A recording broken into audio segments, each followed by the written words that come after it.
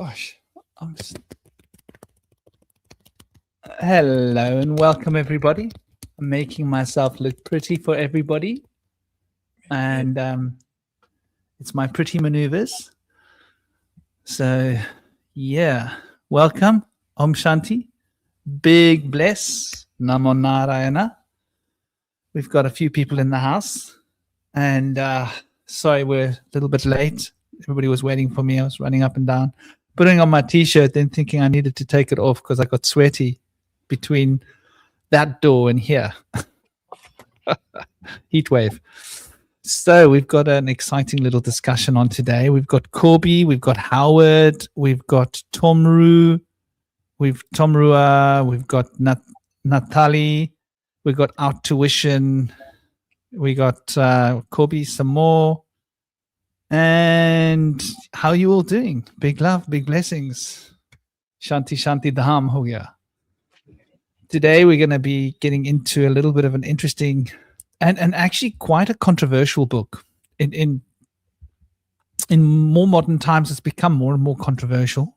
I'm not quite sure what that means. We'll get into it. But a lot of interesting content in the book. How did you guys find the book, by the way? Awesome. Yeah, I love the narrator. He's easy to listen to. He's got a great voice. He's lovely, huh? He's lovely. You could take him home with you and like just put him in the corner and say, dude, there's a book. Entertain yourself. Everything you need will be supplied. Yeah. Nations, like, I hate monotonous talkers when they're reading a book and it just kind of makes you fall asleep and lose attention. But this does not do that. So it was fabulous. No. I was right on the edge of my seat the whole time. Shout out Altrusion Grace Media. Shout out to the dude. He is a legend. Namaste, Flower Forest. Hope your forest is full of flowers. And I hope your flower is nice and foresty, green and fresh.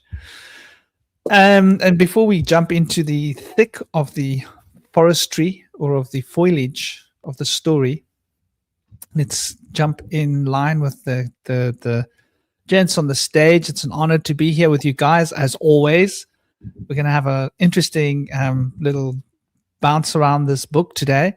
We've got Indy, who works primarily with shadow work, but he's also very embedded within Hermetic ideas, Taoism, and various different sort of anthropological research. Anthropology was one of his topics that he embraced when he was younger, something he studied and put a lot of his time into, and also various different occult philosophies. We've also got Cosmic here, he actually works with the Fae. He's been channeling his own system and getting an insight into the structure of reality and the language that works with this as a cosmological system, with, I suppose, an element of cosmogony in it. And also embedded from occult therapeutics in the past.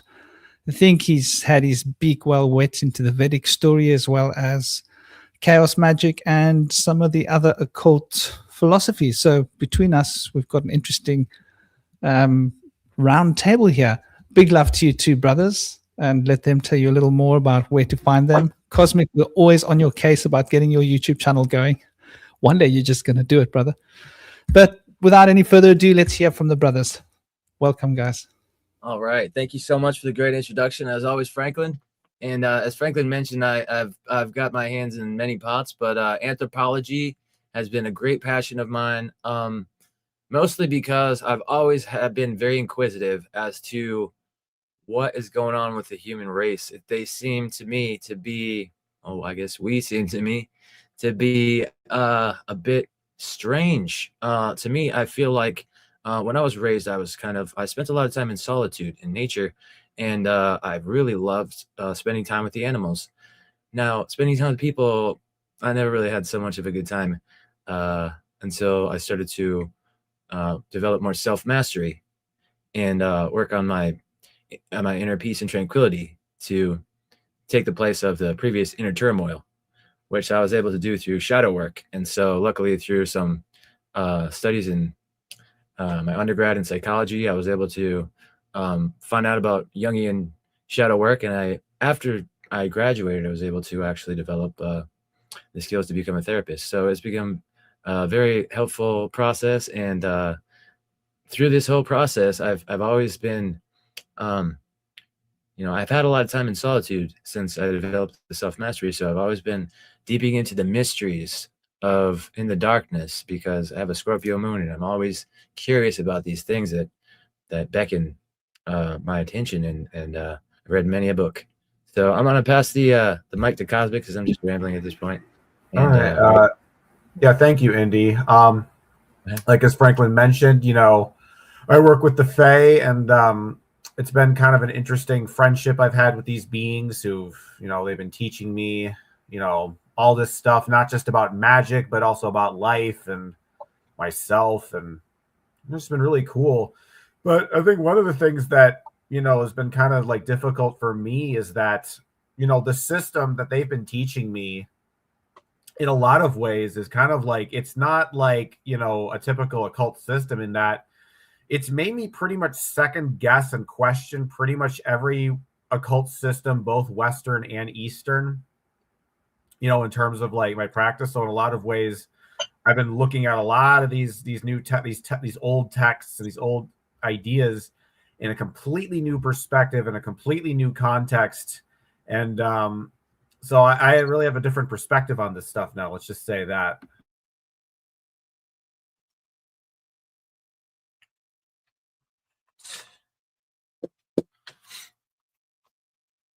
how far did you guys get? Did you get through the Sorry, whole thing? I was stuck in Telegram. I'm trying to download the book so that I can get it later and put the PDF up and like read a couple of fun bits. I pretty much got through most of it again. I mean, I've read it in the past. A couple of things that I pulled up that was quite interesting. There's a lot of parallels here with Dion Fortune's book, with her work. You probably noticed that, right? There's a lot of parallels. A lot of the ideas, especially with regards to the anthropological ideas, right? The ideas of the Atlanteans, and how the Atlanteans went to settle the final migration in. Here we're hearing interesting dates thrown down, like big numbers, very big numbers, which in itself is interesting. We shall see. Who knows? To be honest with you, he starts off by speaking about the first Thoth, right? And then he speaks about how he's had different incarnations, and that his final incarnation was Hermes Trismegistus. And that was much more recent. So I believe, or what's being said sort of tallies with other research that I've done, that as we go down under, we're going to dig up old civilizations 50, 60, 70, 100,000 years old, right? And they're going to have had pyramids and technology. And this has happened again and again and again. And there's been a number of sort of resets, potentially a number of sort of, world changing events, whatever they are, catastrophes, if we should call it that. Namaste, Star. How are you doing? Hope you're good and well. Hope you're thriving. I see the Star has joined the crew. So, yeah, I mean, that's quite interesting. I mean, where would you guys like to start? I'll try and see if I can get that book downloaded. Anywhere you want to jump in, particularly as a start? Anybody got any I was ideas? actually quite thrown off by the 36,000 BC in association with Atlantis. Okay, I mean, 36,000 BC sounds spot on. But Atlantis, I mean, I've been focusing so much on the story of Plato and Solon and the dates and the flood that was synonymous with that date and all this stuff, and the ice age that came around that time. So I feel like really what we're talking about here sounds more like the colony of Mu, which is actually the secret name of the Cometian Empire. It was known as Al-Kimu, and it was obfuscated as Al-Chem. They took out the U. But what it really meant was the colony Al-Ki-Mu of Mu, or Lemuria, which people are more familiar with today, but that was developed in the 1800s by Philip Sclatter. However, I do feel like since the name of the ancient Egyptian empire was named as the colony of Mu, and Mu was said to have sunk like around 24,000 years ago. Apparently, if you look it up online, they're going to show a date of 12,000 years ago, which is more synonymous with Atlantis.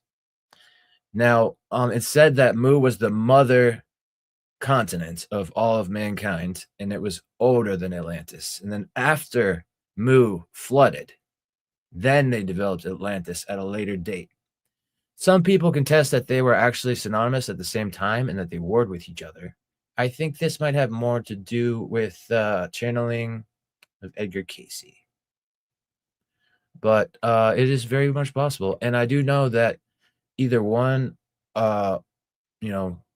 was going on at a time, or they were both going on simultaneously. But they were both worldwide civilizations. They spanned out across to many coastlines beyond their own personal island or continent. Now, this is definitely true of Atlantis, especially after they had become fallen. It's not necessarily certain about Mu, but there's a good chance that they were able to send out various emissaries to travel out to various peoples and bring wisdom to them, understanding of how to be civilized and how to understand nature.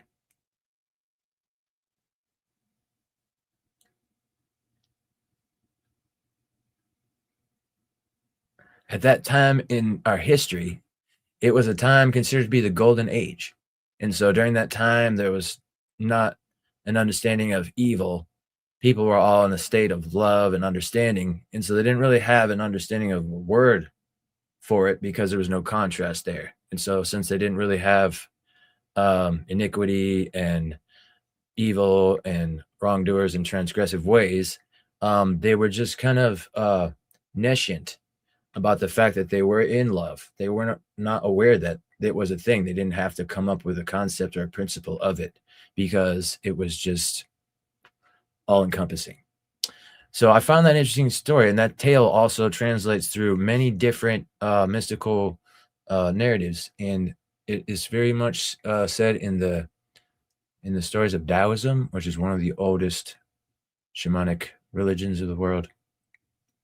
Now, in the Emerald Tablets, when he began speaking in the intro about, let's see, let me check my notes here on the right page. He was talking about how a man's search for understanding the laws which manage his life has been unending. And that's definitely been the situation in my life. I've personally questioned the laws that manage my life in civilization, in society, particularly regarding the values of money and the use of clothing. I really have had an issue with the fact that if we are so much better than animals, why are we caged and so reliant on technology that's not very becoming of us? It's been very hard for us to move forth with our technology. It's become more synthetic. And as they mentioned in the Emerald Tablets, they talk a lot about the opposition of the materialists and the spiritualists. And they say that the materialists are limited. There's a veil that blocks them from being able to access the spiritual realm. So, but they do say that understanding materialism through intellectualism is the foundation to be able to step out through the veil. But it's not enough to be able to get out the veil. It's just the foundation. And from that, you have to build that foundation to be able to understand the laws that govern the mystical realm and the spiritual world, after learning the laws that govern the material world. And so through intellectualism, he says that the mind is the merger that connects the two realms between the material and the spiritual. And so through training the mind to be understanding of how to learn information and how to share that information and be able to use language to your advantage, having clear understanding of the words and their power.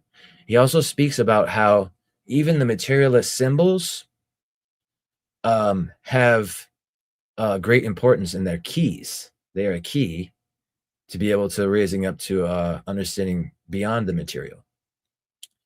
So that I found very interesting. What do you guys think about that? The idea that the materialist symbols are a key to be able to transcend materialism.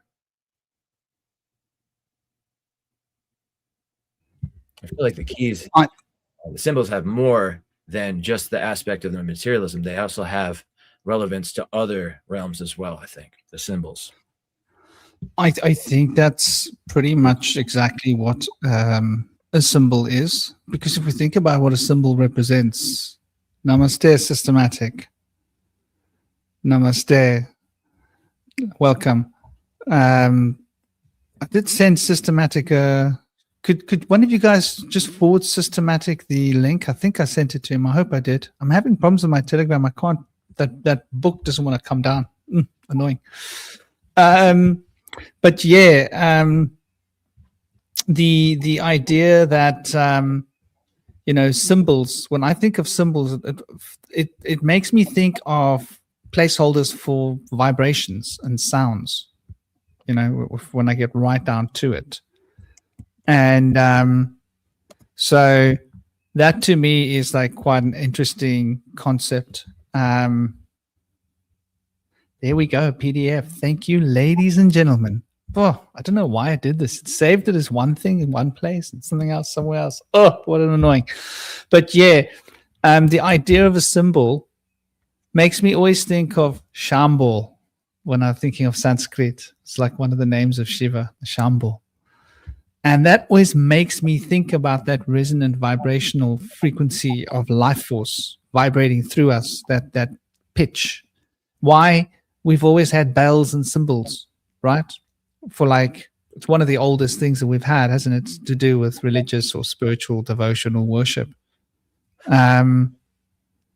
Cool, systematic, lovely. So when I think of a symbol, I'm thinking of something that acts as a vibrational springboard in order to shift your vibrational consciousness. Because our energy is a vibrational field. Our consciousness is an emanation or a series of emanations that encompass a particular field of frequencies that represents who we are. So the symbol for me then becomes like a stepping stone. And we can walk along steps of symbols in the same way that your consciousness can walk along different tones of musicality and sounds in order to get to an emotional high, like music. What do you think, Cosmic Brother? The idea of symbols being the doorway. I think that makes a lot of sense. The idea that, because in a lot of ways a symbol is also kind of a visual representation of a sound, and I think that an effective symbol, sort of reflects the shape of the sound that it's making. Like if you think about our alphabet, and you look at the letters in relation to, how you trace your lips and your tongue when you pronounce it, there seems to be a direct, correlation to that sort of thing. And I think what's happened with language nowadays and symbols is that it's kind of like a game of telephone. It's like we started off with, symbols as being representations of vibrations, but, as history progressed, it just became symbols representing symbols representing symbols. And then we act like, why do symbols seem so empty and meaningless? Derrida, who basically thought that, all words and, sentences are basically sort of like meaningless onto themselves. And I think that's partially the reason why.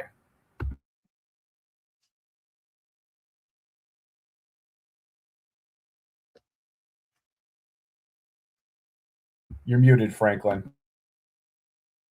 Sorry.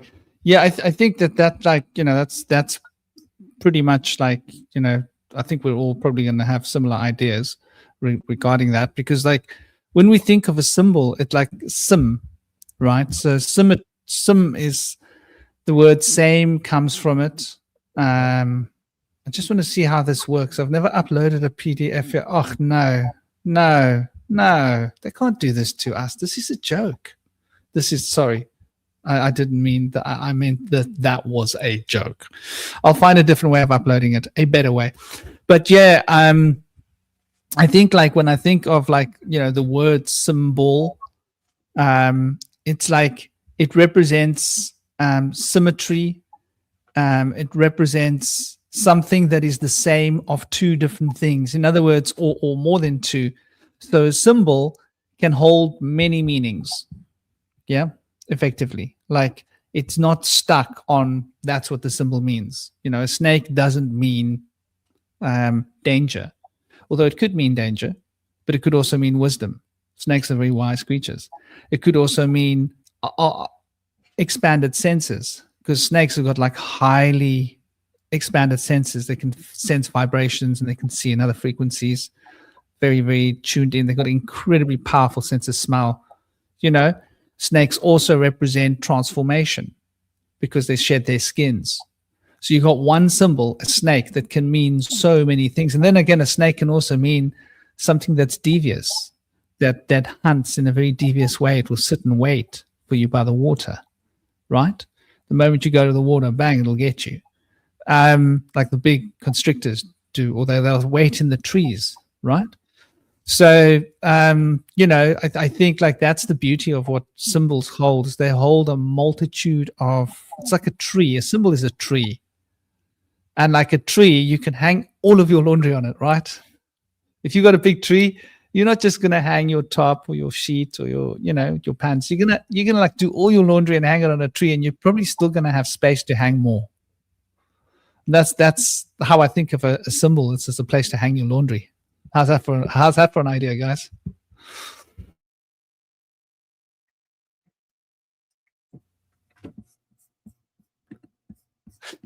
Maybe we should start for a moment and sort of touch base with like, okay, so who is this guy? Probably a good place to start, right? Who is this guy? And I actually did have a link that I wrote down for him. Just give me a second while I quickly go and grab. I wrote his name down somewhere, his original name before he was. Dorian? Yeah. I'll be 1 second. Okay. Let's see. So.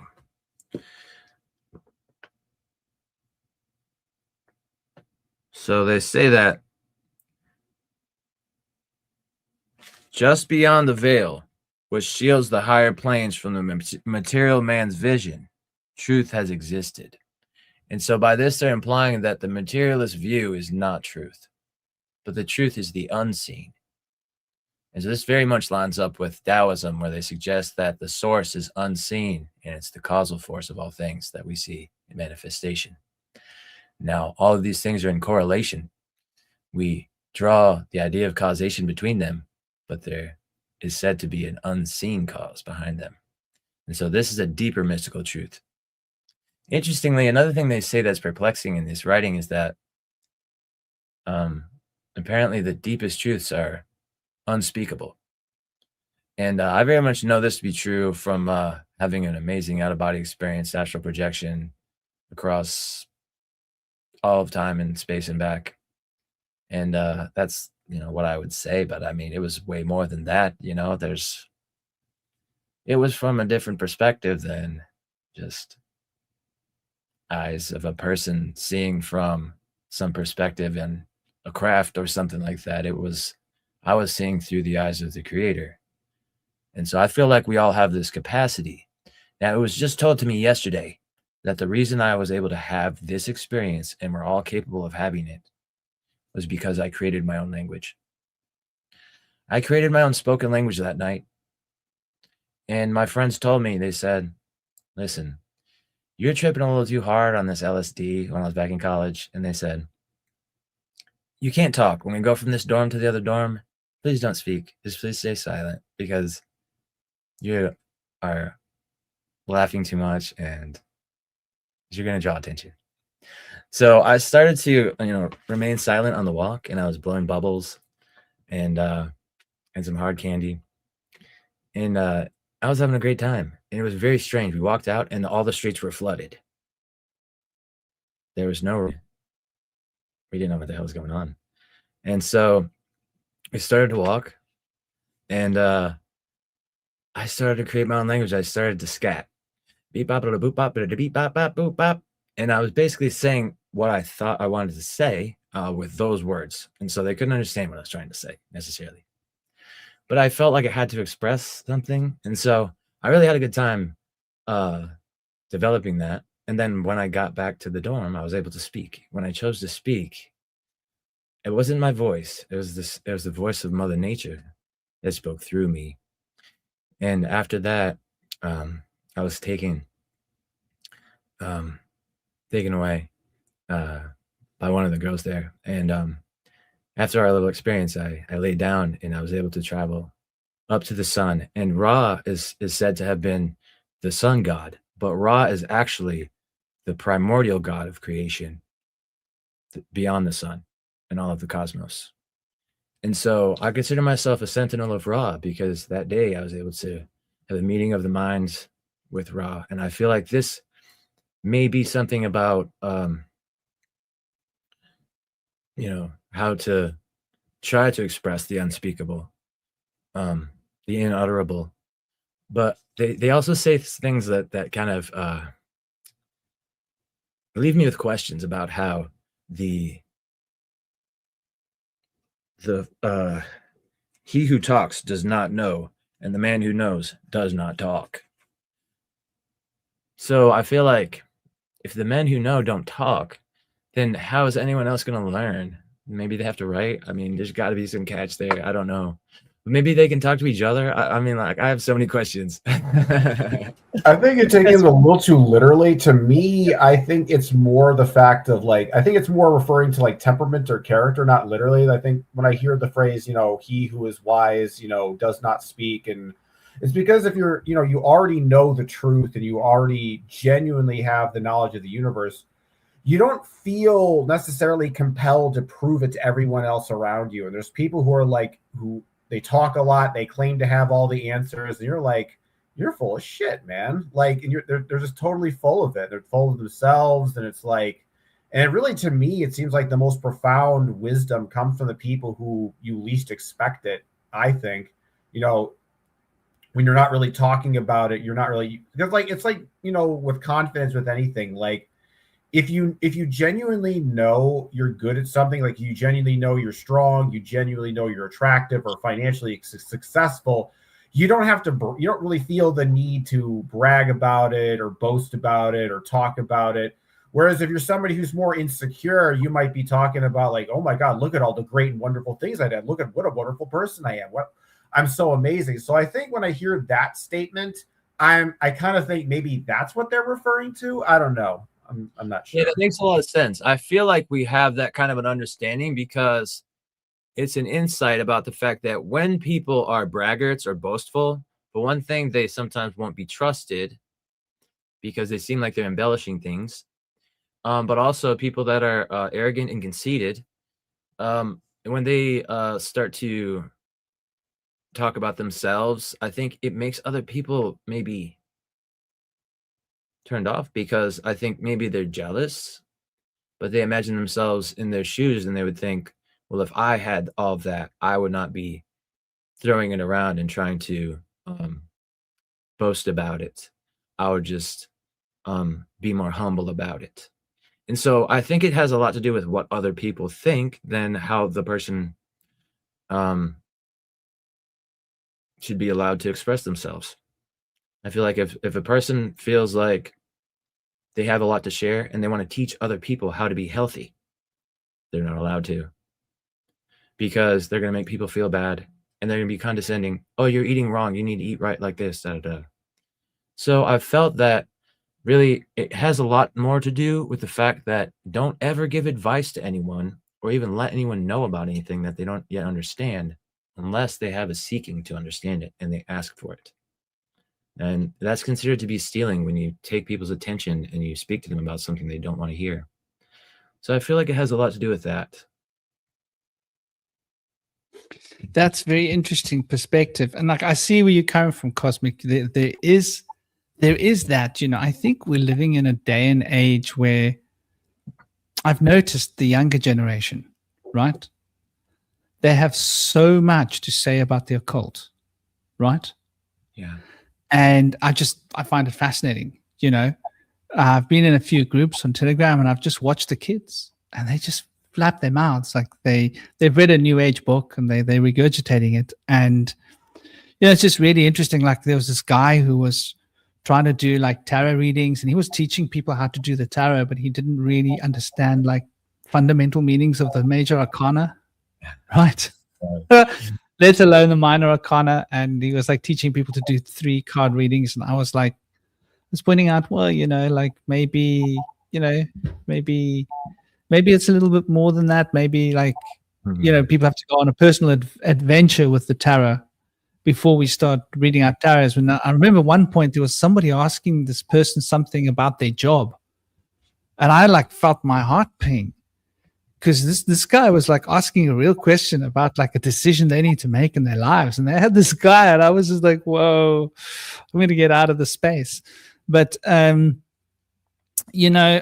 think like what you're saying is true, but let's take a moment. Was Lao Tzu, did he not speak, or did he dictate loads that became books? Did Buddha unless he not was speak? when Did he Buddha was not speak? he never Or went did he around dictate doing loads? anything. People had forced him to talk. Confucius came in and said, look, I need to talk to you. They said that you're more wise than I, and so let's have it out. And so that I understand, dialogue is written. but like I'm just saying in relation to this story, right? It's not saying that the wise man only talks when he's forced to talk. They're actually being quite specific. The wise man doesn't talk, right? I'm just pointing out, like, that's true. Emmanuel Christos had a lot to say. Buddha had a lot to say, right? They begged him. Lao Tzu had a lot to say. To share his wisdom, and he wrote the Tao Te Ching at the gate as he left the city, and they begged him to write it. Yeah, and writing is a form of talking. Yeah, he wasn't going to leave anything though.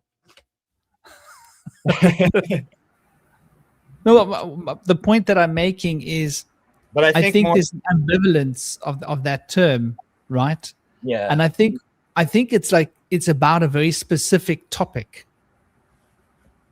right? Mm-hmm. And I think this is my take from it. Like, let's say you know how to astral project, right? Mm-hmm. And you could give people like keys. This is how you astral project. If you do this, you'll astral project. Draw this drawing like this, make the colors like this, structure it like this, stare at it for a long period of time. This will start happening and you'll feel it pulling you towards it, and just practice like this until it pulls you through it, and you'll be astral projecting. Let's say there was an easy way to astral leave your body. And would the wise person just teach this to random people? Let's say there was a possible way to cast a spell that could cause like a change in reality. Would a wise person just give this sacred knowledge to any random person who's likely to hurt themselves with it? So I think like maybe the wise man doesn't speak about certain things, maybe, and knows what not to say. And maybe the fool will say far too much. I don't know. This is like how I interpreted the idea of, that. I love that. And also there's another way to interpret it might be that instead of not really trying to speak because you're trying to teach someone, I think maybe what they're really referring to is that even if you were to speak, you're not going to be able to help that person gain that insight from within. And so we can really only point the finger, and they have to discover and reawaken to the truths that they already know within. And that is how the truth is found. The truth cannot be told, because when it's told, it's not being conjured up from within, is already being known. It's going to be maybe questioned. It's going to be maybe denied. And so when it's discovered from within that we already know this and we're relearning this, then you can't deny that, because you have that intuitive understanding that this is true and I've known this to be true and I'm just remembering it now. And that's what they say in the Cometian wisdom, is that we don't learn, we're just remembering what we've already known. Yeah, man, I love that. You know, and I think that's like really the big part of it. Like, when does one say too much? Like, I thought I was ready to start a mystery school a bit less than quarter of a century ago. Right, this was going through my head. I was like, I've got all this experience, I've got all this knowledge, I've racked up like 20, 30,000, maybe by then 30,000 hours of meditation. I must be like a master. and I'm like, oh yeah, now I'm going to start this mystery school.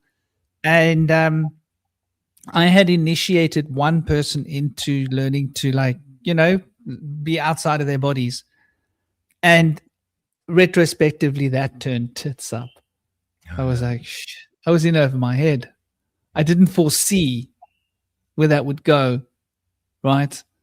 I didn't foresee it. And I was like, okay, hit the brakes, you know, hit the brakes, go like back within myself. Like, and I think this is what is spoken about. Like, maybe when the time to speak is right, I or you or the person won't be speaking, but the words will flow like a river, if that makes sense.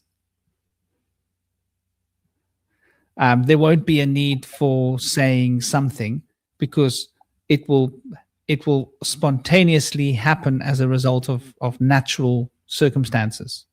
I don't know, but that's a really interesting question, you know. And that actually, funny that I got on that one as well. I thought, well, that makes sense from the perspective that you were saying, Cosmic, because, you know, hubris is really an enemy to any spiritual awareness, awakening, advancement. And as human beings, we tend to have a fair dose of hubris. Namaste, Chaos. Lovely. How you doing, man? Big Gaz, I hope you're well. Hope you're thriving. Namaste, Bernadine.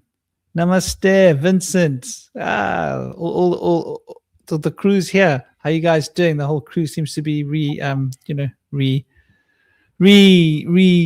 re-emerging from the proverbial slumber of life.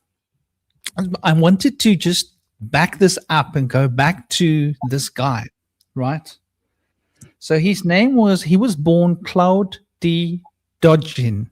I hope I'm saying his name right. I've only read this on the internet.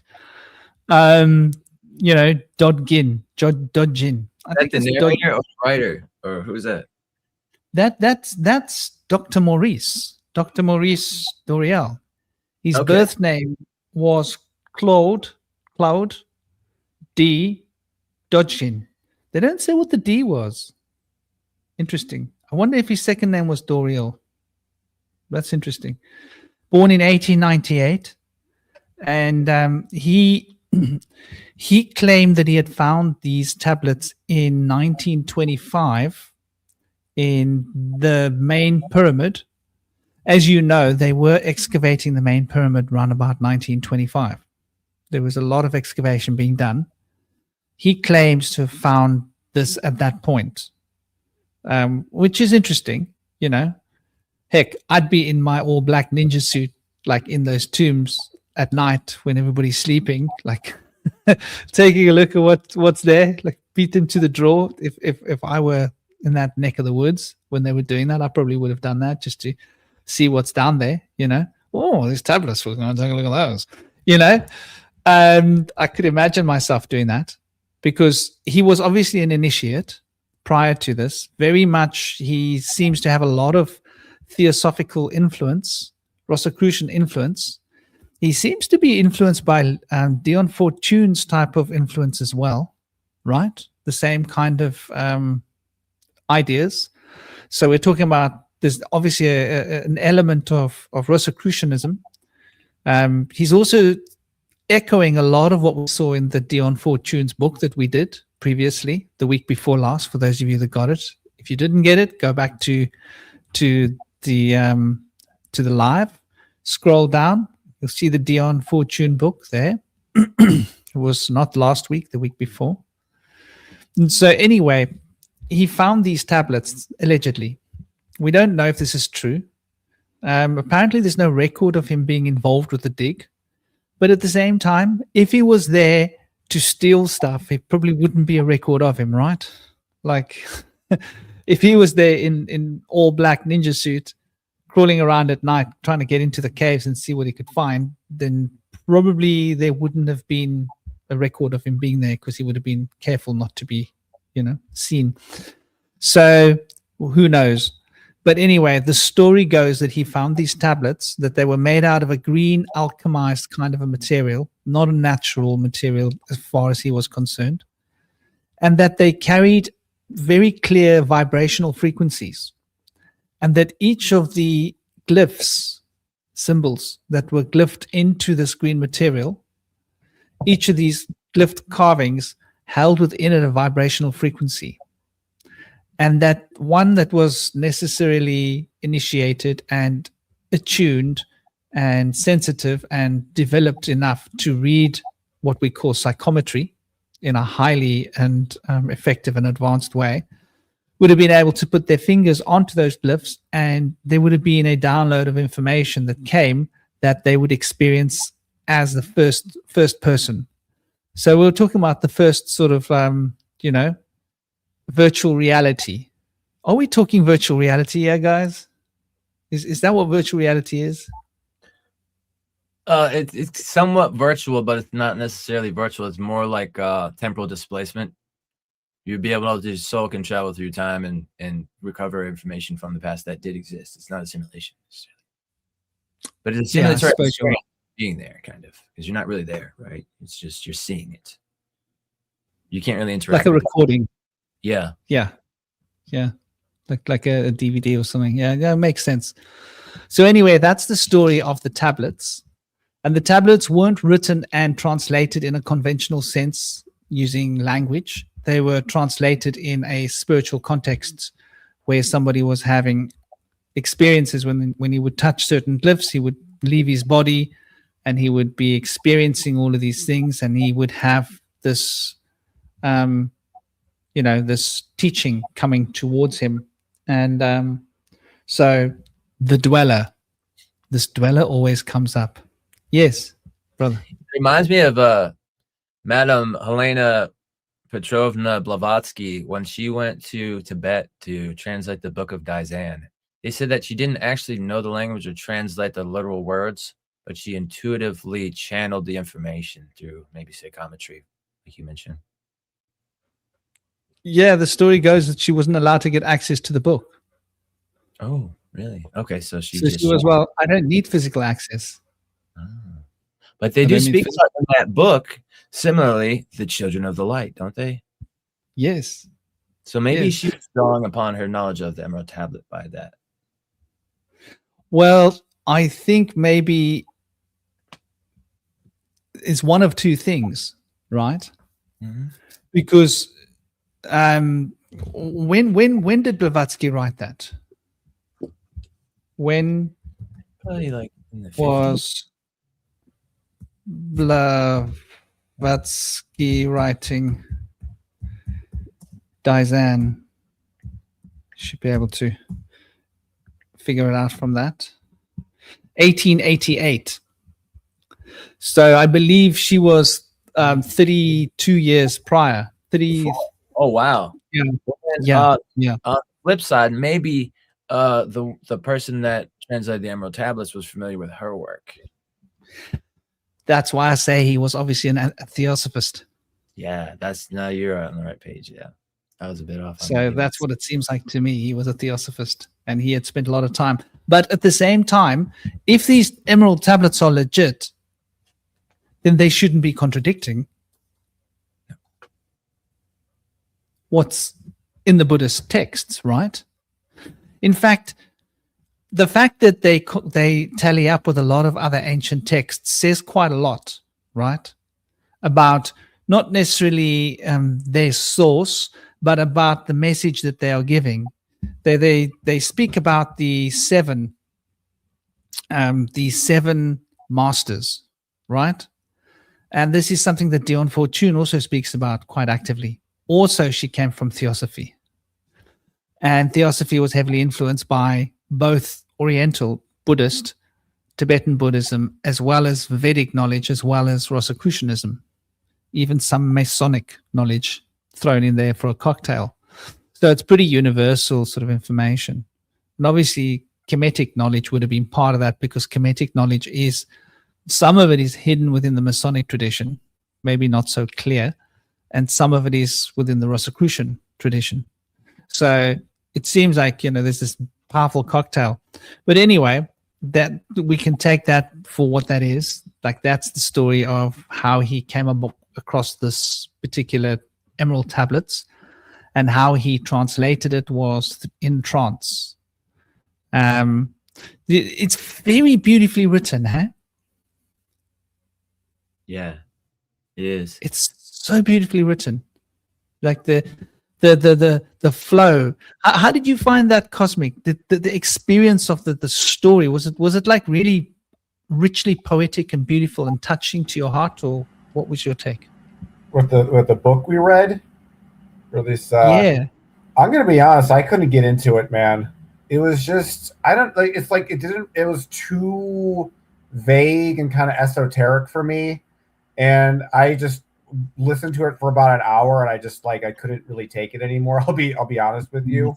It just didn't really vibe with me, because I think in general, with Hermeticism, and I noticed this with other Hermetic texts, I kept getting annoyed by. This is what I noticed that they do, is they take ideas and concepts and they always pair them with their opposites. And it's like that you must touch the darkness, but also the non-darkness, and you must do the thing, but also the non-thing. And I'm just like, oh my God, I can't take this anymore, man. So I don't know. I don't think this book was it really didn't work for me, but maybe another one. I think it was just a bit too esoteric. There's a lot of symbolism and metaphor. It just felt like a barrage of just sort of quotes. It didn't really feel like I was kind of following a sort of a line of thought. So, or maybe I just wasn't paying attention well enough. I don't know.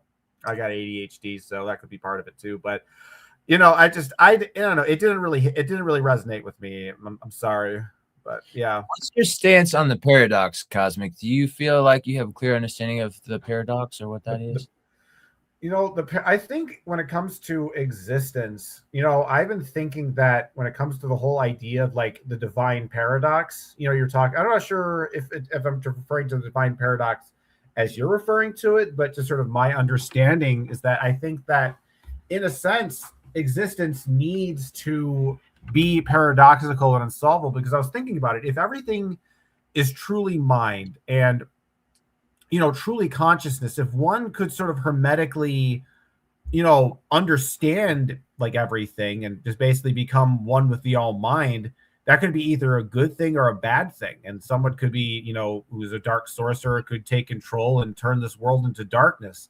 And to me, the divine paradox is like a safety measure in existence to prevent that from happening. It's in a way, it's like if the idea is that, if the universe could be solved, it could essentially be controlled like a kind of dream, And so the idea is that the fact that the divine is sort of cloaked in mystery and paradox, it's sort of, think of it, it's like you're taking the cookie jar and putting it out of reach for, little kids who want to, take it and eat cookies before supper, because sometimes it's like, you think about that power that we talk about, oneness and stuff. And the thing that we talk about is they say, oh, we believe in, oneness and that, but you got to remember too, that a lot of dark magicians and people who practice black magic will also conjure the oneness. They'll see the oneness more as a kind of an extension of their ego, right?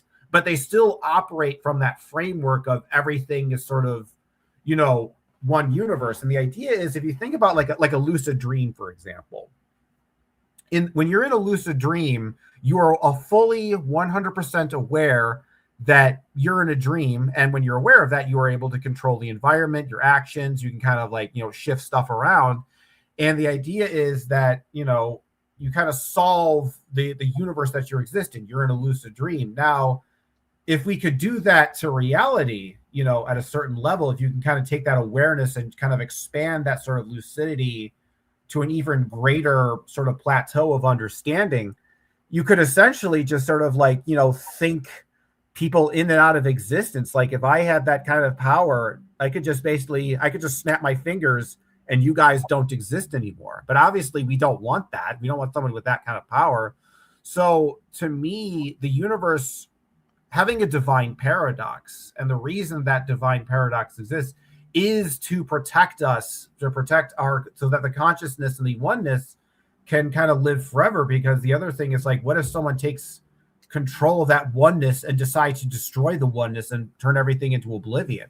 We have to really think about that. Not everybody who practices magic has the best intent. So I think when I look at something like a divine paradox, I see that as a kind of safety guard from foolish people who want to sort of individualistically control everything. So it's like, in a way, if you think about it, if there really is a sort of divine plan in the universe, and there is a divine, order behind all things, then surely there have to be safety mechanisms in place to prevent, bad actors from essentially corrupting the universe and twisting it to its own sort of selfish reptilian will.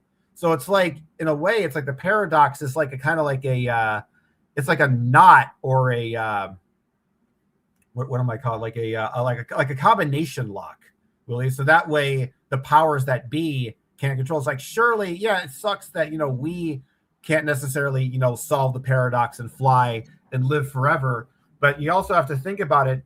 That's not a power that should be in the hands of, like, you think about the elites that we have today, and you guys always talk about how the elites are corrupt and terrible and they're mind controlling them. Imagine if they had that power to solve that paradox, and how horrible that would be for our state and our humanities. In a way, it's like the paradox protects us. It's like kind of like what the Fae always tell me, that in order to find your immortality and the eternality of your being is to understand that you are an unsolvable mystery. Because the idea is that if you could solve the mystery of your being, you would essentially cease to exist. And in a way, it's like the mystery is what allows the universe to have any kind of permanence to it. Because if it can't be solved, then it'll last forever. So that's how I think of the divine paradox in general.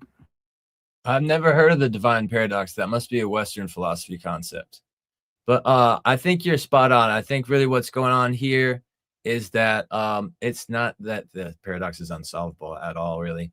But it is very unsolvable and confusing, and it appears to be contradictory to people that don't understand it, because either they have a materialist view or they have not been able to encapsulate what the paradox represents. And so for anybody that doesn't understand the paradox and cannot perceive it in its greatness, it will appear to be nonsensical, unsolvable, and ridiculous.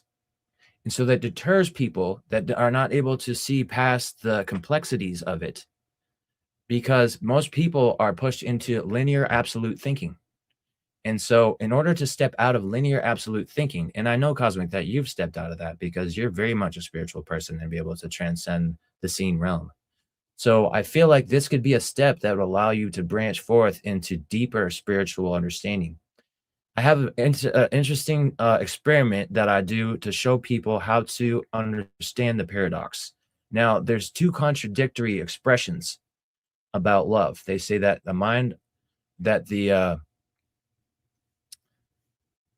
at a distance, the heart grows fonder.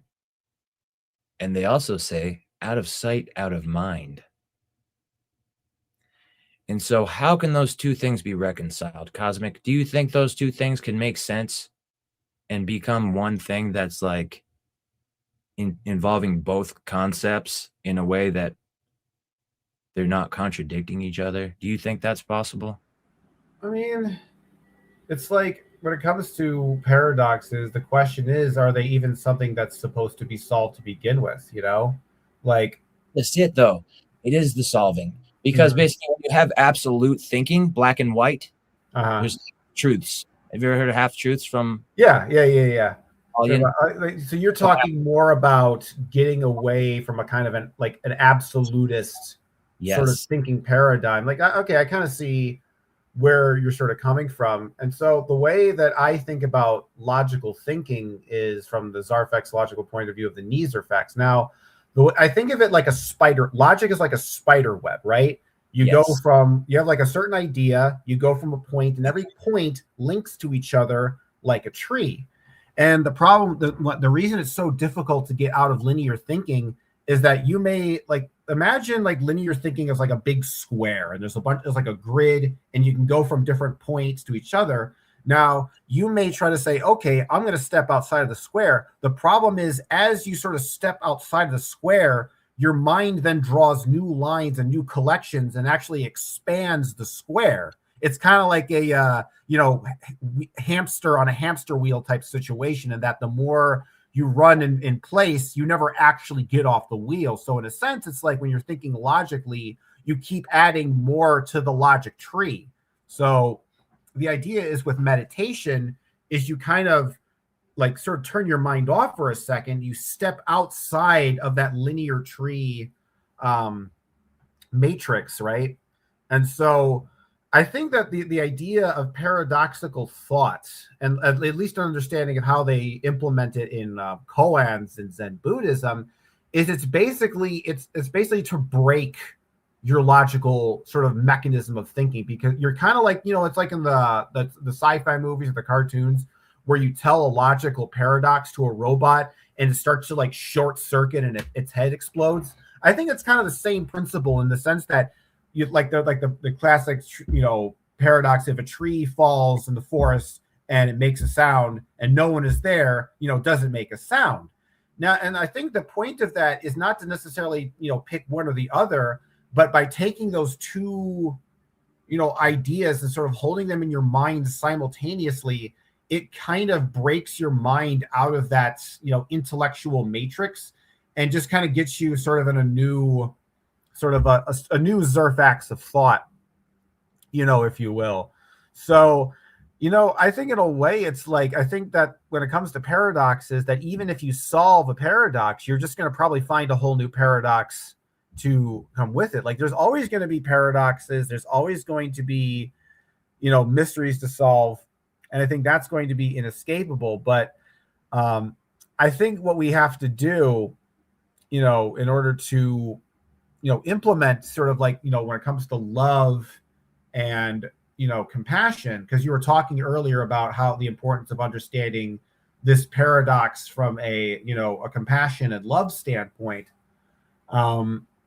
I think it's, so for me, I think everybody likes to do the whole oneness thing, and I know I get a little bit of a little pushback from the occult community for the whole two-ness thing, but I really wish people would kind of give it more of a chance, just in terms of considering some of the possibilities that come from it, because I think in a lot of ways, when I take that same paradox and from the perspective of oneness, it's okay, how is everything kind of one and sort of forced together? But if you realize that things can be two and sort of multiplied, then it's a lot more simple. It's it makes more, sense for your mind to comprehend, because I when it comes to understanding consciousness, on both sides, from the materialist side and the idealist side, I think both of them are ultimately missing something in their equation, right? Because it's in a lot of ways, the problem with idealism is it can't necessarily explain how consciousness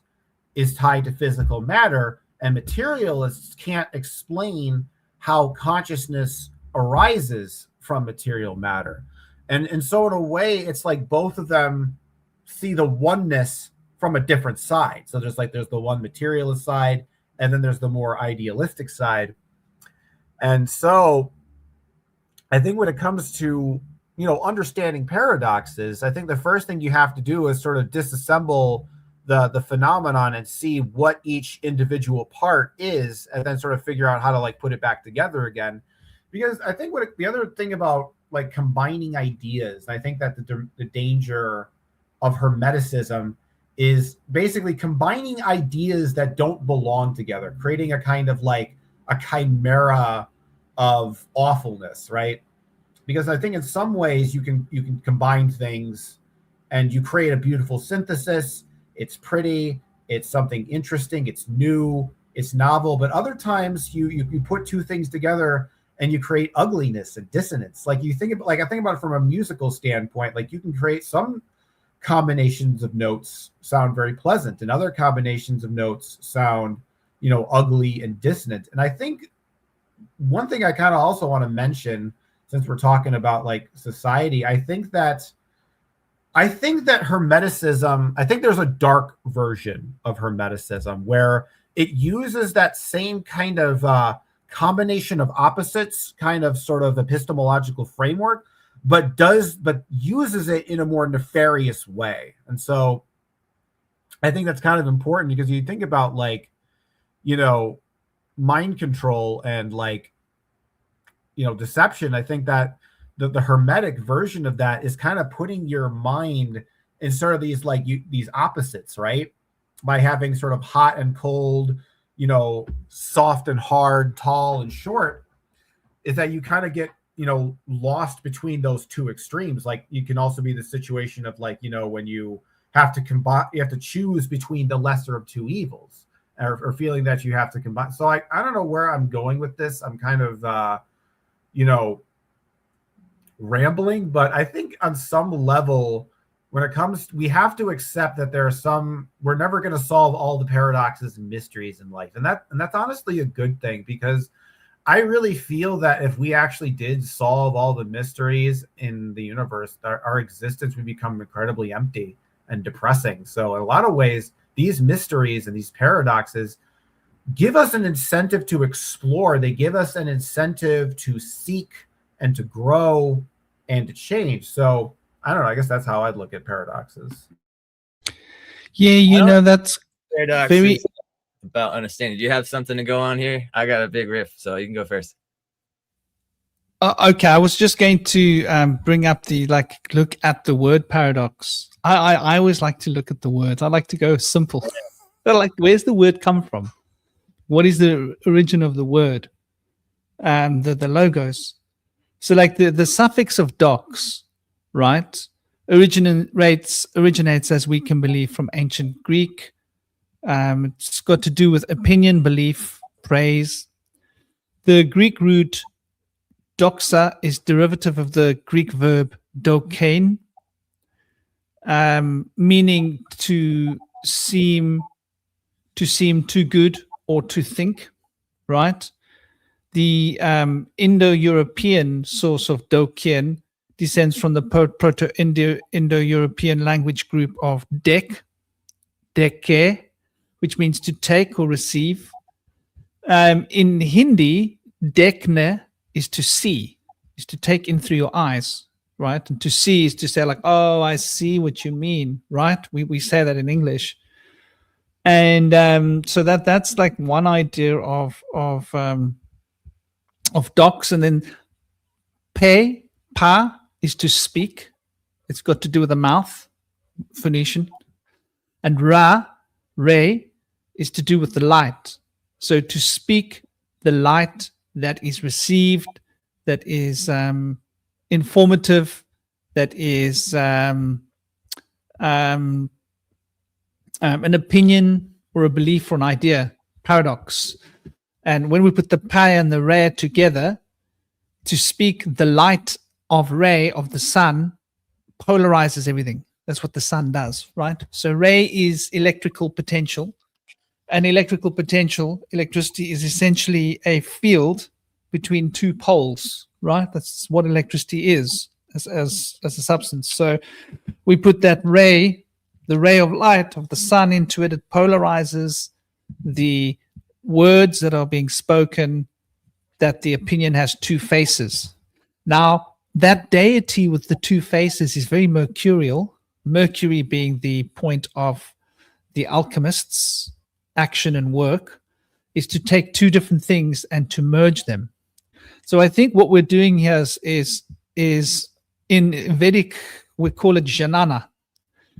Jnana is to contemplate the relationship between different things on one level, right?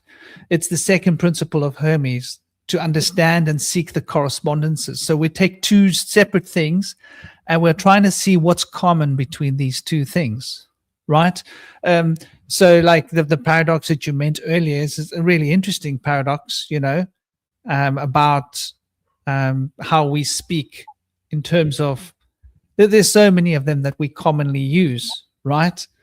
And within that contradiction, there is something that's the same. So the whole idea of a paradox, I don't think, is to figure it out. I think it's the opposite. Like you say, cosmic, it's not to use the rational intelligent. It's to become infinite of mind. And I think when one puts that polarization potential there, there is no answer. And the fact that there is no answer, what does this do? Okay, so like in the occult, we practice. It's something that you're taught when you first start. The student is taught to take two different ideas, polarizing ideas that they're not emotionally connected to, and try and hold one idea and believe it, put it down, hold another idea, believe it, put it down, and now try and take the two ideas that contradict each other and hold these two ideas as a belief simultaneously. And it's a training exercise that's done. And it develops one's mercurial potential, that potential to understand things on a very subjective emotional intelligence level. And so it's more about revealing the correspondences, the subtle correspondences that aren't obvious, that won't be seen. And I think it's also for developing patience. And when one holds a paradox in one's mind and just holds the paradox without trying to figure it out, it filters through into the unconscious, and we sort of drop them into the unconscious, and the unconscious plays around with it when we're not aware of it. And then a eureka will emerge as a result of this polarity that has been dropped. Imagine you take two things like that are pushing against each other, and you push them down. They're going to push against each other and expand. And they're going to create an expansion within the unconscious, which will then emerge as an expansive idea that incorporates both parts of the paradox. I think it's a very subtle form of psychic machinery, and that it also, like you say, like consciousness. Yeah, that was a really good one that you mentioned. I think it was cosmic, yeah? You know, consciousness being experienced as a physical emanation, but consciousness also being a mental process of emanation. And that we think of, you know, consciousness as being a physical experience because we're conscious of our physicality, and we're conscious also of the thoughts in our minds. It's a bridge. And then we start to recognize that both truths are true. And I think that's what it is. I think when we start to recognize that every opposing truth is true in itself, then we stop having a belief of A or B, because we want to choose that's right, that's wrong. When we stop, when we go, well, maybe they're both right. Who knows? Who am I to know, right?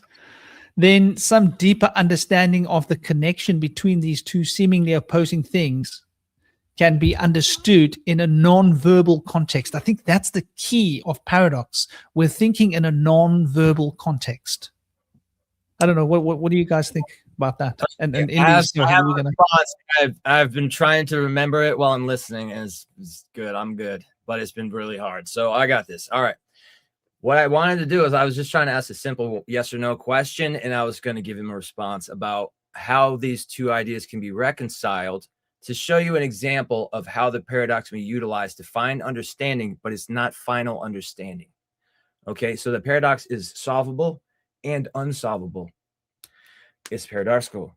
So basically what's going on here is, since we have out of mind, out of sight, out of mind, right?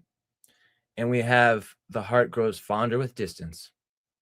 one of the ways of which the innumerable possibilities that there are that can be interpreted through paradoxical understanding is that when somebody's not around, you don't think of them very much because you don't see them that often. But when you do, you have fond memories of them and you want to see them again and you miss them. So in a lot of ways, this is basically what's implied by the first statement: out of sight, out of mind. And it's also implied by the second statement: the heart grows fonder with distance. So to be in distance, you have to be out of sight. But the idea here is that out of mind and then fonder are basically in a series of time frames. You're going to have a larger time frame of out of sight and out of mind. And then when the time comes to remember that person that's not right in your face all the time, then you're going to have fonder memories than if they were always right in your face all the time and you're starting to get sick of them. So that's like one interpretation of it. There's innumerable interpretations. And so when you find understanding through the paradox, it's not a line, it's a curve, and it can become a spiral. And it can spiral up and it can spiral down simultaneously. So basically what's going on here is that the more that we learn, the more we realize that we don't know. So it doesn't come to a final understanding where it's like, oh, I figured it all out now. But it does come to a place where you've gone deeper than many others have gone before. And it can bring you much deeper than you would ever have known if you're able to access that line of understanding. Now, it's more about seeing what's a supposed contradiction and then understanding not logically or rationally why that actually makes sense when you can see it in a meaningful way, but intuitively understanding that what seems to be a contradiction is actually true. So it logically doesn't make sense because the two statements defy each other, but intuitively you can't deny that that's right. And so it's a transcendence of rationalism. And through that, you can find deeper and deeper understanding to solve all of the mysteries of the world in some way, not the final way. You're basically adding one element of the solution that's going to take innumerable additions from other minds and from yourself in the future through your development. So it's not limiting, and there's no cap on it. But there is caps on rational and logical thinking, and is limited. And it goes towards like an end goal where it's like the summation of understanding. And a lot of people get to that end goal and they start to realize that all of these half-truths from which they've built their understanding don't have a foundation. It's not a real understanding. It leads to more confusion. Because once rationalism and logic find that there's an exception to their law, they have to go rewrite the whole law. And so a lot of people would prefer to stay in linear absolute thinking than completely remodel their entire worldview and throw it out like the baby with the bathwater and then build it anew from start. And that's basically what really has to happen, because in order to explore the paradox and start to develop a mind understanding of the progression that it can bring, you basically have to throw away your assumptions that you previously had, that logic contradictions don't necessarily mean that things cannot be integrated. But a lot of times they do. But the paradox lies in the place where there's exceptions to that.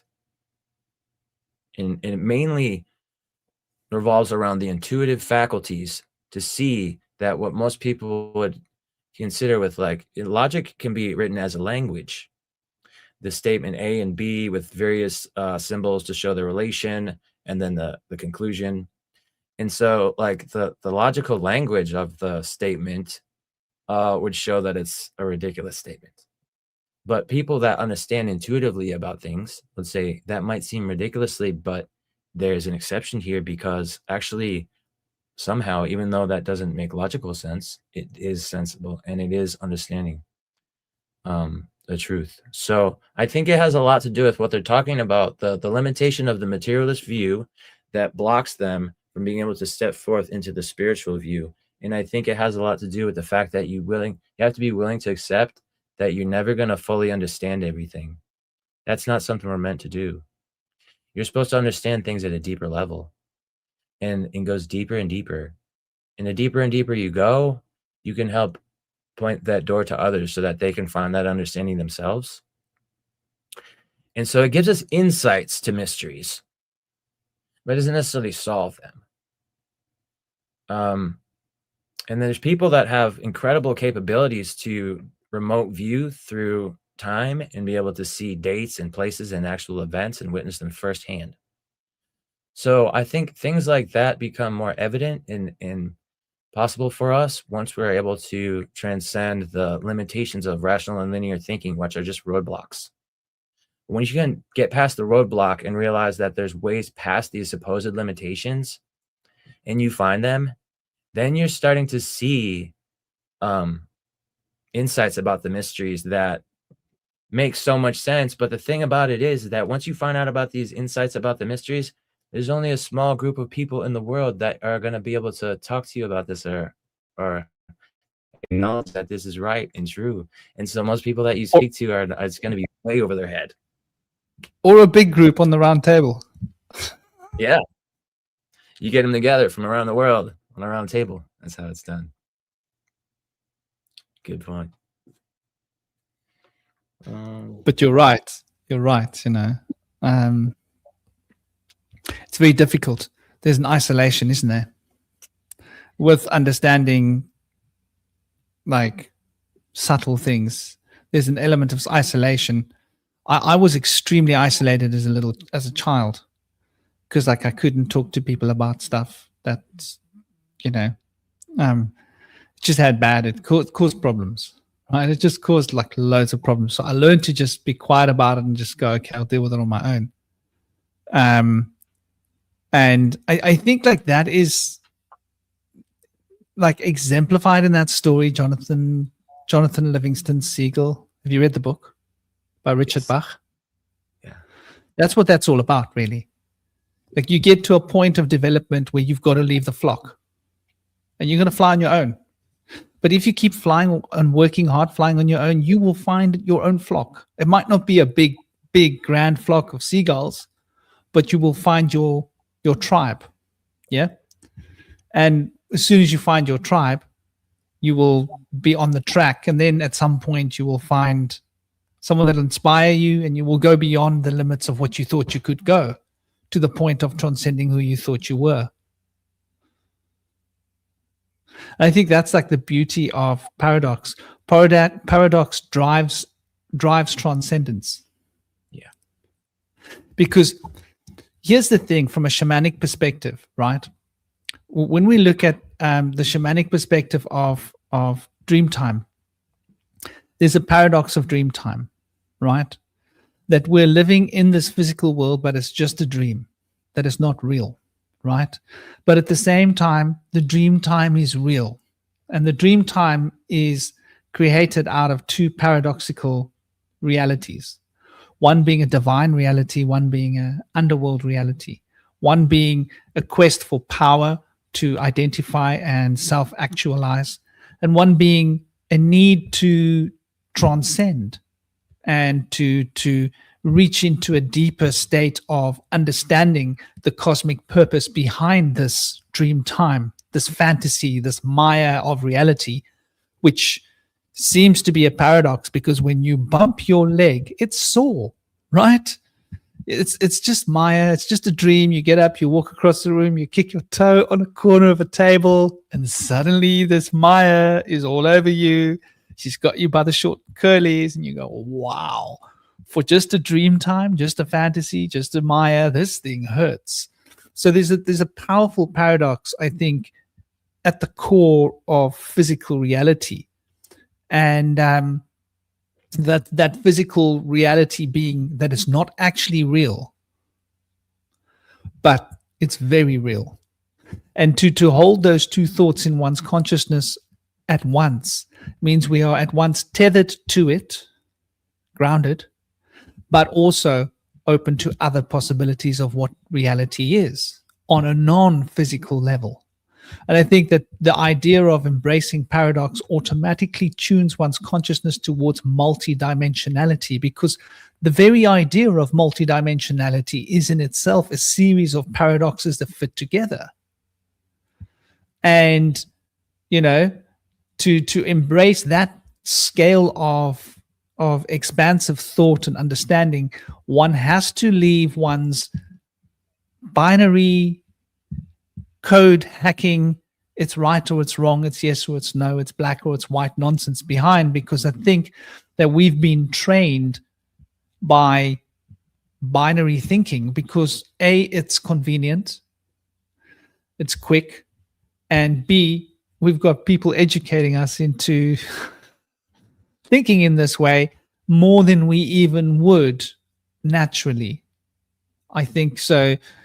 The conditioning of education has produced this required logical perspective on everything, and we tend to overly rely on our logic and not enough on our emotional intelligence. And I think emotional intelligence is by design paradoxical, because there is no reason. You just know. How do you know? I don't know. Like, you know, you just know. And to just know without a reason is in itself paradoxical, because it begs the question, where is the process of knowledge? Which insinuates that the knowledge is already within us, waiting to be born, like a child, the divine child of awareness and consciousness and expression of a higher, deeper state of being is waiting within us like an embryo to be cared for, to be nurtured, and to be brought out of ourselves. And so when we go into nature, we automatically embrace that natural inner child part of ourselves, because nature is an expression of paradox, right? The paradox within nature is mind-blowing. Yeah? Right. Yeah, you want to hear a paradox? So the creature that's going to prey on the birds and eat the birds warn that creature about other creatures coming. What a head trip, right? And even though there's a competition for food, they like sort of work together like a group. If you like sit and really watch nature, like you'll notice that, let's say there's a predator coming, right? And there's a small predator kind of a creature. The birds will say like to the other creature, hey, there's a bigger cat coming. There's a leopard coming. You better watch out. And that creature will quickly realize, okay, the birds have told me this, better watch out. And so there seems to be this cross-pollination of information being spread throughout all of nature, that the birds are talking to the other animals and the insects are talking to the birds. So the insect over there changed the tone of its frequency. The bird picked up on the change of the frequency. It just understands what that means, right? And it tells the other birds, listen, that thing changes frequency. There must be a predator coming. And that thing's change of frequency would mean what kind of predator. I think there's a lot of language in nature. I think we've assumed that animals are stupid and they don't communicate. And it's so good to see science is finally embracing nature and looking at nature, because I discovered this when I lived in nature, that these animals are talking, man. I've got a little cockatiel. I've just been he's just about finished hand rearing, busy getting him onto normal food. He talks to me, man. He's got a whole vocabulary. And I'm like, he says something to me. I'm like, yeah, dude, I know. Don't worry, dude. It's all good. It's like, if you saw me, you'd think I was crazy. Like he's just making funny little sounds. But to me, those sounds have meaning. That's paradoxical. But if you want to embrace the language of the birds, you have to embrace paradox. Without embracing paradox, you will never understand what the animals are saying. And they really are, they really are communicating with us, right? And it's fascinating. You know, the wind The wind is communicating with us. The wind is talking to us, right? I have had the wind tell me things before, and it's been relevant. And you might say that's just insane. Like the wind doesn't talk. Well, the wind does talk, right? But is it my consciousness that's embracing the message of the wind? Am I hearing clairaudiently, and the wind is filling the gaps for my clairaudience to work? Or is the wind a living expression and an extension of the cosmic force of life on this planet, and that everything is alive and everything carries the field of consciousness in different forms, in different frequencies of awareness? And so, I think like the moment we start embracing paradox, the world becomes a really beautiful place. And have you noticed how children embrace paradox? They don't have a problem with it. They're like, yeah, that's true. And that's true. Yeah. They don't need to explain it because it just is like, but I think this paradox conversation is a beautiful one. What about the dweller? Right. Well, what did you make of the dweller? That's a curious one as well. A bit of a paradox too, I think. I wanted to push back on something you were saying earlier, Franklin, in regards to, people being too logical. I think I have a different take on that, because one thing that I've noticed lately with a lot of people, even people who are so-called claiming to be super logical, I think most people, even the people who claim to be logical, are actually thinking from their emotions. And very few people genuinely think logically, because it's very easy to sort of, be logical and ultimately operate from your emotions and see your emotions as your source of truth, but tricking yourself into thinking that's your logic. And I think a lot of people who are skeptical and materialist atheists, they do this. And, because at the end of the day, like, I think when it comes to consciousness in the universe, we can never really be 100%, sure of anything. And that goes with, all sides of the debate here. And I think that a lot of these skeptical types, they can have certain, logical arguments and stuff like that. But at the end of the day, if you really press them on stuff and you really point out something that's illogical and inconsistent, you start noticing that same thing that cults do, where they move the goalposts back. They start talking in sort of like more vague, generalities. And you start to realize that even the skeptical people are actually still operating from an emotional standpoint. But the difference is that they're usually operating from more negative and cynical emotions. It's like, you think about one of the reasons that people are materialists, it's not because, it's not just because, they were an avid reader of science, but it also might be because they had something really tragic happen in their life. One of my best friends, one of the reasons that he became an atheist was both his father and his brother died when he was still a kid.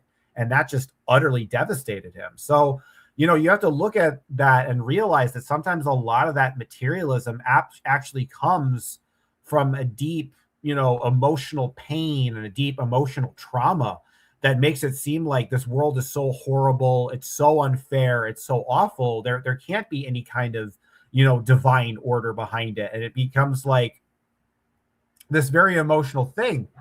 And I think that in a lot of ways, and a lot of these skeptical types, they're still operating from that, negative emotional place, but they think that they're operating from an intellectual place, because the idea is that, because there is this kind of weird bias in a lot of knowledge that, like, depressing and sort of brutal ideas seem more true sort of subjectively than more positive and optimistic ones. The other thing that when it comes to materialism that I've kind of realized, and what the Fae have taught me, is that, so the idea is in Zarfaxology is that, the universe is made up of different Zerfax bubbles. So it's like, my experience, this room I exist in right now, this is a Zerfax. You, Franklin, you exist in a Zerfax. That's your room where you exist in right now. And Indy, you exist in your own Zerfax. And we all are kind of like different sort of dimensional bubbles. And a lot of what, when it comes to psychic abilities and paranormal experiences, for me, when I, have any kind of like third eye activity, it's not like I see, things outside of my, in my eye. It's more like they exist outside of my peripheral vision, as if this phenomenon is existing in a Zerfax that's next to mine, but not necessarily within mine, one that's like adjacent to me. And what materialism does from a Zarfaxological standpoint is it puts a black filter around the bubble that you exist in. So it's like you get trapped in the bubble and you can't get out of it. And it's like that doubt and that depression becomes like a kind of like a black fog that sort of separates you from the astral plane. So I think when you kind of like take these ideas and look at them in a more, visual way, I think you can kind of understand them better. But I think the point I'm trying to make here is that even the materialists and the skeptical types are still ultimately operating from an emotional, irrational place, even though it doesn't seem that way. And even though they're convinced that that's not the case, they think it's pure rationalism. It's just pure cold, hard logic. But really what they're operating from is cold and hard emotions. And that's the real foundation of the skeptical mindset. It's not the logical part. That's just the logic is a red herring in this particular equation, right? It's something that tricks you into thinking that they have some kind of knowledge that they actually don't. But I find with a lot of people that claim to be sort of logical, that when you actually start to step on their sort of their arguments and like their fundamental assumptions about things, they start acting more irrational, and you realize that this entire, logical, in quotation marks, foundation is actually not logical at all. It only appears logical as a kind of like, because you think about logic, it's hypnotic. Like you think about A implies B, B implies C, this goes to here, this goes to there, and how everything kind of fits together in this neat way. There's something actually sort of conceptually hypnotic about that when you look at math, or you look at science, or you look at any kind of equations or numbers. There's this kind of like, you're kind of dazzled by the consistency and how it all kind of fits together in a way. But in a lot of sense, you can realize that dealing with various belief systems throughout my life is that can be a total illusion. I think one of the things about logic and why it's important is not necessarily to embrace logic, but to understand that basically what I guess the importance of understanding logic is being able to discern fake logic, to be able to discern when people are trying to, put an argument that seems logical and it seems consistent, but then when you actually pick it apart, you realize it's just pure irrational nonsense. Like you look at a lot of this, like this woke stuff. Like if you don't know anything about this woke stuff, it can sound, semi-reasonable. But if you actually look at the details and you look at the weeds and etc., you realize, no, this isn't scientific. This isn't rational.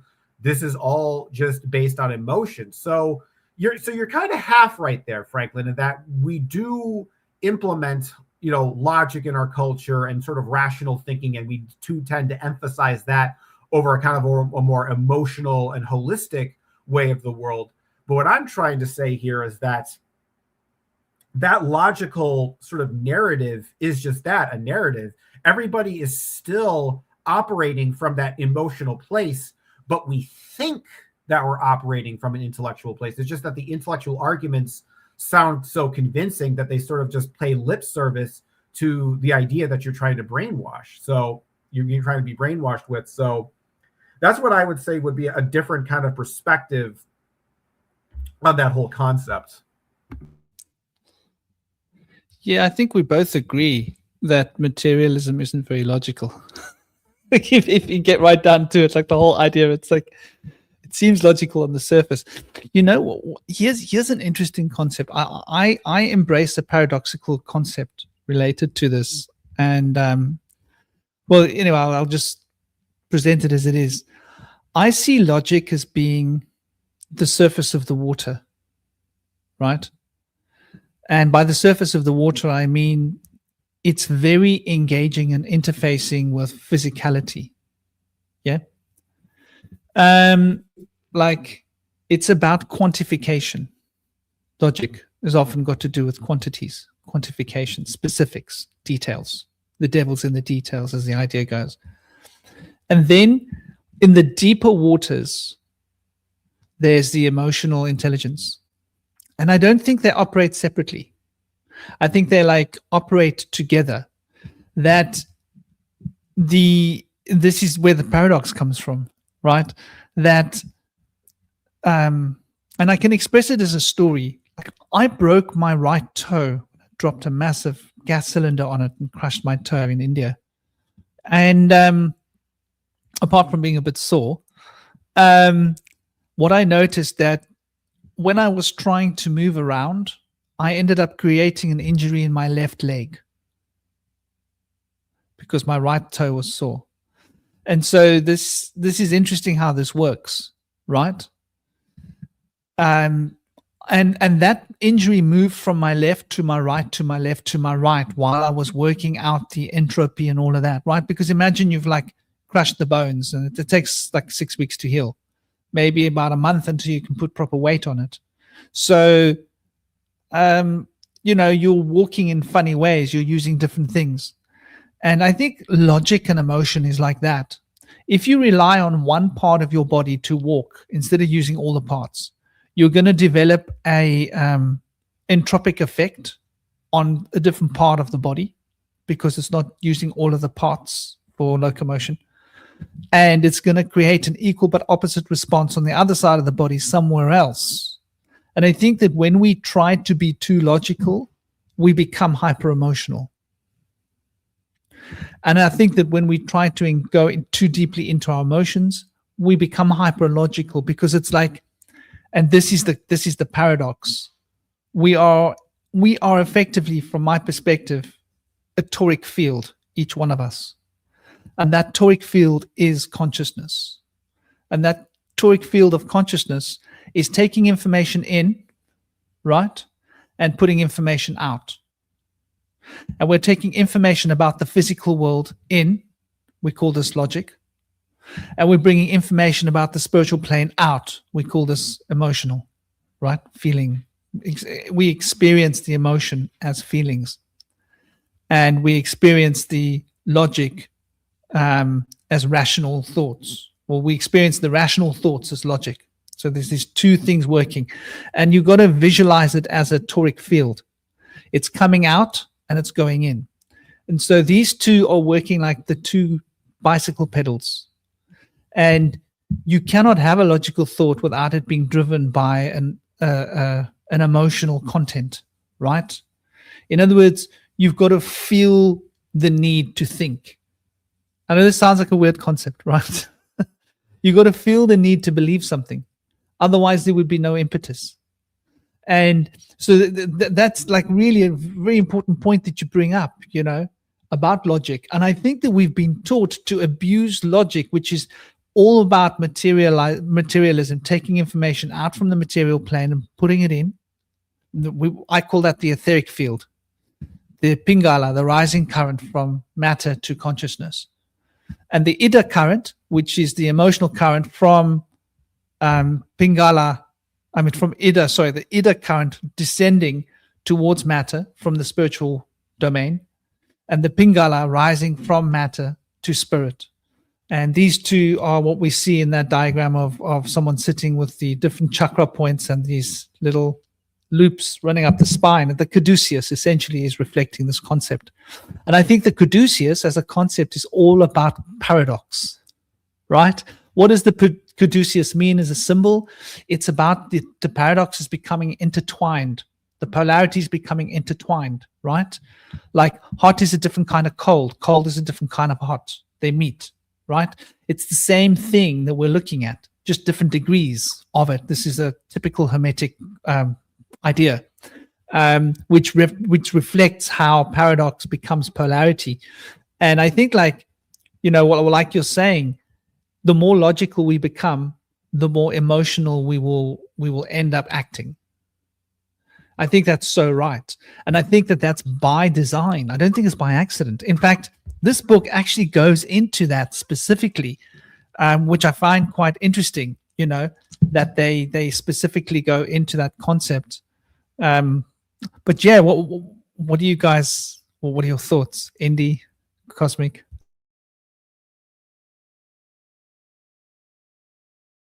introduction of the book, they say that the concealed in the words of Thoth are many meanings that do not appear on the surface. Light of knowledge brought to bear upon the tablets will open many new fields for thought. So I got the same impression. I feel like really you could translate this text and translate the concepts to make it sound more meaningful and relevant. It is very vague in a lot of ways, but as a Taoist, it allowed my mind to wander into multiple different channels of thought. But at the same time, I wonder if he's more referential to something that he's trying to skirt around and not necessarily expose. But I felt like he does talk a lot about, I wonder how many times he uses the word light and night. And he tends to mention them synchronous of each other. They say, you know, like there's an interesting part where he talks about that the person, I believe, that was in the halls of Amenti where the eternal flame burns in the heart of the earth was darker than night. And they brought him up into the night and he found the light. And so in that sense, you're seeing that the night, which we associate with darkness, could be associated with light for somebody who came from the abyss where it's pitch black. So that was an interesting aspect right there where I saw. But I really like the concepts of the halls of Amenti with the eternal flame in the heart of the earth, because to me, that's either like cavernous earth, Darren Kiyu, or inner earth. And it makes me wonder about the eternal flame. Is that like the inner earth sun, or is that just lava? Or is like, what is that?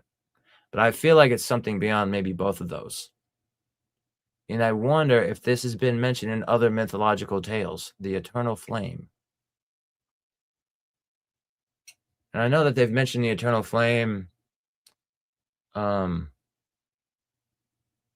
not really sure offhand, but it is familiar to me.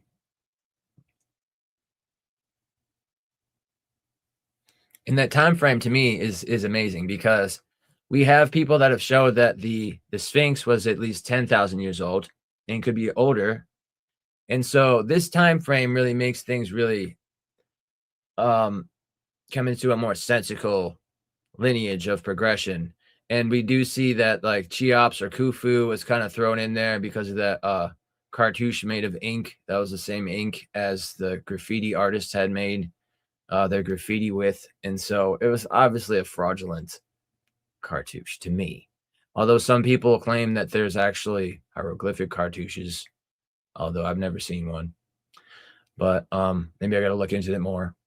But really, honestly, even if he had put a cartouche, a lot of these, town halls and university buildings were said to have been here long ago and experienced a flood from the mud flood, and they're built by a previous civilization, but they were founded by our world governments. And so they put a date on founded at this date, saying that they had founded it, and basically they just repossessed the building and gave it a date upon which they had repossessed it, which may have been, if Khufu did put a cartouche, repossessed the pyramid and founded it, so to speak.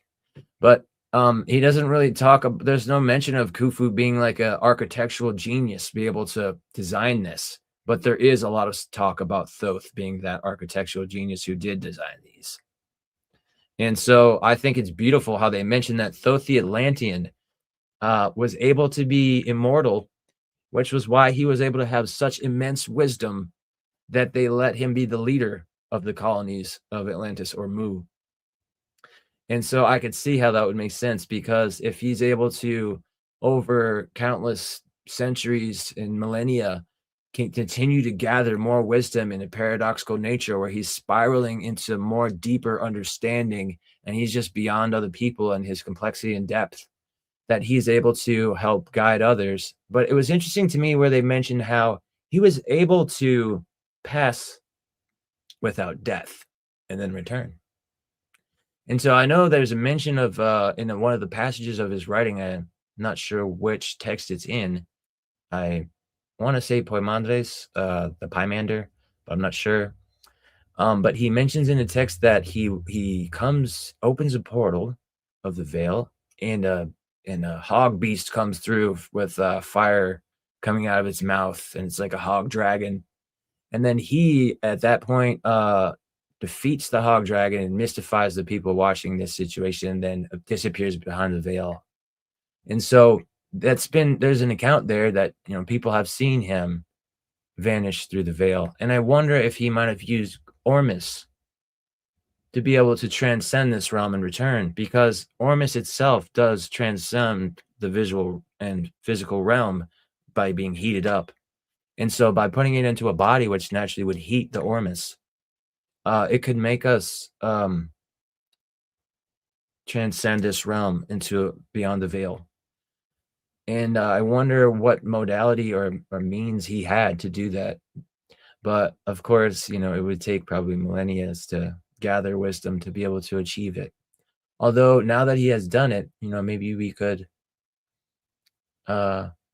receive that information. It's in the collective mind.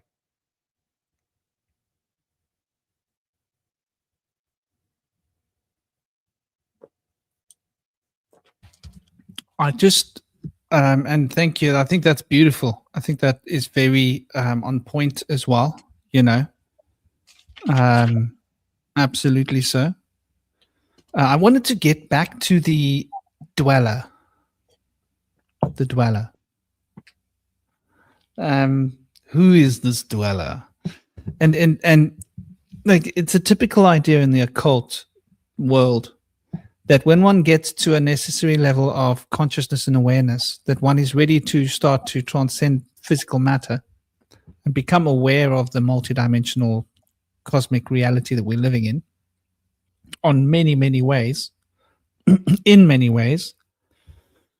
This dweller to me seems to be the interface. You were talking about it just now, Cosmic, when you were talking about your experience of how these things work, these kind of ESP experiences. And you described as being in your Zophex, someone else being in their Zophex, and that there's a parallel Zophex that somehow touches both Zophexes, and how you said materialism, and I liked what you said, puts a black filter over it so you can't pierce the parallel Zophex. We're talking about parallel multi-dimensionality, aren't we? So I think that what we are talking about, the dweller, that consciousness is the substance of reality. And I'm always sort of going on and on about this in my things, in my Bush Whisperer Speak series, that there's this chain of life extending through us, that we are part of a chain of life. And these are smaller, microscopic, smaller beings that make up, the same as our body is made out of all these tiny little beings, organs and tissues and different conglomerations of cells, and then microbes. And, this whole little city of little beings that make up the structures of bigger beings that make up systems. And each system, like Chinese medicine, carries its own emotional, mental components, and they all coalesce to form this conscious experience of I. And that this is happening both on a mental, spiritual dimension, and it's happening on the physical dimension as well, in the physical body. And so what this means is that there's lots of these little interface points, right? If that makes sense. There's, within all of these beings, there's interfaces within interfaces within interfaces within interfaces, and there's like this almost infinite web of interfaces with little parallel potentials of multidimensionality. As we go in, there's more potential. And once we start to recognize the scale of the fractal nature of reality, and how reality itself is conscious, right? We're living in a conscious, we are like in a being that's conscious. And the earth is that being that we're in and on. And it's a conscious ride that we're on, Mother Gaia. And, they've taken this idea as panpsychism. But I like to think of panpsychism in terms of from both directions. you know, from the physical and from the spiritual, and they sort of lightning bolt meet halfway. The lightning bolt is such a beautiful symbol, which is why it goes back to Zeus, which is why it's part of the tree of life, which is why, you know, we look at the great sages. They were wielding lightning bolts in India. And I think it's got to do with that eureka potential of consciousness to bridge all these different paradigms. And in the act of bridging these paradigms, there is this profound potential that can be released. And this psychic potential, I call it psychic because it's largely outside of the physical, but I think of the physical as psychic. I don't think the physical is not a psychic emanation. I think we are literally experiencing consciousness, and some consciousness is dense and some consciousness is not dense. It's all psychic. But we've differentiated to say, well, this part of our psyche, of our soul, of our consciousness is solid and this part isn't. So we're going to call that mental. We're going to call this physical. But I think that the physical is mental and that the mental is physical, just a different grade of physical, right? If we want to like put it into context of a paradoxical idea that can be grasped from two directions, the proverbial vectors of a toric field. And speaking of vectors, this is something I want us to look at later, because this is very profound. This is much later on, but we'll get there. Remind me about vectors and moving in angles and moving in circles. Wow, that's mind-blowing in itself. But bringing it back to this point, I think that the dweller represents the consciousness of the field of consciousness as an entity that we need to engage with when we embrace the multidimensional potentials of consciousness as an expression of being. How does that sit with you guys?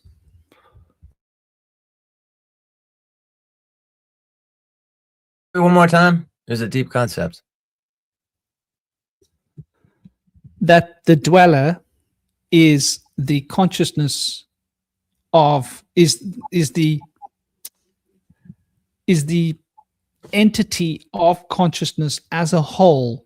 Once we start to embrace that all of reality is conscious and an expression of consciousness, once we start to embrace with the multidimensional potential within ourselves and actually step into between the different worlds and embrace this, become a proverbial bridge between different potentials, right? Paradoxically, that consciousness, that expression of being entity is really the consciousness around us as a field that we are engaging with, and it is deciding whether we are able to engage or not engage, right?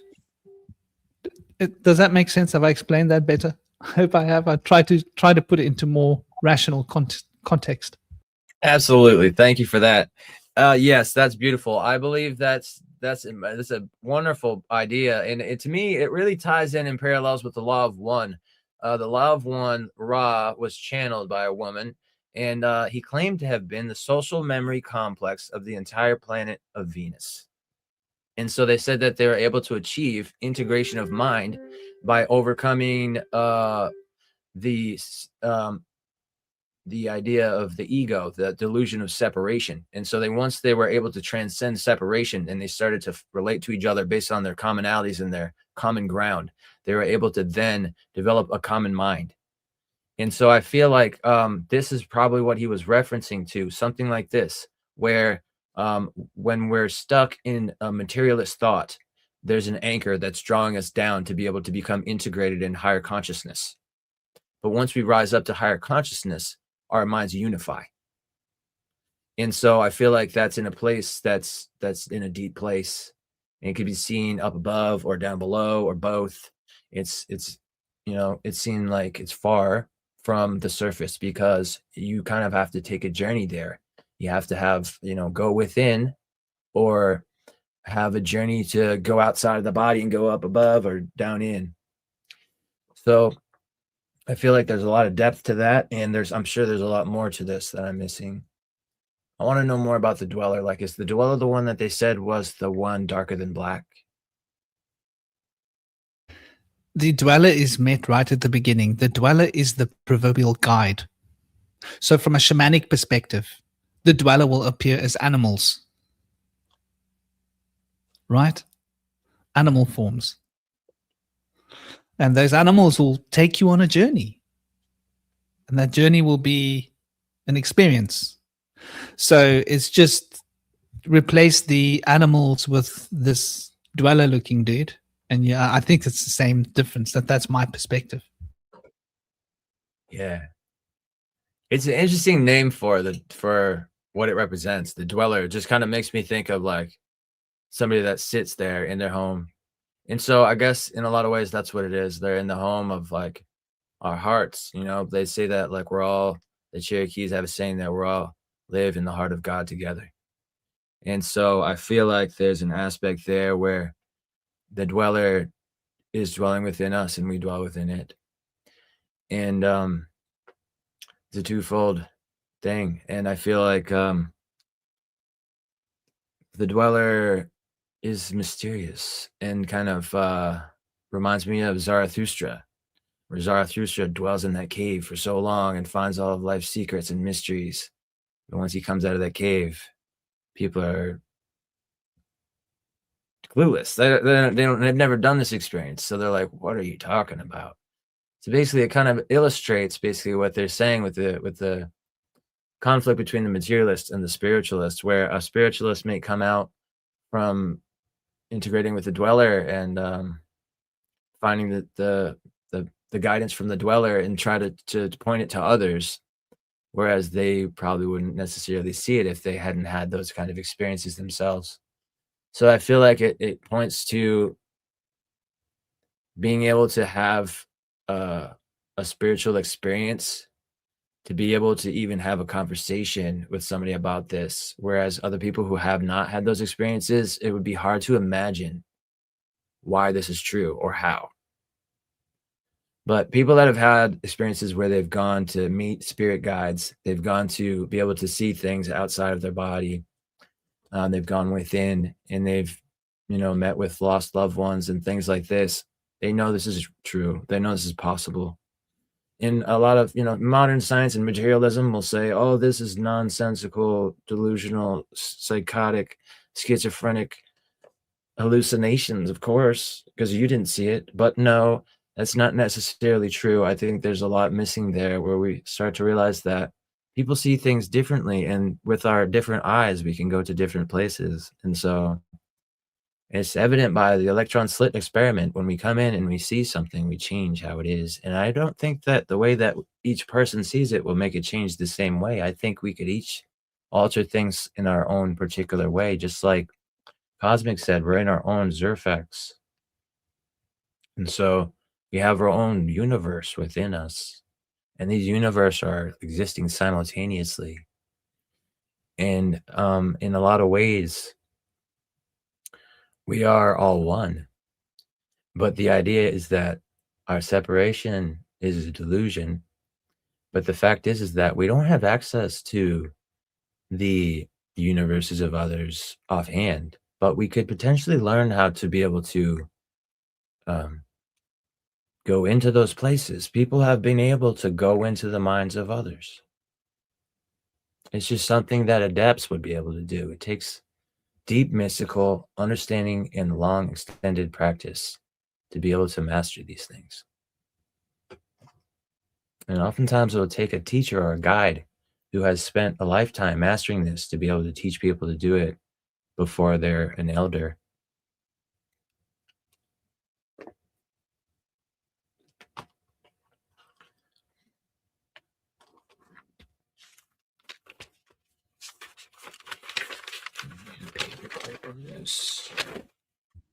I was thinking to read a little excerpt. What do you guys in the chat? Would you like to hear a little excerpt about the battle of good and evil as it's sort of expressed in this book, and where it comes from?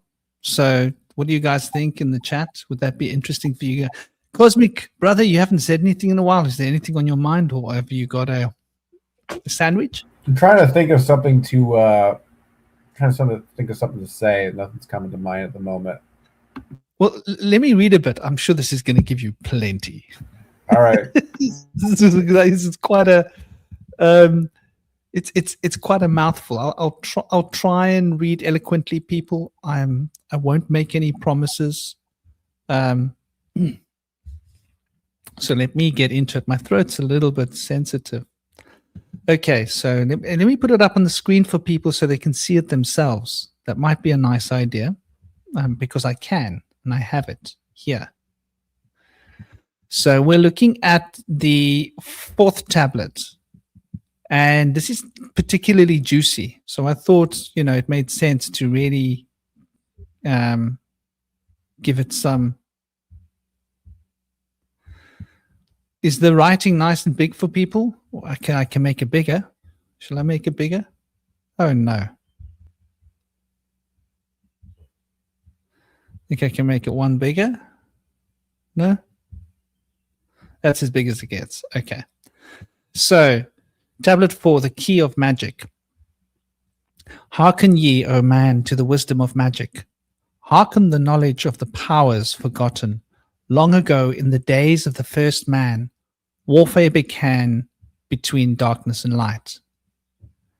Man, then as now, were filled with both darkness and light. And while in some darkness held sway, in others light filled the soul.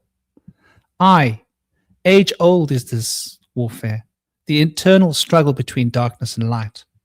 Fiercely is it fought all through the ages, using strange powers hidden to man.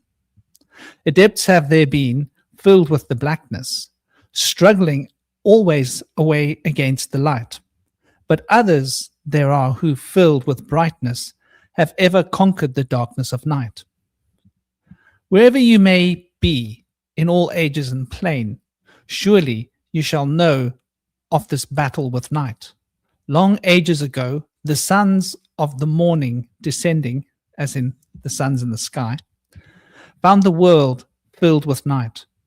There in the past began the struggle, the age-old battle of darkness and light. Many in the time were so filled with darkness that only feebly flamed the light from the night.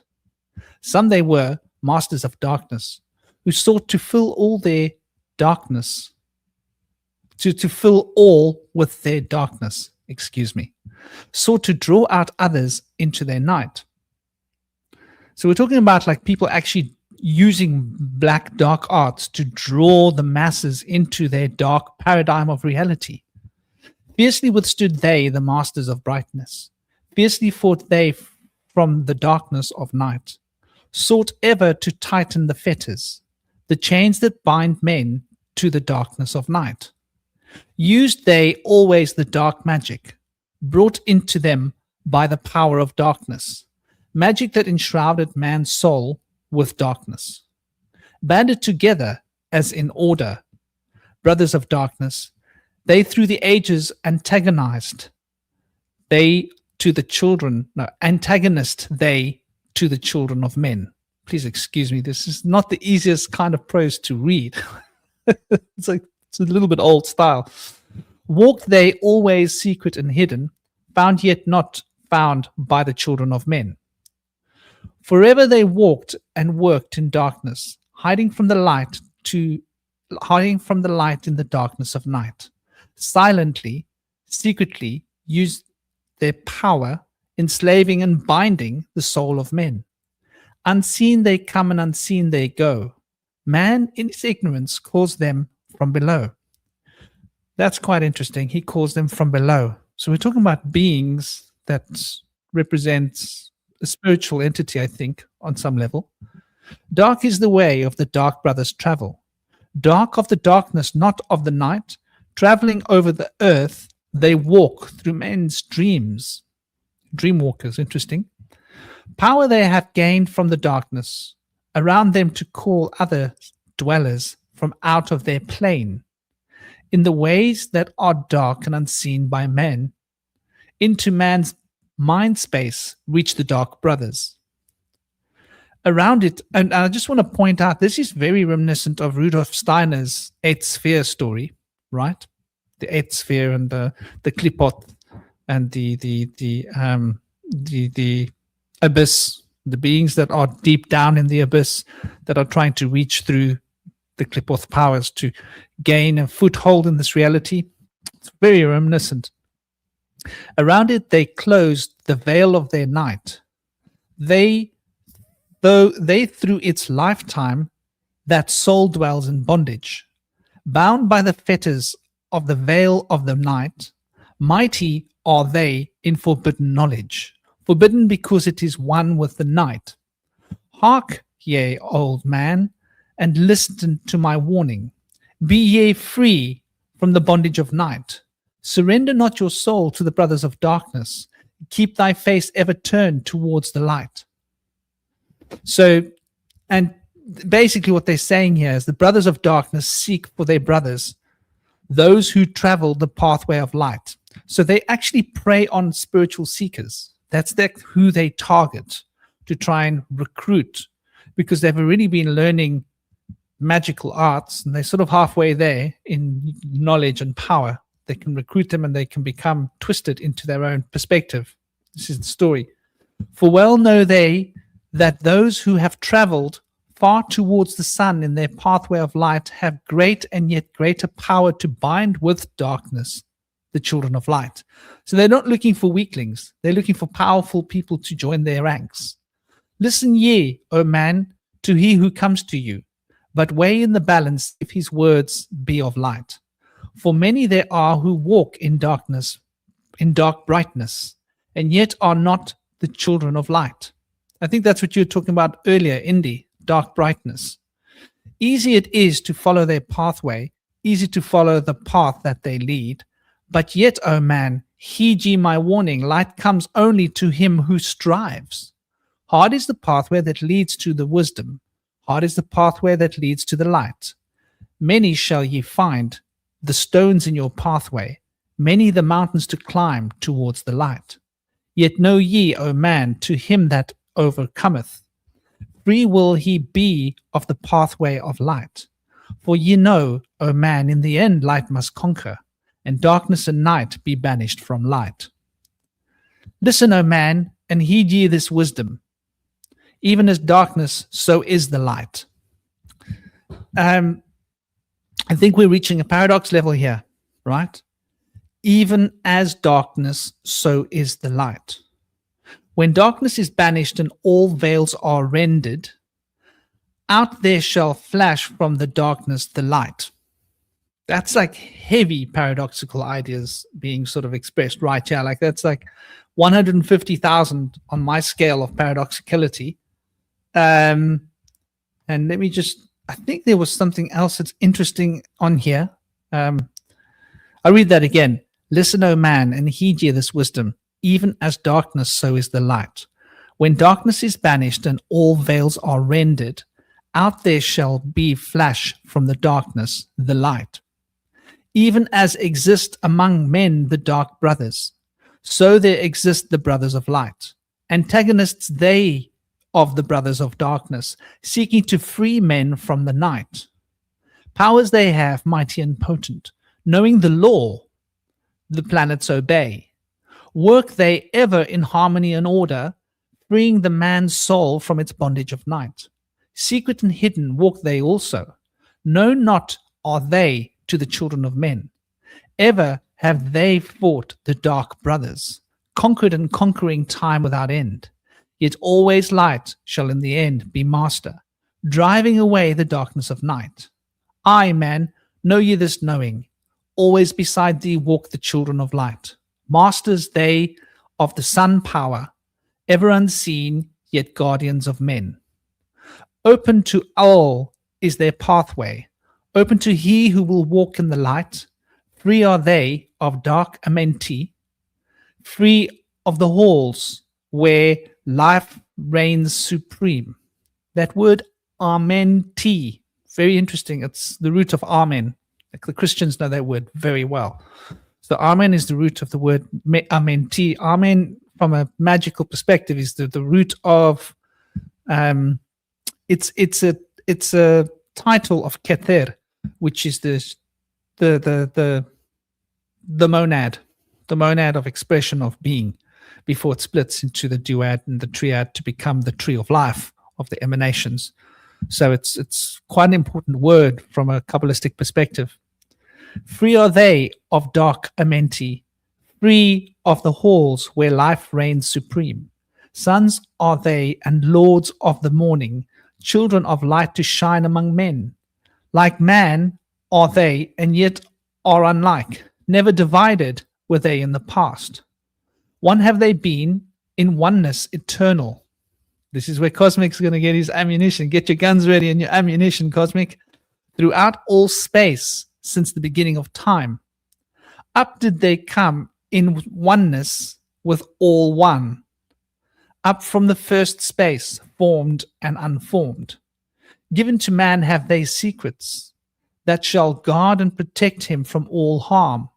He who would travel the path of the master, free must he be from the bondage of night. Conquer must he the formless and shapeless. Formless and shapeless, wow. The challenger, what we call the devil, is formless and shapeless, continually changing shape, by the way. So that's an allegory there towards Yaldabaoth's constant changing of forms as the tormentor. Conquering must the formless and shapeless, conquer must he the phantom of fear. Knowing must he gain of all the secrets, travel the pathway that leads through the darkness. Yet ever before him keep the light of his goal. So we have to travel through the darkness according to this text. Obstacles great shall he meet in the pathway, yet press on to the light of the sun. Hear ye, O man, the sun is the symbol of the light that shines at the end of thy road.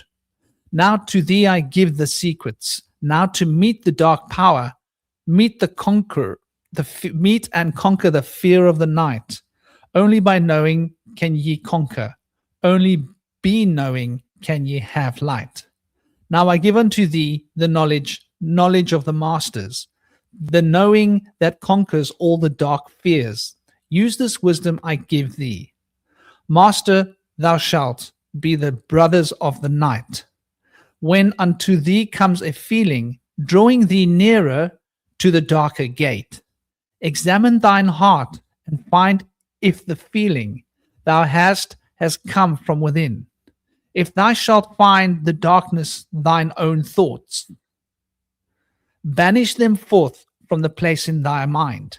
Send through the body a wave of vibration, irregular first and regular second, repeating time after time until free. Start the wave force in the brain center. Direct it in waves from thine head to thy foot. Be if thou findest thine heart is not darkened, be sure that a force is directed to thee. Basically, this is how you know whether there is something else trying to mess with you when you're out of your body. Only by knowing can thou overcome it. Only by wisdom can thou hope to be free. Knowledge brings wisdom, and wisdom is power. Attain, and you shall have power over all. Seek ye first a place bound by darkness. Place ye a circle around about thee. Stand erect in the midst of the circle. Use thou this formula, and thou shalt be free. Raise thou thine hands to the dark space above thee. Close thou thine eyes and draw in the light. Draw in the light from above. Call to the spirit of light through the space-time, using these words, and thou shalt be free. Fill thou my body, O spirit of life. Fill thou my body with spirit of light. Come from the flower that shines through the darkness. Come from the halls where the seven lords rule. Name them by name, I, the seven, 3, 4, 5, 6, 7, 8, and 9. By their names I call them to aid me. Free me and save me from the darkness of night. Untanas, Cuertos, Chietal, and Goyana, Huertal, Simveta, Ardal. By their names I implore thee, free me from darkness and fill me with light. Know you, O man, that when you have done this, you shall be free of the fetters that bind ye. Cast off the bondage and the brothers of night. So, I mean, I don't want to get too carried away because, like that's quite a lot. So, what do you guys think so far?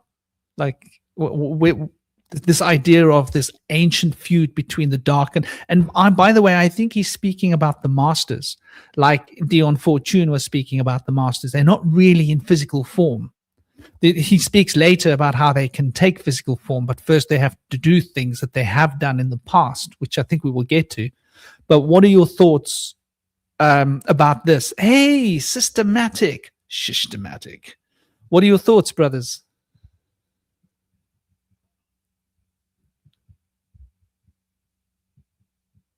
This has probably influenced all the cultures that exist today. We talk about the battle of the light and the dark in just about all the societies and religions and mystical practices. And so I think this really taps on maybe the source, one of the sources of this ideation. And so I feel like there's so many strange words in here that I want to know more about, but it does leave a really interesting impression about how this battle ensues and how subsequious these dark-sided figures can be, you know, and how they can kind of escape our perception, but they'll at the same time be able to influence doubt in our minds and the ideations of and delusions of separation and things that are used to divide and conquer us.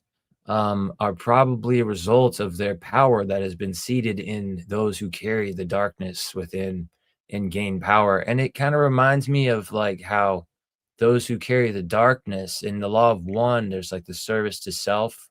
They're self-isolating. They want the money and the power, but they draw themselves into self-isolation, and they're basically here to remind the good people what bad is like so that they don't want to go there.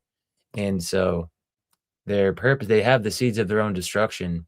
But in this narrative, I feel like the darkness is like here to stay. It's a part of what's, you know, the paradox that there's going to be a light and there's going to be a dark, and without either one they can't exist. Neither is an island. So the light would be blinding, the darkness you would stumble, but together you can walk. I see Shinobi has joined us. Welcome. Welcome, dear brother Toby. For those of you that don't know Toby, I think everybody here might know him, but he is Toby Shinobi, and he's writing a book, a cool book, graphic novel. We're going to hear more about that as he gets deeper into it. I think he's working on it as we speak.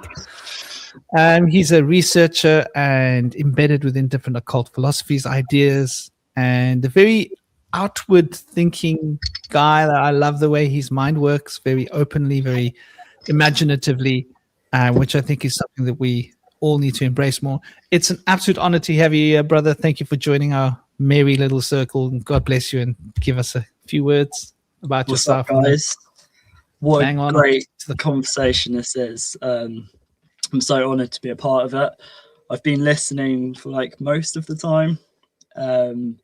And yeah, what a great conversation. I listened to the audiobook, most of it. I think it was like 2.5 hours. I listened to about 2 hours. And I've had a copy for a while. I think this is Billy Carson's edition, so there's just some added stuff to it. But I've never actually read it until recently. Last night I skimmed through a little bit of it. But yeah, it blew my mind, specifically listening to it, because when I'm at work, I'm able to absorb the information by listening. If I read stuff, I have to read the same page like 5 or 6 times. So quite a lot of it, I managed to absorb quite a lot of it. And I've got some notes here to share, and then I just want to add to what you guys have just been talking about recently. But with language, language has led me down so many interesting like pathways. I'm pretty sure it's rewired my brain, because when you learn new things, it it physically rewires your brain, like new neural pathways are created. So language has been a massive one for that. And I was thinking about remembering earlier and just playing around with it, and it reminded me, you guys mentioned ray, I think, like light or something, and it reminded me remembering is ray mem borrowing. Ray mem borrowing sort of like reminds me of remembering. You have the ray of the light and the mem of the water, and it burrows, it goes deep, and that's how we remember, is the light and the water, and then going into it. And then with emerald as well, the emerald tabrets, I just got a sort of signal earlier of emerald being a mirror all, you know, the silent D, and emerald is the mirror to the all, which it seems like this text is. And there was, I can't remember which bit it was. I think it was just before the bit you were reading out. I'd screenshotted part of the audiobook, and it mentioned something about vibrational sound revealing these dark forces, and it's just got me thinking. It kind of seems like it's coming across as like perhaps an ancient war of like what happened in Atlantis, but also it seems to be what's happening now, just with the fact of quite recently, I guess, World War One, specifically World War Two, even before that as well, the frequency of our realm changing, like church bells and stuff being destroyed. There's a kind of distortion, and it seems like we're at the precipice of these forces, which Thoth is mentioning, coming into this realm, but not as material, not as UFOs, but perhaps from the astral, and perhaps through us, through the dream world, and through humans.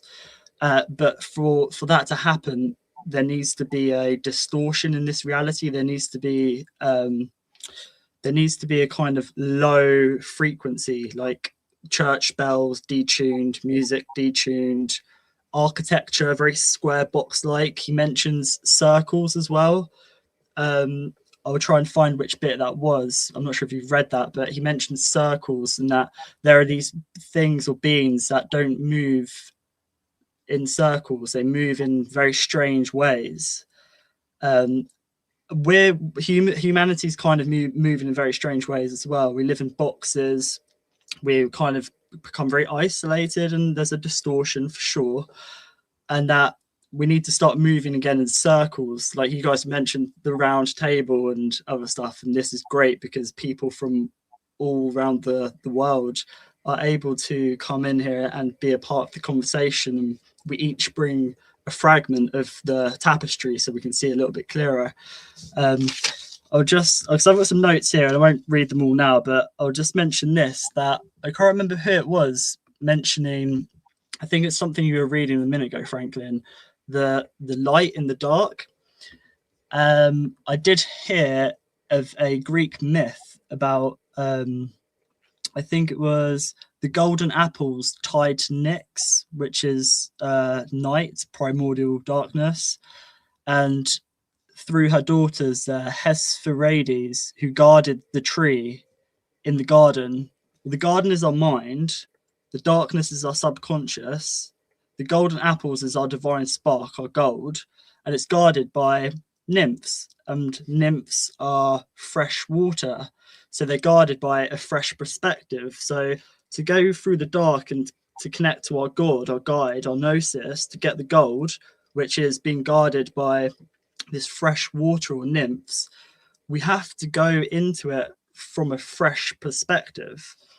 And also on the light being in the dark, I've been thinking recently that we can't just come into this realm glowing, not in this age as we are. Perhaps another time we came into this realm fully activated, but I think that we've come in and we've done something careful. We've buried our spark deep in the dark, in the subconscious, and part of, I guess, the initiation is to travel the waters, the rivers in our mind, our psyche, the underworld, and to collect keys to open these dormant gates or doorways, which only our higher self can access. Because if we came in here fully activated, we'd have our spark taken from us, because there are forces at play in the unseen realms which seek to take that from us. So I think we've done something clever coming in here, hiding it, and it's part of this process of opening up these gates and letting our energy flow. And so yeah, I just thought I'd mention that. But yeah, what a great book, because Thoth actually mentions keys opening up gates or doorways in our mind as well. And that's stuff I've been saying recently as well, and it's really great to hear it somewhere else, kind of that, you know, hear someone else say it, and someone as wise as this guy. But what did cross my mind is when it was being read, there was a rhyme to it. Lots of the words rhymed at the end, and I was thinking, how is that possible if this was written in another language, not English? But then I heard you say, Franklin, that it was actually somebody just touched the tablets and then it was kind of channeled to them. But in what language? Because I do understand that in all of the language you can kind of get to the root cause or the essence, but I did find it very curious that some of the words did rhyme like a poem, and had it been channeled to him in another language, has it been rewritten in English? You know. Yeah, make a good point. I wonder if the original words, which they may have been whatever that language was, would have been a rhyme scheme with different words that had a similar meaning or the same meaning, but would be a little bit easier to understand the reference of, because I felt like the principles were kind of vague and not necessarily like something that I could put my finger down on. So thank you for mentioning that. I'm curious about that, although I don't know if we've actually deciphered what that language was on the emerald tablets, though. Well, it's not a language. There's symbols, though, right? The glyphs. It's not a language at all. It's a form of technology. It goes in the preface. I can try and find it for you, and we can take a look at what he says. But basically what it is it's not in a language. You experience it firsthand, right? So it's like downloading it from the Akasha directly, from the Akashic field. And these symbols carry a gateway to that field of consciousness. And the moment you touch them, if you are necessarily developed, you will get a transcendent experience. And in that transcendent experience, you will see all of this actually happening. You will experience it. And then you would be in an altered state of consciousness. And in that altered state of consciousness, you would then write down in your own language what experience has just been given to you. And if you are in a transcendental state of consciousness, the words would likely flow like a poem. Like the Bible does that, doesn't it? It comes from, and a lot of sacred texts really do that. Actually, it's quite typical, because if one's in a euphoric state of consciousness, one's words might be quite symbolic, and that's the most powerful form of symbolic language. I think it's specifically supposed to be like this, Indy, because the keys are being presented in such a way that it's like fertilizer, right? You can't give the fertilizer to the plant. You put the fertilizer in the plant pot, and the fertilizer feeds the microbes in the plant pot. And those microbes then have a trading system with the plant, and they trade exudes from the plant, sugars that it gets from the light, which they can't get under the soil, and they give it the minerals that they have extracted from the fertilizers as a trade, like a commercial exchange. And so you can't give fertilizer to a plant, but you can fertilize the soil so that the microbes can share it with the plant. I think it's like that. You're not supposed to read it and understand it. You're supposed to read it. And this is the idea that's expressed in the early part of the book. I'll try and find it, though. But yeah, it is a good point you make there. And I think that what makes it more difficult for us is that this guy was writing. He was obviously writing this down in the 1920s. So people used to speak a little bit differently then, I think. That's a good point. Yeah. When so I was listening to the audiobook, he kept saying "oh man," and it sounded like he was saying "old man." It made me chuckle every time. It's like, listen up, old man. And I was just visualized somebody like old on their deathbed, like, hey, listen, this is the wisdom that you should have had when you were younger, kind of thing. Listen up, old man. You've lived your life like this, but this is what life's about. And this book's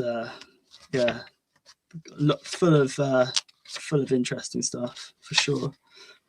And I've been thinking recently, I don't know if I mentioned it last time, but like with the elements, I can see the elements with us, like Franklin's the fire element, and then Indy's the earth, and then Cosmic, you would be the air because you're quite like mentally intellectual, and then I'll be the water. I can just see that. I don't know if anyone else has thought about that, but it's just funny because there's four of us and the four elements. Because Indy, you're very like grounded, and then you know about giants and stuff, and the earth and Gaia and whatever. And then Franklin's the action, the fire is create the round table, and then Cosmic. I think I see the Fae as quite air as well. And I'm just very connected to water, so I'll take that one then. Yeah, so just it works. It will come from a different angle. Sure. I like it. Cosmic, you've obviously got something to say about all this oneness. Oh yeah. Cosmic must be eating a sandwich. It's that time of day, isn't it? It's lunchtime, I'm guessing. That time. Yeah, must be. I'm sure he'll be back. He'll want to football kick that oneness all over the shop. Which fair enough. It probably needs a good challenge. I found that with what you were talking about, by the way, just now, I can go to it quickly if you like. I'll try and I think it's not long. This particular part, just regarding how the tablets worked, and so let me go into it quickly. Maybe while I'm reading, I should do this. It'll make it easier for everybody else to read if we just put it on the screen like that. Maybe then everybody can read it nicely. Hopefully, for those that want to read it for themselves, because like I might be stumbling all over the shop, trying not to, doing my best. Now, a word as to the material aspect of the tablets. They consist of 12 tablets of emerald green formed from a substance created through alchemical transmutation. They are imperishable, resistant to all elements and substances. In effect, the atomic and cellular structure is fixed, no change ever taking place in this respect. They violate the material law of ionization. Upon them are engraved characters in the ancient Atlantean language, characters which respond to attuned thought waves, releasing the associated mental vibration in the mind of the reader. The tablets are fastened together with a hoop of golden color, alloy suspended from a rod of the same material. So much for the material appearance. The wisdom contained in there is the foundation of the ancient mysteries, and for the one who reads with open eyes and mind, his wisdom shall be increased 100-fold. So that's basically, I don't want to keep going on and on. I think that's basically what he says about the tablets. Yeah, basically.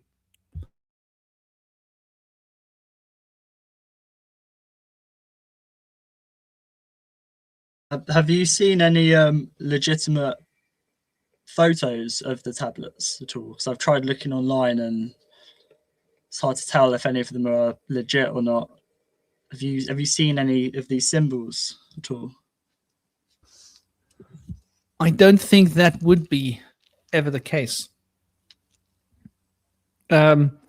I've never seen.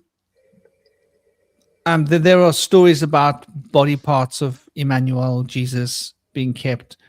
There are stories about body parts of the Buddha. There are stories about, but I've never seen them because the mystic orders that hold this, it's so sacred to them. They don't want it to be in the. They don't want other people's thought energy touching it. Maybe looking at it could create a reverberation on the one hand. On the other hand, it might all just be BS. But I will add to this that there were beliefs in ancient times, old times, that the emerald tablets that we had were just small part of the law, and that there was a more comprehensive piece of information that was going to be released by a later stage that was hidden away. And so this tallies with an ancient occult prophecy, just by the by. Well, not that it's genuine or not, we don't know. But it does tally with, somebody asked earlier, who was it? Let's see who that was. Is this associated with the Hermetic tablets? Well, the Hermetic tablets that have been like translated by every Dick, Tom, and Harry, the so-called Hermetic tablets, which are not the originals, because the originals were also on a green material, right? As it says in the Hermetic tablets. They've got copies, photocopies that were made with tablets. But everybody has, even Isaac Newton has had a crack at translating the emerald tablets as we know them, this very, very short one. And so we don't know if this is or isn't associated with it or not. But what we can say is that there's definitely, it tallies with a prophecy related to the emerald tablets. And Joshua, I'm going to count to 3. Go into the house. I'll be there in a minute. Going to the dining room. I'll be there now. Sorry, my little boy was trying to like bang on the door here to get me to open it. So I was like, no, I'm busy talking now. You got to learn patience.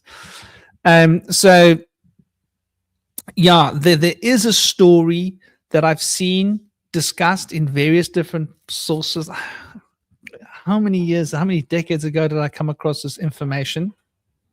I don't realize exactly what it was. It might even be mentioned in Agrippa's books, right? The books of, have I got that? I've got that here. I've got the Agrippa's books of occult philosophy. I think it may even be mentioned there because Agrippa went and got like a whole lot of occult knowledge and he put them into a single sort of compendium, which were the 3 books of Agrippa's occult philosophy. Sorry, just let me.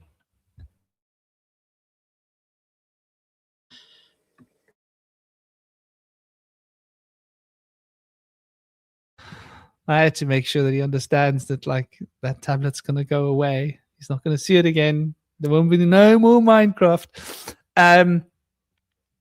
He needs to learn patience and discipline. I'm trying to teach him. He's been very naughty with his mom today and yesterday. My gosh, he's been saying things that he's learned on YouTube, and he shouldn't even be on YouTube. It's his mom's fault. So I'm like, yeah, well, screw her for letting you go on YouTube when I'm working. But I'm trying to sort his attitude out from realizing that the way YouTubers talk is not cool, especially not the young kind of teenage YouTubers he likes to listen to.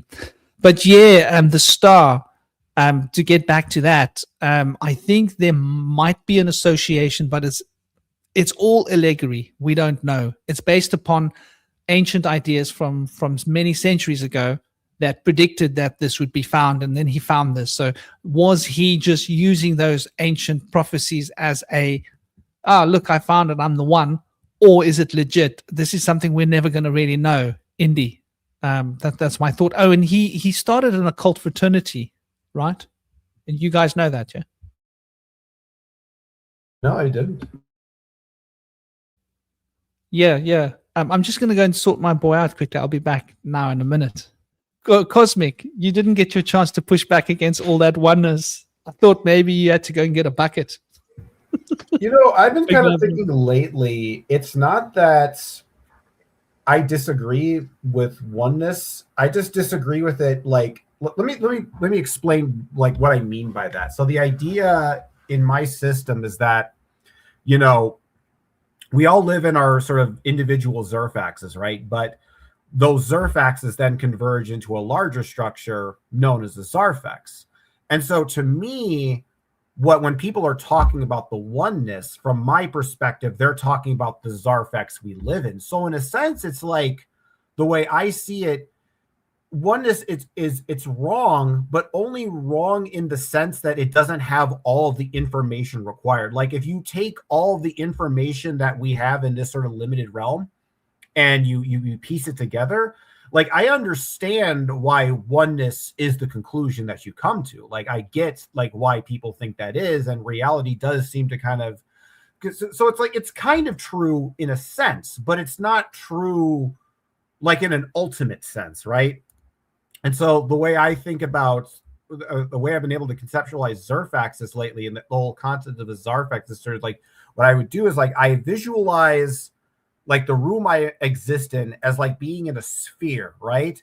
And then I imagine a copy of that sphere next to my sphere. And I keep doing that until it reaches the horizon of my perception.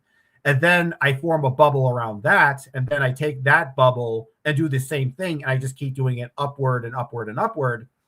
And eventually you get to a point where you realize you can't really compartmentalize these ideas anymore. And you start to understand, you know, the actual limits of your perception. And so to me, when I look at oneness, it's not so much that it's wrong. It's not so much that I view it as wrong. I view it as an incomplete analysis in regards, it only tells part of the story. It only tells, it's like, if you think about it, because I always say it's all, you know, everything is two. So the oneness is just sort of one half of the larger equation. So, and again, it's like the way Zarfexology kind of like formulates ideas is it doesn't say, oh, this is true and this is false. It basically says, okay, this belief system exists in this Zerfax, in this particular, you know, coordinate, and this belief system exists in that particular space, in that particular quadrant of mind space.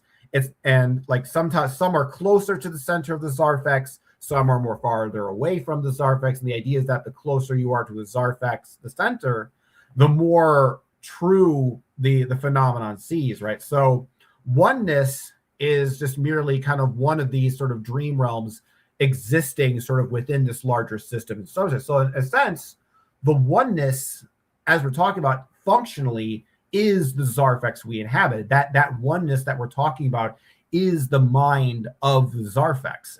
But the idea with Zarfexology is that there are Zarfexes outside of our Zarfex. So then the question then becomes, well, wait a minute. Okay, so what we thought was the oneness is actually part of a larger oneness, right? It's part of a larger singularity. But then you think to yourself, well, wait a minute. What if that larger singularity also has a duplicate? What if that also has another singularity outside of that? And you start going and you start continuing this sort of this line of thinking. And eventually your brain just like, you just kind of stop like trying. Eventually you get to a point where you're just like, yeah, I can't comprehend this anymore. And you kind of realize at that moment sort of the limits of your imagination, the limits of your mind. Now, these limits can be expanded through training and practice, but you start to realize that with this limitation is that that's how you sort of perceive the membrane of your Zerfax, right? And so once you understand that there's like a kind of a limit to your perception, well, then you think to yourself, well, there must be a Zerfax outside of my perception, because obviously I have a mind that can subjectively project, you know, infinitely into outer space. But you guys, as you might have different imaginations, you might be able to go further than me, maybe not as far than me, but eventually you get to a point where there's a sort of a limit in your mind and in your perception. And so the problem with oneness is that the realization of oneness never lets you encounter this realization that I'm talking about, because you never think that there's a bubble outside of your bubble. You just say everything is this one particular bubble that we all exist in. And a lot of psychic phenomenon from this system's perspective is learning to basically be able to see outside of the bubble you exist in. And one of the ways I do this is that you learn to visualize phenomenon, learn to see the astral plane as existing outside of your peripheral vision. Now, one of the practices I do this is I'll put like either maybe my eyes or some kind of my fingers towards the edges of my eyes, so that my index fingers seem to be sort of highlighting the peripherals of my vision. And then when you start to understand that the visualizations in your mind seem to exist outside of your Zerfax, you start to get that equation. So when I push back on oneness, it's specifically because I believe that oneness prevents people from seeing this particular realization. Because the thing about Zarfaxology is that it's all about learning to see outward. It's about seeing outside of your bubble. And I feel like a lot of Hermetic practice is more the opposite. It's go inward, find the infinity that exists within yourself. And what that does is, instead of going to the edges of the bubble, you then go to the center of the bubble. And when you're at the center of the bubble, you can't necessarily perceive the edges of the bubble anymore. So you think it's just everything is included in your Zerfax. And so I just wanted to kind of point that out in more detail, because I know that people will, have given me pushback on my statements and my beliefs in regarding oneness. And I kind of want to give like a deeper context as to why I think that way. So it's not that it's not that I disagree with oneness as a concept in general, but I see oneness as a description of a limited phenomenon existing within a larger infinite space, if that makes any sense. So, Cosmic, would you say that there's Zerfaxes inside? Like we're in one, but inside us there's Zerfaxes. Yeah, I would say there's then that would be going inward. Yeah, not so just outward. it would also be infinitely inward too. There's also in Zarfaxology called micro Zerfax. So the idea is that this room that we exist in is a Zerfax, but something as simple as a word or a concept or a letter can be so a symbol. It's in itself can also be a Zerfax of a certain kind. So it's the idea as a Zerfax is a singular universe of experience, and that can be a large and vast universe like the physical universe we exist in, or it can be something as simple as a triangle. That can also be a sort of an infinite universe within itself. So in a lot of ways, there's Zerfaxes of information, and there's like so the idea is that a Zerfax is fourth dimensional, right? But micro Zerfaxes are Zerfaxes that are less than four dimensions. So there'd be three-dimensional, two-dimensional, one-dimensional, or kind of like non-dimensional information, right? So in a way, there are inner Zerfaxes, which are the micro Zerfaxes, and there are also outer Zerfaxes, which are more like meta Zerfaxes. So like Franklin was talking about earlier, about how we all exist in our own Zerfaxes, but at a certain point, those Zerfaxes converge. And there is actually like the Viv Zerfax, which is sort of like a purple one. It's sort of shaped like a flower. That's kind of like where the dream worlds kind of converge. So there's a part where it's like, so I think of it like trying to think of like a good like metaphor. So imagine you have a bowl of fruit in the center of a room, and you have a bunch of painters painting that bowl of fruit, right? So the bowl of fruit in this analogy represents physical reality. It's just a bowl of fruit. And every painting is a different interpretation of that reality. Now you're going to get materialist paintings, you're going to get mystical paintings, but they're all using that same tapestry as sort of the Rorschach to sort of inspire their ideas. And the idea is that it all kind of exists. So it's like there's a central Zerfax that things kind of emanate from, but then those split off into their sort of reflections. So if you think of like like you take basically it's like one of those fashion mirrors when you go to a department store, and you have those things where you put those three mirrors and they're all around you, and you see yourself and you look and there's like an infinite a bunch of reflections of you and all the right. So Zerfaxes are kind of like that. So physical reality is kind of like the sort of the central template, the sort of like a physical object. And our perception is this massive hall of mirrors that's reflecting that thing in all kinds of different ways, which I guess is similar to Hermeticism in some sense. It's not like it's, a complete deviation from it. Obviously, there's overlaps in, certain senses. But I think that there is a sense of like where there's like a Zerfax for physical matter, but there's also, but then those reflect into different dimensions, kind of like a hierarchy, if you will. So it's a little bit complicated, but yes, there's also like there's an internal. So Zerfaxes can be both external and internal, but I think it's more helpful conceptually to think of them external because I think it's easier to conceptualize infinity that goes outward in all directions rather than an inward infinity. I think is more difficult to conceptualize. Not impossible, just slightly more difficult because you think about like a singular point, like an omega point that just you can zoom in infinitely inward. But you know, the thing about infinity is that it goes in all directions. But you can go infinitely inward and you can go infinitely outward.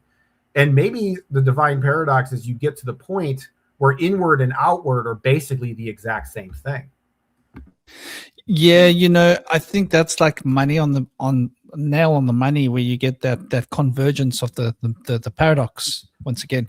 But I agree with you that, you know, New Agers throw around oneness like monkeys with used toilet paper at a bush party. You know, so I get where you're coming from. Like this oneness is a constant thing, and that's normally people that have no real experience or concept of what and the oneness word is such a bad word. You know, I'm like let's speak about unity and being unified, right? And the points where we connect, the interface of connection that unifies humans to each other, telepathy, for example. But I agree with you. You know, oneness is a disease. But yeah, lovely ideas. Yeah, oneness is kind of uniformity, whereas unity would be two coming together to be the one from two different perspectives being one kind of thing. Yeah, that's a good way to put it. Like you think of it like you take a bunch of fruit and you put them in a fruit bowl, and you get like your apples, your bananas, your oranges, and you put them in a fruit bowl, and they can all they're unified in the bowl, but they all retain their individual essence, as opposed to making a smoothie out of them and putting them in a blender, you know, then they don't really retain their original essence anymore. And I think when I think of oneness, like there's two different ways to think of unity. There's like the fruit bowl and the fruit smoothie. And unfortunately, I feel like in a lot of our culture, there's more of an emphasis on the fruit smoothie than there is on the fruit bowl. Yeah.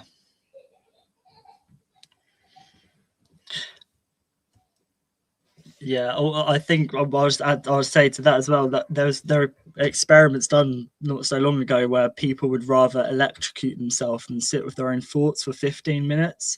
And that's just a reflection of that. People would rather just be like, oh, I'm just part of everything, rather than sitting with themselves and going inwards, I guess, just being with their thoughts, like being a banana. You know, people don't want to be a banana or an orange. They just want to be the bowl because it's much easier, I guess. And I think that sort of ties into people would rather electrocute themselves than just sit still and just be themselves, you know. And I think this kind of ties into the whole electric plasma thing as well. I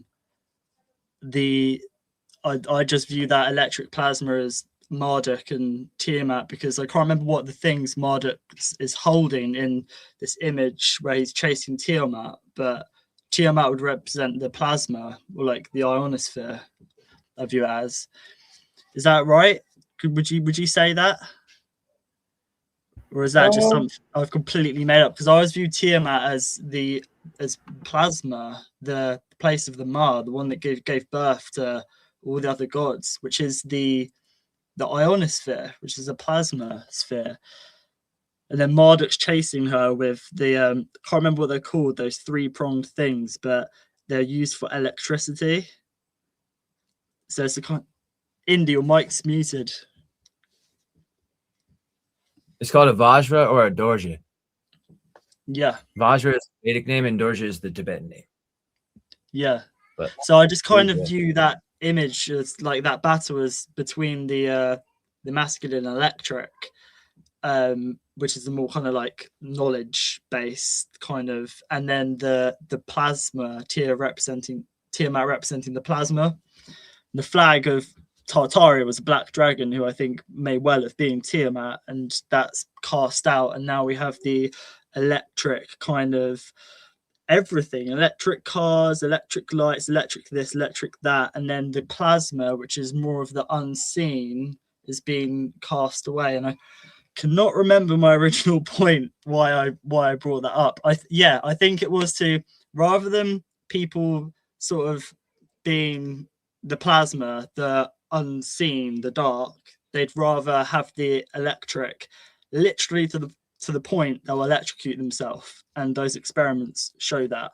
And this is a sad state of affairs, and I think it's so important to like bring back the dragons. And when I mentioned earlier, because it's just symbolically, the dragon is representative of our higher self. It's a balance of the knowledge and intuition, eagle and snake, the mind and the heart. The dragons, of course, breathe fire too, and they've always seemed to guard the gold, protect the gold, which is within us. And then when I was talking earlier about the darkness, going through the dark to find the gold and opening the gates or the doorways of our psyche, of our mind, I view that there's a dragon there. And I think I've mentioned this before, but like I view that there's a dragon protecting our spark, and that is our higher self. And we have to prove to ourselves that we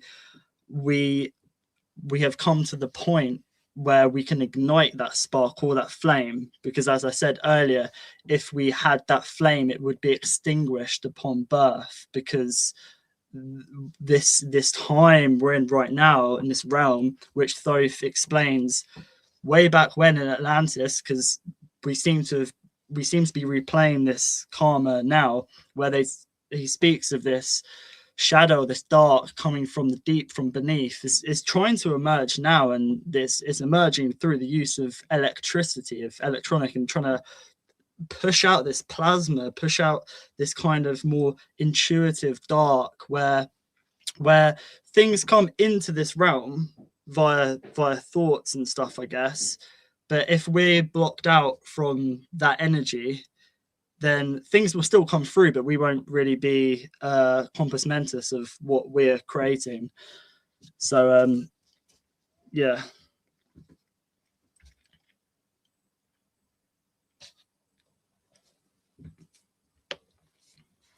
I think that's really lovely that you share that. And you make me think. You're making me thinking. You're making me thinking. Oh, damn. I've just muted your, just while you're handling your bottle and stuff. If we could mute when we don't talk and unmute, just for the maximum audio quality for people on their phones and stuff, because I noticed sometimes it changes the levels of loudness and stuff. I look at the etymology of the word dragon, which is quite interesting. So like I would bring it up on the screen for people, but I've got something else like sharing in of that PDF. So we're looking at Proto-Germanic, right? The German verb tragen, right? Tragen, which is to carry, right? And English word draw, derived from the Proto-Germanic root of dragana. It traces back to the Proto-Indo-European roots of language to dareg, to draw, to pull, or to drag, dareg. So we've got in English, we've got the word drag. Then we look at the word gone, which represents also Proto-Germanic, comes from the roots of the word ganas, which is the word gone, which was the past participle of kana. That means kana is to go, right? Kana. The Old English evolved into the Old English word gan, G with a A with a funny thing over the top, G-A with a dash over the top, N, gan. So when we add these two together, right, just as a little thought experiment, where we to carry, to drag, dragon. represents that the absence of that which is pulling you back, right? You want to travel out in your consciousness field, but you're being dragged back into the physical body, right? This is the impetus of the dweller. You have to be ready to meet the dweller. If you're not ready to meet the dweller, the watcher upon the threshold, right, will stop you from being able to leave your body and become multidimensional and consciousness expansion into the new frame of being, an experience of non-physicality, the fractal multidimensional universe that manifests this body and puts everything into it, consciousness that we experience. So you put the words together for dragon, it's like when that drag that holds you in the physical body, the resistance is gone, then you're able to go into metaphysical realms of being. And dragons have always been associated with spiritual forces, haven't they? And being in that expanded place of fire, right? Fire breathing dragons. And what are we talking about here? The flame, that eternal flame that never goes out. And we even in our biblical thing, we've got the Eshim, right? The Eshim is the divine fiery creatures that are about the throne of the divine, the Father. Comes from Gnostic cosmology, but Christian cosmology, Hebrewic cosmology, all that Abrahamic stuff, the Muslim cosmology, they all reiterate this, which comes from obviously, Persian architecture of concepts. And Persian architecture of concepts is not too far away from Vedic, but they're just polarized. So anyway, I just thought it interesting to add that in, looking at the word dragon, because you release your inner dragon and it can fly free. It's a bird that flies.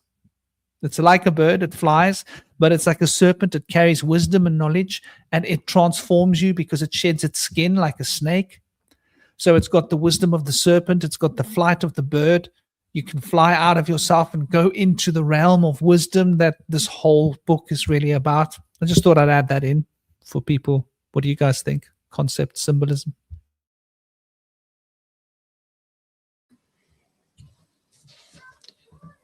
Yeah, I think that was that's really well put.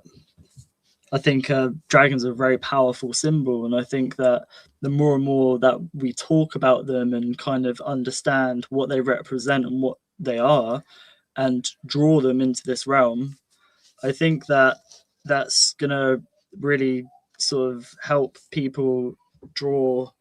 Because somebody who was it earlier, is that Howard mentioned dra in Norwegian means drag, travel, or to pull.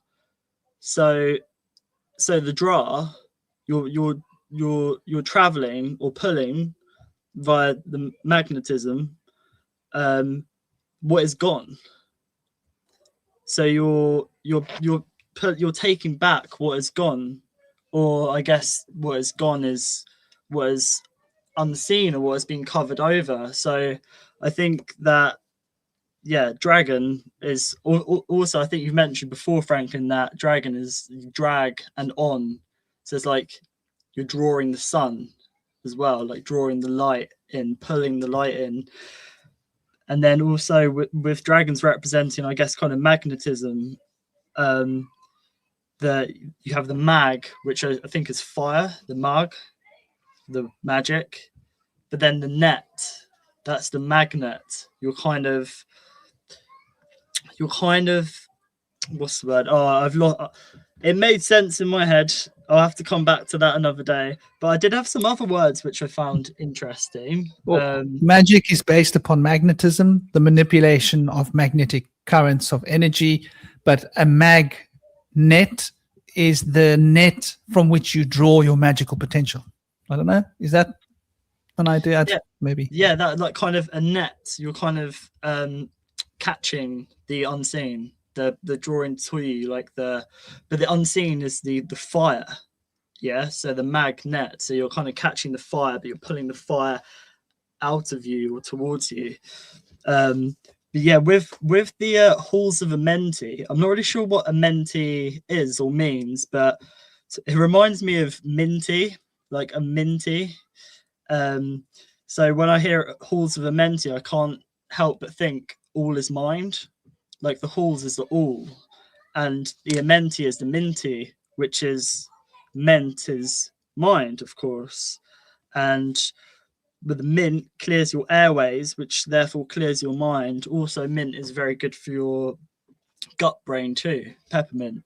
So when I hear halls of Amenti, I just can't think all is mind.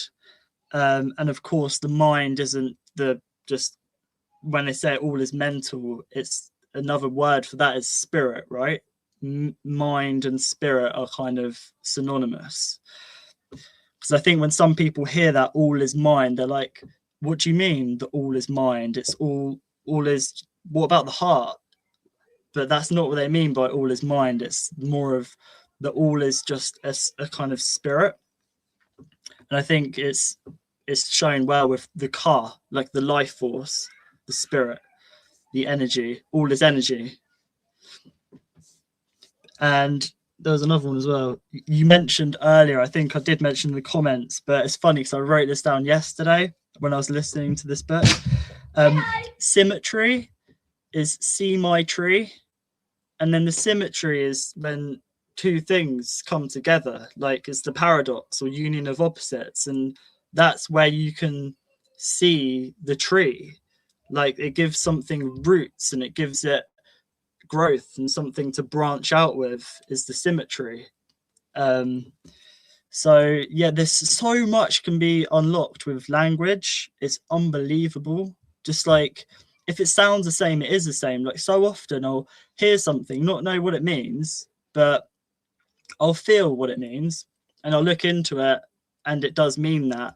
Like if somebody said symmetry and I'd never heard of it and I was like, see my tree.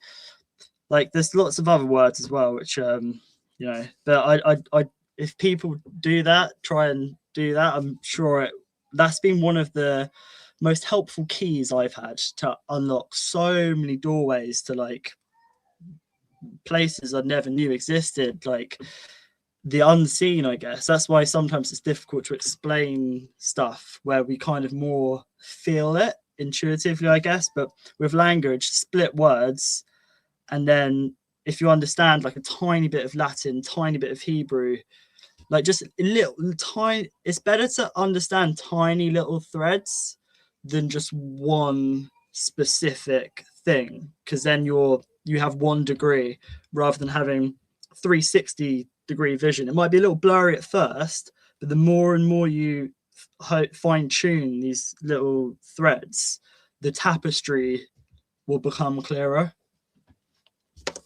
Yeah, you mentioned the Amenti, and I wanted to jump on this. And it'll only be a second, Indy, if you got something aching to say. So Amen, we all know the word Amen. It's like it's a title of Kether from Kabbalistic thinking. So it's very occult. But in Persian and Farsi, Amen means so be it. So it's got to do with fate. Isn't that interesting? The fate of what will be. Amen. So be it. It's decided. Now the word T, if we go into the oldest writings that we can find, the Sumerian, the word T means life. So put Amen and T together. Amen being that, very important word. We say it at the end of every prayer, right? It comes from Persian. It comes from very old sources. The Farsi and the Persian, I think, is the oldest roots for that word, relating to so be it, it shall be. You put that with T on the end, and it means so shall it be life. It shall be life. Now, Amenti, okay, let's look at this. Let's jump on this, ladies and gentlemen. Amenti is the place where you go to transcend the passing of not being alive. So the eternal life that you seek in this Hermetic tradition involves going into the halls of Amenti, where you can embrace eternal life. You don't leave. You don't have to pass away. You can, So You see, the Sumerian T, the Persian Amen, so be it, life. Come on. It fits like a hand in a glove. So you're right about words and sounds. You just got to look.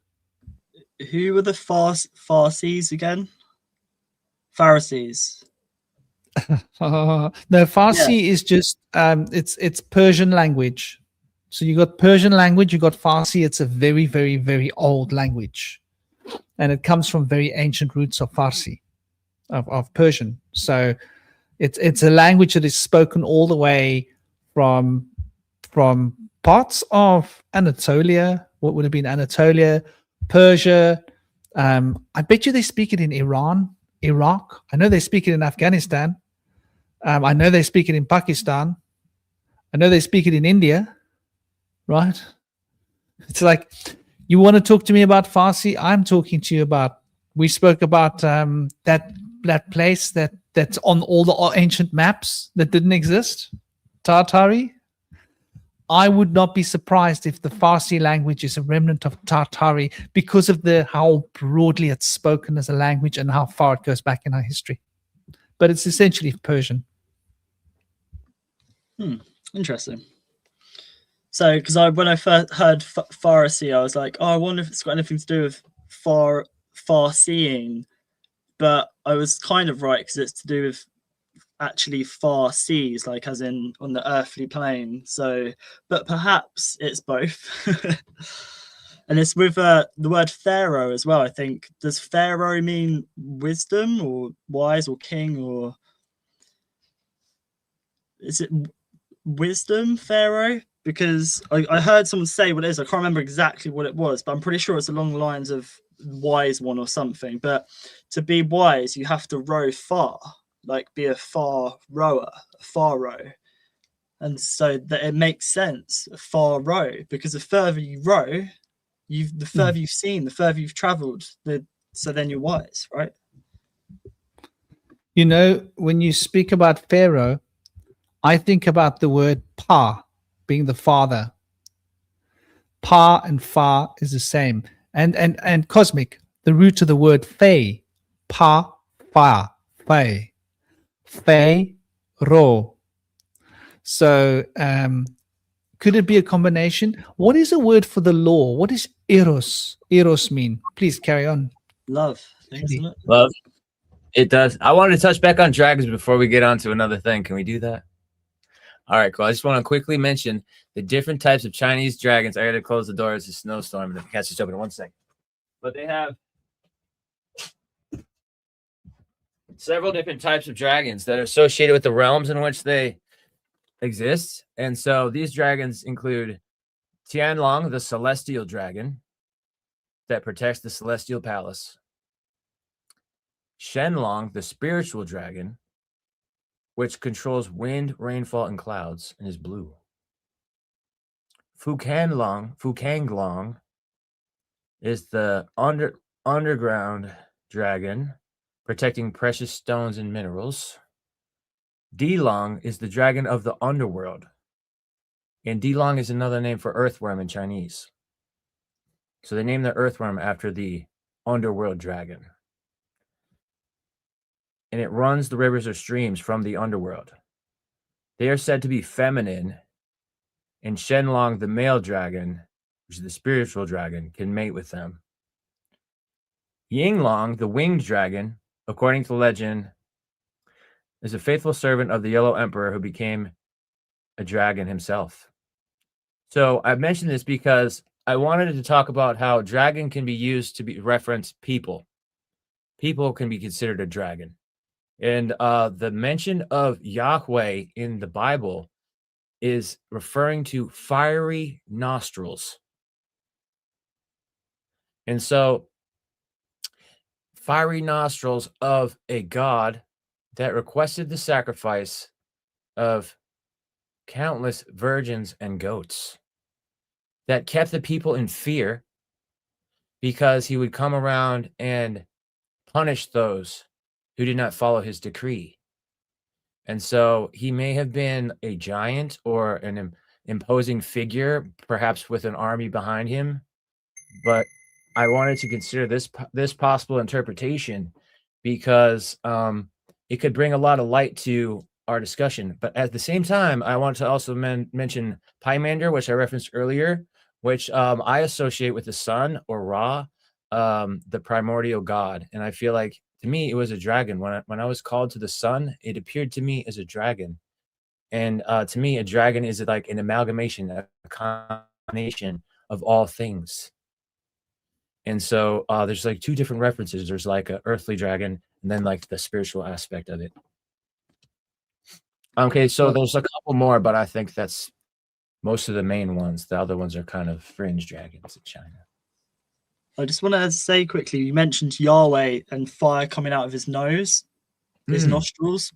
Yes. So, yeah, not out of his mouth, because we know that fire coming out of the mouth is wisdom. So fire coming out of the nose, does that mean, like, you know, he thinks he knows, hence the fire in the nose, angry, and not the mouth. So it's that there's no wisdom. Like it'll be like a kind of false knowledge. It's not out of the mouth, it's out of the nose. It's like they think they know, they think they knows, but really it's just false. It's not coming from the heart, it's coming more from the air, I guess, maybe. No? Yeah, I feel that. That's definitely a interesting interpretation. Very, very very keen. I love that. And so Yahweh was not known for being coming in to give them wisdom. He was known to come in and evoke fear. And he very well may have had wisdom and have had, much like Tiamat, the dragon goddess of all the gods, the creatrix of all the Anunnaki that came from the ocean. She was said to have fiery nostrils and be massive and imposing and very strict. And they got pretty sick of that after a while. But she and Yahweh are both seen in a similar sense of that they kind of bullied people into behaving well because they kind of wanted to do the wrong thing, but only when their authority figure was around where they actually behave. So they were the ones that were able to keep things under control because of their power. And I found that to be an interesting concept because they were wise, but they had this power, but they were not seen in a good way because the people felt belittled by them. And the interesting thing about Yahweh, when you kind of look at sort of like the historical kind of origins, if you look at the I'm not sure exactly the name of the pre-Semitic religion, where kind of like all the Babylonians, Canaanites, sort of the religion of El, which is kind of what they all sort of followed. And the thing is, every tribe, every city or whatever, they had their own god, and the gods were often tied to the city state. So you have a certain god, it represents that city. You have one god represents another city, et cetera, et cetera. And the idea was that, if you conquered the city or you destroyed the city, you essentially either remove the god from, influence, or you take the god and sort of add it to your own pantheon. And the thing about Judaism was, at a certain point, their temple got destroyed. Their city had gotten destroyed. And so they were left with this kind of like, what do we do situation? We can either, abandon our Jewish faith, abandon, Yahweh, or follow some other religion, or we can look at Yahweh differently and say, this is not a god that represents our city or represents our temple. This is a god that represents the entire universe. And so I wanted to bring that up, Indy, because I think that the origin story of Yahweh sort of being exiled from his sort of city and his temple being destroyed, and then kind of having to sort of like an overreaction to that being a universal god, and sort of almost, in a sense, it's kind of like a revenge scenario, if you will. It's like the other gods kind of like, they pissed off Yahweh and they defeated him. And then Yahweh got really mad and kind of like threw a temper tantrum and then sort of just like steamrolled everybody over there. So I think that's an important part of the story that I think needs to be discussed. Yeah, there's a big part of that has to do with the fact that Yahweh was given people that did not have a land. And so these people had built more resilience than anybody had ever came close to. And when it came to throwing down, they had the most passion than anyone. They didn't have anywhere to sleep at night. They did not have any food. They didn't have any pastures. They probably had some grazing animals that got picked off a lot because they didn't have any safe pastures to go in. But, that was the whole story, and through that process, and I think it was the Judites that the tribe of Judah that was the one that was doing a lot of the fighting through these war periods, and they kind of tainted the spirit of the interpretation of God to go from benevolent and kind to be fiery and mean because of all the conflict they had to go through. They were very desperate scavengers in the desert with very meager resources there. So they fought and they conquered and they overcame so many different people, and they wiped out like probably entire civilizations potentially, I think. And they were a fierce squad, but eventually they received their promised land, although they had to wander through the desert for like 40 years until they came upon a city of giants at Jericho, and then they overcame them with their trumpets. So they had, they were so desperate, but at the same time they were prepared. They had time to prepare and unify, and that sense of unification that they had was probably something that was a big advantage against the other people that they were against, that were probably coddled and taken for granted their positions of comfort in their cities and didn't really see the need to be on the same page with each other as much. I'm sure they did some training together, but they weren't traveling together. So their God kind of pushed them to find their land and make them have land. And he drove them in a lot of ways to become fierce.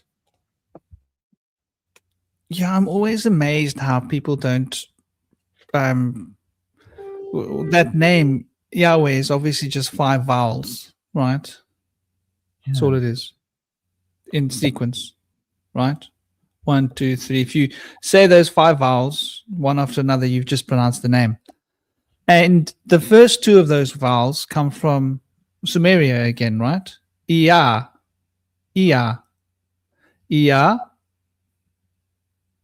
and then O, E, Yahweh, right? It's just 5 vowels.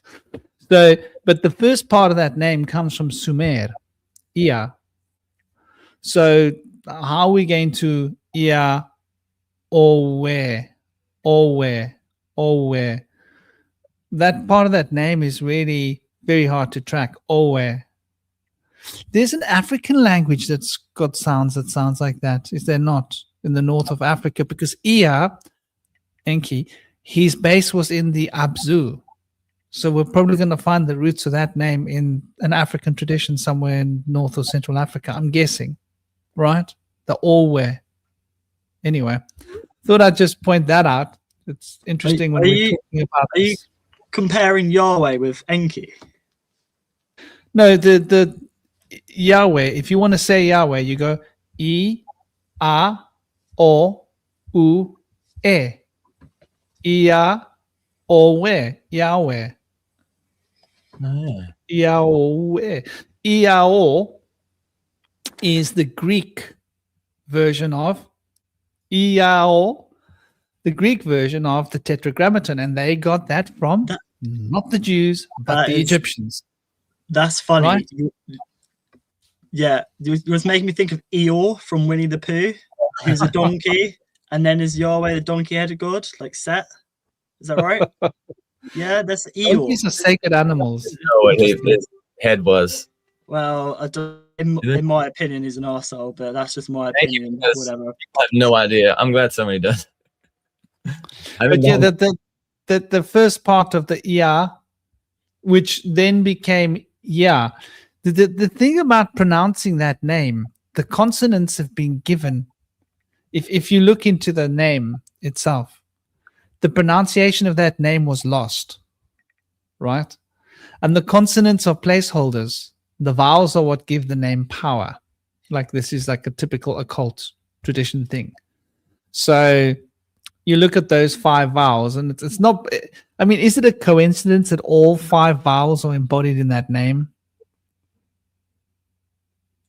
Probably not. And that the Greeks literally called it I-A-O, Iao, Iao, as that's what's their name for the Tetragrammaton.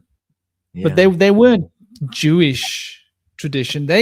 You go to the ancient Greece and they say they got everything from Egypt. So it's somehow been wiped from the Egyptian history, that name. But I think there must be in there somewhere. because the Greeks drew that from. And okay, Anatolia was on the edge of Persia. Persia is not such a far way away from the Sumerian. Yeah, who knows how and where, but it's just interesting that distinction isn't always, and it's quite an obvious one, I think. Like when we look at it, Ea was the first deity worshipped on earth. Yeah, and I think that the Greeks took Hecate as well from, I think, Turkey, because I looked, when was it? The etymology, because the spelling matters, and sometimes Hecate is spelled with a C, which doesn't sit right with me. It's a K, so it's much better because she's the keeper of keys, and keys have a K in them, and I think that is more of a stronger letter. But in Egypt, I think, was it? Oh God, I've got it written down somewhere, but the timelines with Hecate, who's a Greek goddess, was based on the Egyptian god. No, Hecate would be based on the Egyptian god Heka, Heka, who's the Egyptian god of magic. So I think it comes from Egypt before Greece, that name. But the Egyptian god of magic is spelled with a K, Heka, and similar to hex, it's got a K in it, hex and Heka. So I sometimes see it spelled with a C, and I'm just like, that doesn't sit right. But I'm pretty sure that there's also stories of Hecate coming from. Sorry, this is a bit of a side topic to what we're actually talking about. Apologies, but Hecate actually coming from Turkey, and Turkey being a sort of cradle of civilization as well, pre-Greek. But yeah. So I've taken us down a garden path here. Apologies. I don't think exactly. I think it connects because we're talking about magic and the roots of magic and the black magicians and the white magicians and how they came to be. And I have always said to people that I think that there's this fundamental connection between Egypt and Anatolia that hasn't been uncovered, right? Fundamental connection. And I think there's a reason why we're not allowed to dig in Turkey, right? Why they've banned a lot of the digs, like they're just limiting it severely and going out of their way to actually damage some of the sites by planting trees with roots that will go in and get in the way, and banning digging for many decades. But Heka is an Egyptian goddess of magic, right? So Heka, is it a goddess or a god? I think it's a goddess. Goddess. It's a hymn. Sorry. There it is. Heka? I thought it's a hymn. Yeah, Heka is a hymn. But here's where it gets interesting. So you've got the two twins of He. Now, if you look at Nuit she's bending over Jeb, right? And she has on her sides of her He, the He, right? And the He are her proverbial protectors. And she has what's his name? Sekhmet's brother, Re's other child. What was Re's children called? Why can't I think of the name now? Ra, twin children. Sorry, I should know this. My old brain, I should know this. No, man. Ra, Egypt. They're giving me all the deity. I don't know what they're giving me there. Twin children. Shu and Tefnut. So Shu is holding up Nuit, that represents the firmament, right? And Shu is holding up Nuit, and Tefnut represents the life-giving potential that comes from Nuit into the earth, in the form of moisture in the air. And then you've got He, Now the He, the two deities, standing as like protectors, and they have animal heads. Let me try and see if I can find a How do you spell He. H-E? Yeah, deities. I don't know. It's all transliterated that support Nuit and Shu, and actually Jeb. Yeah, is Jeb the Earth or is Tefnut the Earth? Yeah, Jeb is the Earth. Jeb is the Earth. Okay, I've spelt it wrong. If you try and put an H on the end, they will not give it to you. I'll have to go and find that. Ah, man, this is the problem with this bloody AI. It's. Oh, there we go. Hey, in depictions of the cosmos, such as the Greenfield papyrus, ram-headed Hey deities are sometimes shown aiding Shu in lifting and supporting the sky goddess Nuit. Right? So we're talking about two ram-headed, and I think they represent Capricorn and Aries, the outward manifestation and the internal manifestation of this psychic force, becoming physical, becoming, concrete. Now, if we take the idea of He, Ka is the life essence, right? The Ka body is our the way in which we emanate our essence spiritually and psychically is through the Ka. The Ba is carrying the feminine emotional current, like in Egyptian cosmology. So the He Ka, and then T, as we know, T means life. So He is the ram that can shape, actualize, and control the essence of Ka, which is the forces of life. That sounds like a pretty damn good description of what magic is to me. If we take the symbols and just purely go out there with the symbols and look at the hieroglyphs and what they mean. So I think we might have an idea of how Egypt and Hecate are actually related if we look at this, and probably there's a lot more that I haven't seen or looked at.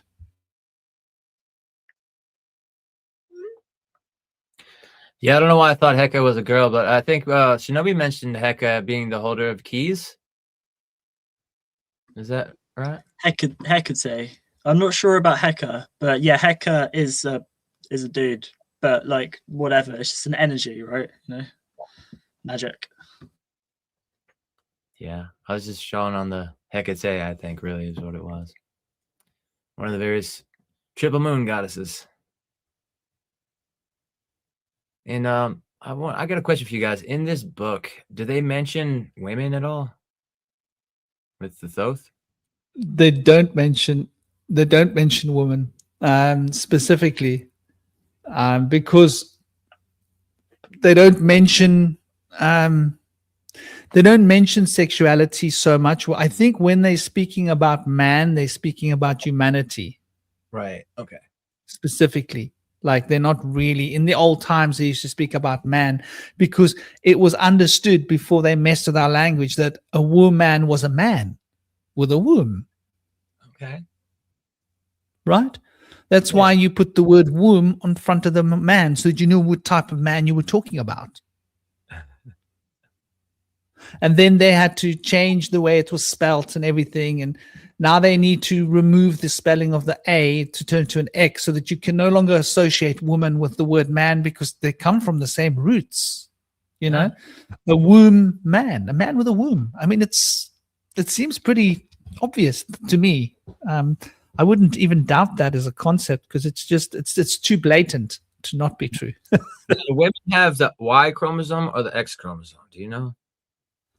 Both. They have both, but the men only have X, right? So the women are more of a Y then. I think it's men who have the Y. See, I think men have XY and women have XX, if I recall. Oh, okay. That makes sense why they're choosing X there. Maybe it's a genetic thing. I don't know. But I mean, it's ridiculous to take away the root word. because you're trying to draw distinctions like you're not a human anymore. And women and radical feminists will say we don't need men anymore. What? But there's a spiritual movement that's been happening right now after a tribe of lost natives have come out of the Andes that have practiced parthenogenesis, the ability to self-impregnate for thousands of years, and they still have this practice. And so it's being taught in secret right now. I can't mention any names, but they're only able to gather their retreat through written letters. And so women are now learning how they can impregnate themselves from their heart space to impregnate their womb. And they said during that time, according to the natives, the men would have more time to focus their creative aspect on building, creating art and food and recipes and things to feed the children and the women. And so they weren't as drawn towards needing that fixation of lust. And because of that, they were able to practice tantric practices so they could extend their longevity and live potentially to become immortals by maintaining their sacred fluids and cycling them back within. So this is all new information, but I think it's quite fascinating how secret information of people that have transcended the materialist view and are able to receive the magic that comes of it is pretty exciting to me, that this is what's going on right now. And as much dismay as this might cause to men that women might not need us anymore, I don't think that's necessarily the case, because when they're impregnating themselves, they're going to have their hands full. They're going to need somebody to support them and protect them and give them shelter just the same. So I think it's an interesting thing that's happening in the world right now. This is pretty hush hush, but if y'all are ever familiar with the Four Winds with Pablo Suelo, I think he actually interviewed the tribe first, but they did not tell men. So they told women much later in secret. Yeah, I'm not sure how that sits with me. Not because I think men aren't going to be needed at all, but more of the DNA, the double helix, the caduceus, the union of opposites, and the if a woman creates without that spark, where is it going to be coming from? Because it's not coming from our, Fish and amphibians is that they actually, I think they turn to a male and then they turn back into a female, or they start as a male and they turn to a female. Seahorses do, yeah. Yeah. So I don't think that's the case here. I feel like what they're saying is that they're able to create energy in their heart space that is able to create a gamete that can fertilize their egg. I'm not really sure how that process works. It might be the case that they may be fusing two eggs together. Maybe this is how humanity continues, because like a lot of guys aren't able to, Yes. The way I look at the whole, like, I kind of take it to a deeper level. I don't see that male and female is not just a, the necessary prerequisites for creating a life or an organism. I think they're fundamental to consciousness itself. Like the way I understand, like you think about, like, I was thinking the other day too, like about, the differences between, like, male and female erotica. Like men tend to like, images and sounds, and women tend to like, novels and books. But you think about it, this is also kind of like masculine and feminine consciousness, right? Because in a way, it's like for the man, the reason, you think about from like a sexual standpoint, that a man essentially wants to be enveloped by a woman, just by going inside them essentially. So men want to essentially be enveloped visually with images, sounds, et cetera, et cetera. We want to be enveloped. Whereas women, they are more interested in penetration, but they're not penetrated by images and sounds. They are penetrated by words on a page. So it's almost like the words, that non-physical, it's almost like women in a way embody the more non-physical side of consciousness, right? They're more about emotions, feelings, personality, and men are more physical when it comes to sexual. Obviously it's not like, there's exceptions to the rule, of course, but the point I'm trying to make here is that when I see, hear comments about like, reproducing without the opposite sex, I feel like even if that's the case, and even if that's true, I feel like that's missing out on some very vital truth, some vital aspects of our existence, and that is that the two of these things, male and female, complement each other. You know, this idea that, you know, women don't need men is just as ridiculous as saying men don't need women. It's very obvious that, you know, we need each other.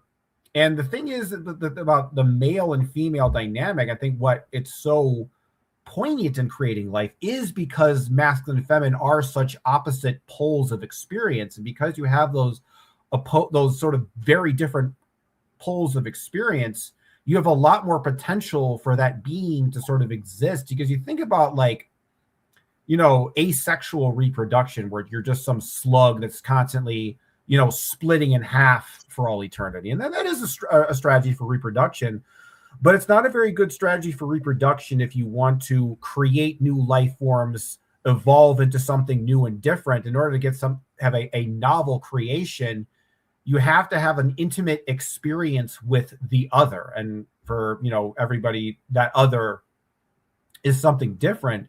So when I look at I hear a story about, like, you know, Native people using, like, you know, creating spirit children through just, you know, feminine, without male reproduction, I feel like that it's missing a vital aspect of the story and a vital aspect of creation. Because I think in a lot of ways, there's this weird notion in spirituality that somehow the future of mankind's evolution is androgyny, where the sexes sort of, like, they merge into one.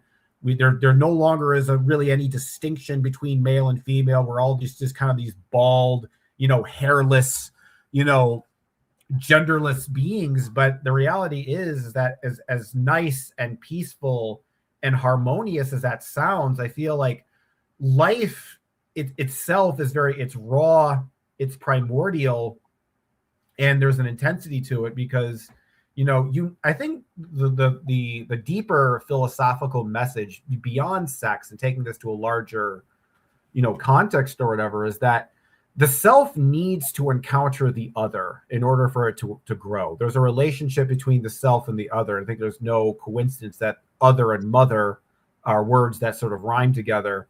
And with a lot of, like, you know, philosophy, whether it be, you know, through philosophy, sexuality, whatever, when things are just, oh, we don't need the opposite source, we don't need that opposite thing, then that system of thought or that belief system, whatever, it becomes insular, it becomes incestuous. When there's no outside influencing the thing, that phenomenon, that group mind or whatever, it can't really grow. So there's that necessity of combining opposites. And my concern is that we're going to combine the opposites so much that there will no longer be any opposites to combine.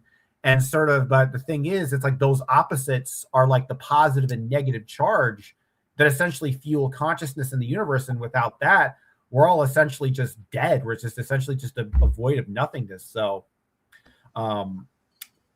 I think that there's an importance in maintaining that relationship between the masculine and the feminine, not doing this kind of, like, you know, men only or women only kind of thing. It's like, you know, because, like, the way I look at it, a lot of people say we should have a patriarchy. Other people say we should have a matriarchy. And I honestly think we should have neither, because really either side is going to obviously be imbalanced. So I think having that communication, I think probably one of the things also that's difficult that I realized in society is the fact that, like, we view sexes as a war, that men are supposed to be better than women, or women are supposed to be better than men, and one sex has to dominate the other and prove that they're better. And it's like hot dominating cold, or up dominating down, or left dominating right. It doesn't even make sense conceptually. It's just stupid in a way. So I think that we have to remember to keep these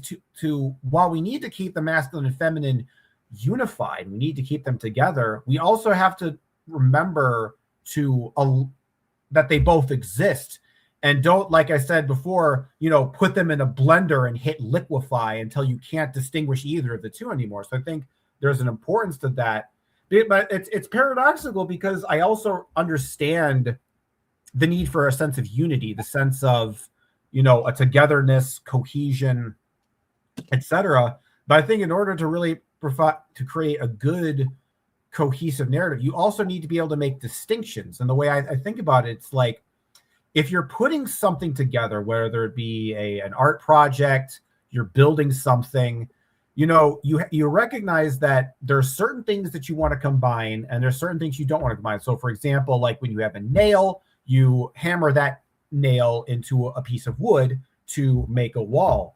Now, if I took that same hammer and started pounding it into like a toilet bowl or something like that, it's going to be problematic. So the idea is that connection is important, but the connections have to mean something. There has to be a meaningful harmonic resonance between the things that you're combining together, because oftentimes when you combine things that are not supposed to be together, it can be the opposite effect and create something negative, something like, I think of it like the difference between consensual sexuality versus rape, right? When you're in consensual sex, it's two partners who've consensually agreed to join together and be one being, essentially. Whereas rape, it's not consensual. You're basically forcing someone into a union against their will, which causes a lot of pain, a lot of negative feelings, a lot of darkness. And so the point I'm making is that it's important to keep things interconnected, but you don't want to connect the wrong pieces together. And I think part of the problem with a lot of, you know, spirituality in modern culture today is people are just putting things together willy-nilly without any respect to whether or not they actually fit together correctly and create a harmonic resonance. We're just kind of like, it's like we're putting everything together, but in a messy, discordant, ugly kind of way, rather than a beautiful, coherent, and ordered way. Yeah, I think it's not meant to draw anybody apart, really. What's going on here is like, this is something that's only going to be available to mystical people that have spiritual, deep understanding. Nobody else is allowed to know about this, really. I mean, even if they are, they'd have no interest in disconformity. They would not try to eat weird foods or do strange things with their urine to try to live forever, or like try to practice weird sexual things alone. They're just not going to be into it, because that's how they're drawn away from it, really. But like, I think there's a point why that's done. And I feel like the creator or Mother Nature has made things the way they are, even though we see things to be so wrong right now, potentially with our authority figures and things. I feel like ultimately in the big picture, there's a reason why things are happening the way they are. And so it is probably, like it's mentioned in the book of the Emerald Tablets, the materialists are going to be behind a veil. Now, other people that can transcend that veil, that have compassion and understanding and recognize the power of the sacred union, will be able to utilize this to their advantage to make the sacred union better. Now, there's 3 situations I could mention where this would become a solution. Now, we all know that there's couples who are not able to have a child. Now, in this situation, the woman would be able to have a child on her own if she was not the one that had the issues. Another issue is that not everybody can find a mate. And so if you can't find a mate, you'd be able to still procreate and have a family with someone to share your life with. And also, the most important part, and I think this is really what it was established for, or was discovered by, is that when 2 individuals are separated and isolated alone in the wilderness, they can last for an eternity until they can find each other and then create that sacred union. And I feel like this might have been what happened between Tiamat and Abzu. How did they come from such different places and then end up creating the most amazing creation that's brought us the civilization that we have today? But I feel like they probably were from Tiamat, where the upper waters were hurled into earth and they had been lost. And he ended up in the deep water, Sweetwater abyss. She ended up in the salt water. And they might have practiced those practices. Now, women cannot necessarily become immortal from tantric practices, but they could potentially become immortal from alchemical practices of utilizing the salt crystals from our urine. And so whether they were able to figure out that, that's doubtful. But I mean, it's possible. However, they could have just kind of like maybe like cloned themselves multiple times where they have like asexual reproduction. Maybe the kids like them. I don't really know. Then they would have, maybe they could even pass down their information to their child through that process. Now that would be worthwhile. Imagine being born and knowing everything that your mother knew. And so I feel like this is not meant to be something that's going to allow people who are of low mind and judgmental and carry hatred in their hearts or resentment for the opposite sex, not going to be available to them, not going to be used by them. And so I feel like there could be an exception. Maybe one person ended up in a bad way and tried to do that, but I would feel like the collective would guide them away from that. And so we see an example of this with Sophia amongst the Gnostic syzygies, and she went away from her syzygy, which is her pair, her husband, and she did that on her own, and that was not a good move. There's some parallels here, which I was going to mention, but you mentioned Sophia. So apparently Isis created Horus without Osiris, right? She pieced them back together, but without the phallus. Yes, right? good. One. Yes. Two. Sophia creating without the father. That's the second. Same story, probably same archetype, right? Same myth. And then you have Apsu and Tiamat. And I've always thought that Apsu is just the absolute, that all there is, all is mind, halls of Amenti, the Apsu.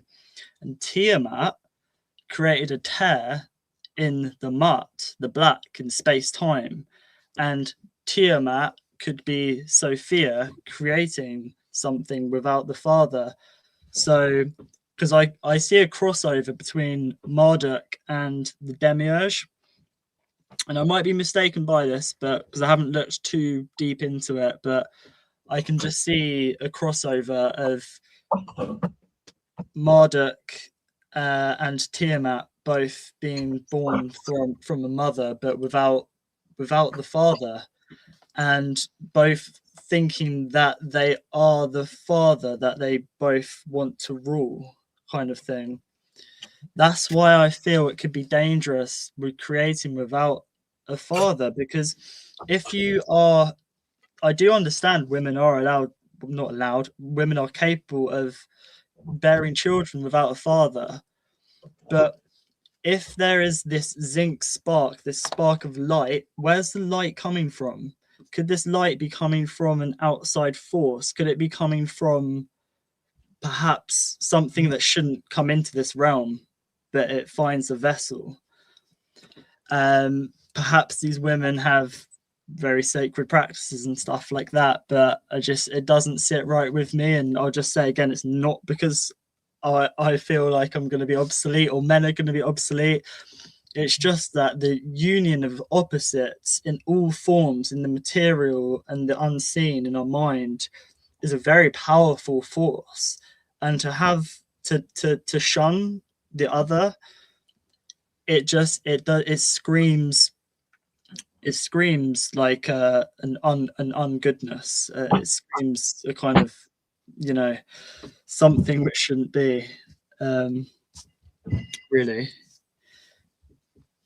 So that's my 2 cents on it. I think another explanation for these these sort of self-induced pregnancies is kind of like, in Christianity, the idea that maybe these women are being impregnated by some kind of like male deity that's in a sort of a higher plane to them. Like you can basically, Indy mentioned before that, you don't necessarily need to have partners to have these sex. Well, it's like, well, there's just plenty of entities and spirits out there who are more than willing to be partners out there too. I mean, I know from my own experience. So I think when it comes to, the male and female, it's like you can, even if you don't have a partner, it's like you can still access that space, in a lot of ways. Like you think about, like when you feel, aroused by another person, for example, like we always kind of tend to think of it like, oh, this is just these are my individual feelings, these are my individual desires. And that is true to a certain extent. But when I kind of like pay attention to those feelings, I realize that it's actually a kind of a pull. It's like there's a sort of a feminine force that sort of like wants you to, that's drawing you in. So when you feel that sexual desire, it's not just a magnetization towards a person, like you're heading towards like a particular object you want. It's like there's an actual gravitational pull that sort of happens that kind of like pulls you in, right?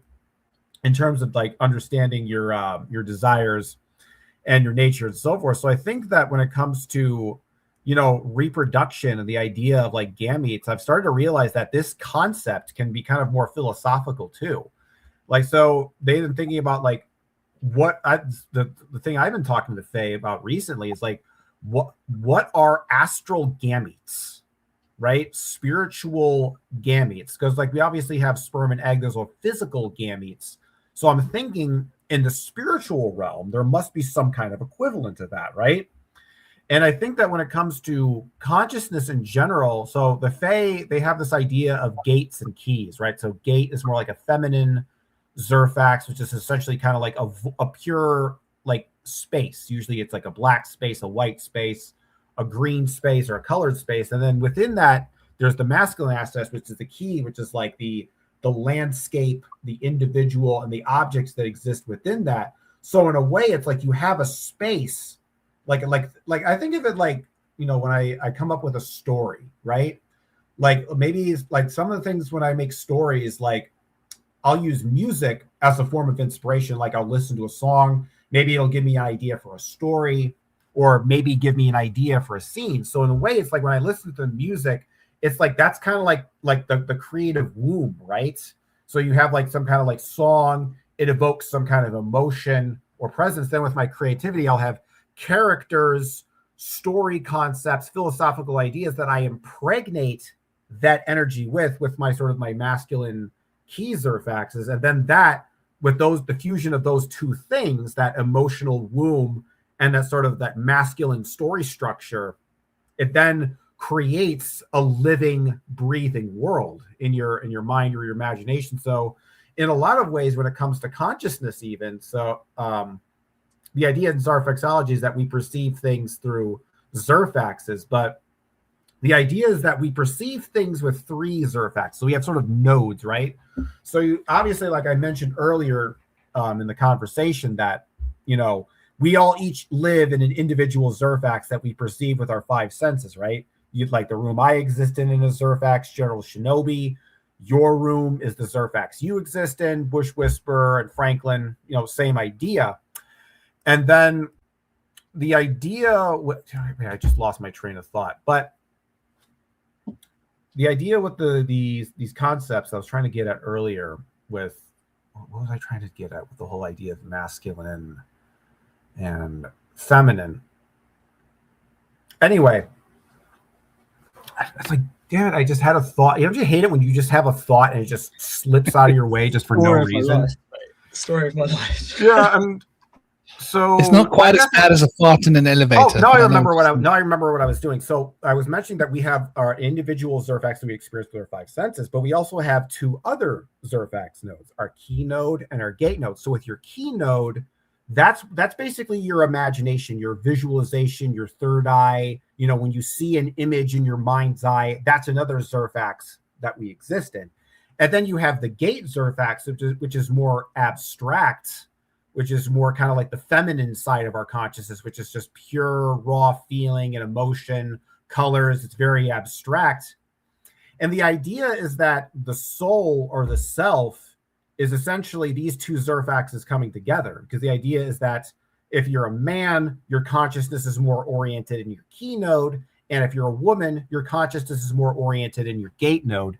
And by combining these 2 Zerfaxes of consciousness together, that is essentially how life is created and reproduced. So in a way, when we think about masculine and feminine, I think you guys can agree with this. It's not just a literal, you know, reproductive concept, but it also can be applied to the occult and can be applied to ideas and art and how you conceptualize, you know, concepts and stuff.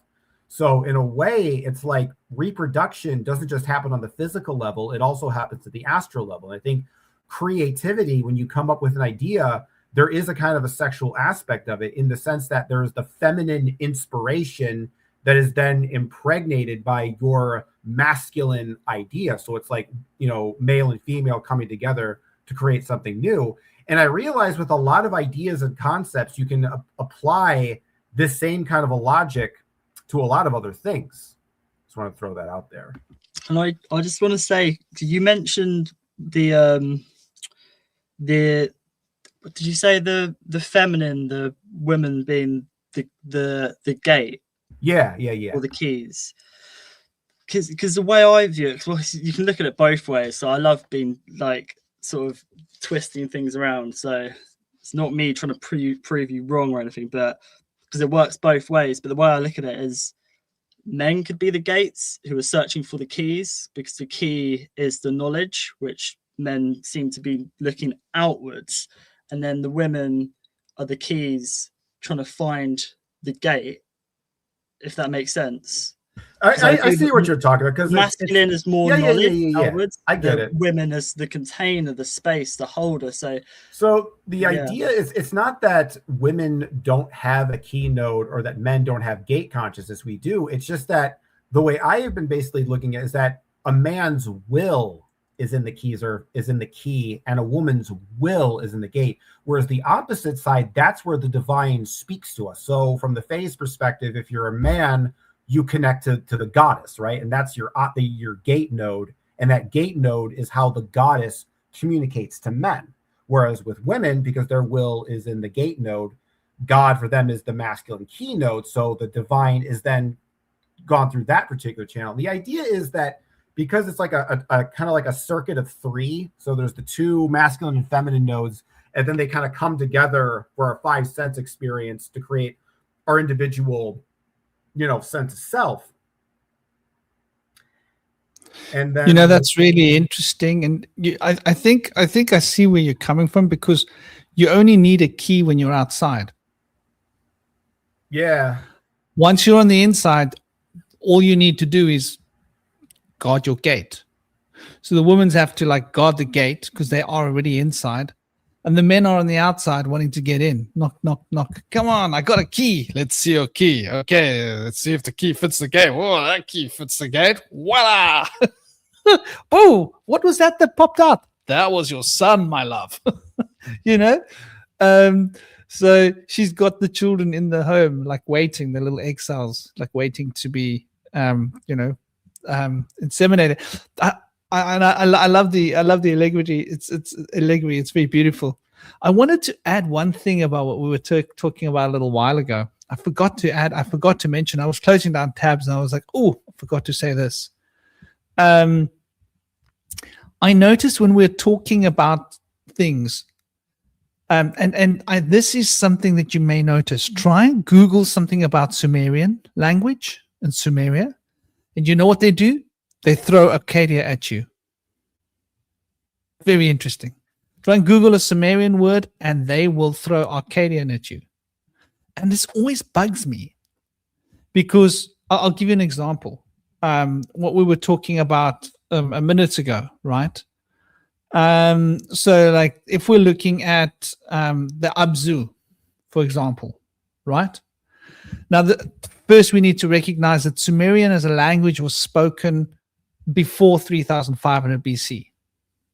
They've got the language developing and being written in the 3000s. The Akkadian language developed a long time after that. So there's about 1,000 years between the Sumerian and the Akkadian. So the Akkadians came many centuries after the Sumerians. And all of the Sumerian information was re-catalogued by the Akkadians. But now, our slave masters and our AI machines want us to mix up what the Akkadians said about the Sumerian stuff, which to me sounds like crazy. Because, okay, for example, we were talking about Abzu. Now, in Akkadian, 1,000 years later, the Abzu was considered to be a god, right? But when you go back 1,000 years and they called it Apsu. When you go back 1,000 years, it wasn't Apsu, it was Abzu. That's Sumerian. And in Sumeria, the Abzu was not a god. Isn't that interesting? In fact, the Abzu was a principle of sweet water that was in the earth's crust, specifically.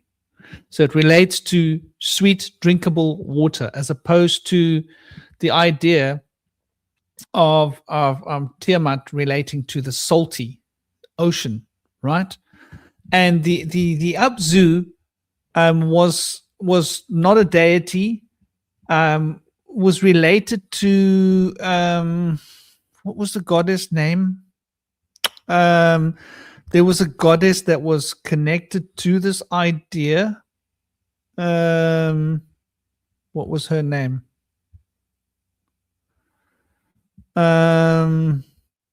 Gosh. I forget her name. The Abzu. So the Abzu is related to, and this is quite interesting, was originally related to Ea, or who they called Enki. And Enki was related to the waters that you could drink, which relates to wisdom, drinking water, the waters of life, right? I think it's a metaphor. But it was not Enki. Enki was separate from the Abzu. And there was a goddess, Ninharsag. I think Ninharsag was related to Abzu. Just let me check. Ninharsag. I hope I'm right. If I'm wrong, I'm sorry. Was related to Sumerian idea of Abzu being fresh water inside the earth, right? Ninhursag, the mother goddess of the mountains, was closely linked to the Abzu. Yes. So the Abzu was related to the Ninhursag, who represented the mountains and the caverns that held the lakes of water that were under the earth. Then the Akkadians came around like 1,000 years later, and they suddenly turned that into a deity. Now, when we try and Google that, we're getting all this deity nonsense, which is like a later generation, flashed at us like flashcards. And it's taking the understanding of what the Abzu meant to the Sumerians originally and turning it into something else, which is interesting. And I thought I'd just put that in there. It really bugs me whenever I'm trying to look anything up in Sumerian. I'm always being redirected towards Akkadian. I don't know if you guys have noticed this. And they try and mix it up. Have you noticed how AI goes out of its way to mix up? And if you know the difference, you're like, why are you doing this to me? I'm being very clear in my search terms. I'm asking about Sumerian cuneiform. You actually have to specify, I don't want to hear about Akkadian cuneiform. And even then, it's like, it's tricky. They're going to throw it at you and they're going to try and mix it up because they're very much aware that the Akkadian story of the Sumerian story is very different than the Sumerian story, which is interesting.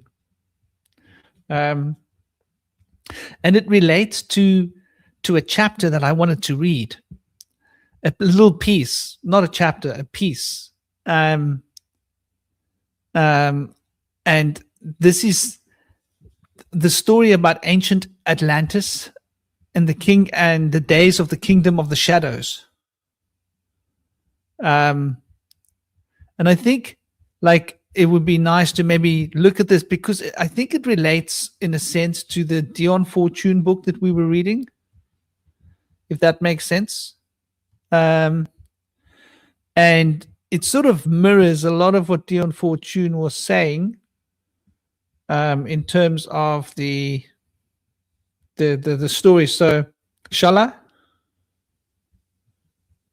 you guys keen? Okay. I'll try not to make it long, but it's really interesting. So, speak I of ancient Atlantis, speak of the days of the kingdom of shadows, speak of the coming of the children of shadows. Out of the great deep were they called by the wisdom of the earth men. That's interesting, isn't it? Called for the purpose of gaining great power. Far in the past, before Atlantis existed, men there were who delved into darkness, using dark magic, calling up beings from the great deep below us. Okay? So the beings were being called up from the great deep. Forth came they into this cycle. Formless were they of another vibration, existing unseen by the children of earthmen. Only through blood could they have formed being. Only through man could they live in the world. Sounds like Rudolf Steiner's story of the eighth sphere. In ages past were they conquered by masters, driven below to the place whence they came. Now we're going to read about this story when we read the Ethiopian book of Enoch.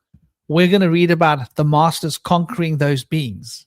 This is the Enoch story we're talking about here, which is another book that I'm hoping we'll do. I think it's brilliant because it ties the knot between the book we did 2 weeks ago, this book, and the Enoch. They're going to be succinctly expressing similar ideas of anthropological concepts. But some there were who remained, hidden in spaces and plains unknown to man. Lived they in Atlantis as shadows, but at times they appeared amongst men. Aye, when the blood was offered. For they came there to dwell amongst men. In the form of man, they amongst us, but only to sight were they as are men. Shapeshifters. It gets better.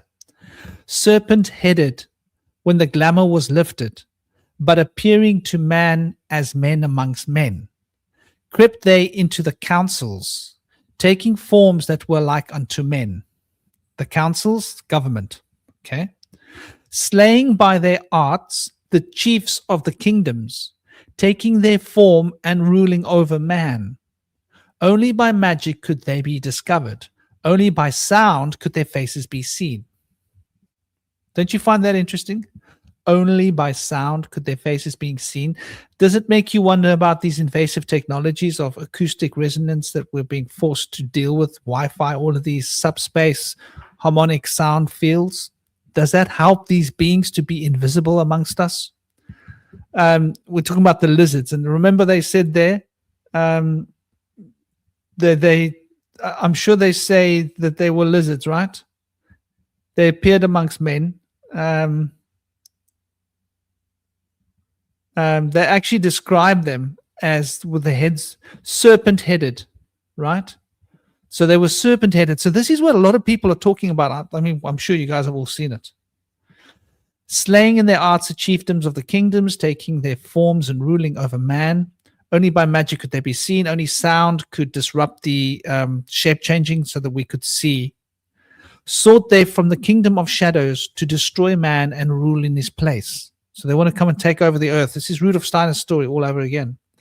But know ye the masters were mighty in magic, able to lift the veil from the face of the serpent, able to send him back to his own place. We're talking about who taught us how to, what do you call it? Remove demons and send them back to their own plane, right? Exorcism. Came they to man and taught him the secret, the word, that only a man can pronounce. Swift they had lifted the veil from the serpent and cast him forth from the place among men. So they taught us the sacred name, and the name that we're talking about is the Ea or where, according to the Tetragrammaton, is this very ancient name that is a Fika oath. It's mentioned, called the Fika oath in some other, the Book of Giants, for example. But we'll hear about it in the Ethiopian book of Enoch, which is the only complete book of Enoch left, and it's slightly different to the other book of Enoch that we all think we know. Very interesting. I think it's gonna be an eye opener for us all. Yet beware, the serpent still liveth in a place that is open at times to the world. unseen they walk among thee in places where the rites have been said. Okay, so who are the Illuminati? What are these rites that are being said? What are these rites that are being done? Right?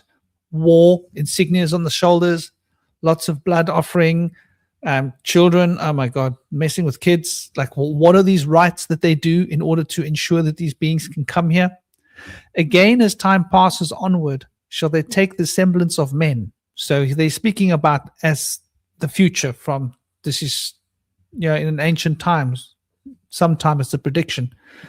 Called they may be by the master who knows the white or the black, but only the white master may control and bind them while in flesh.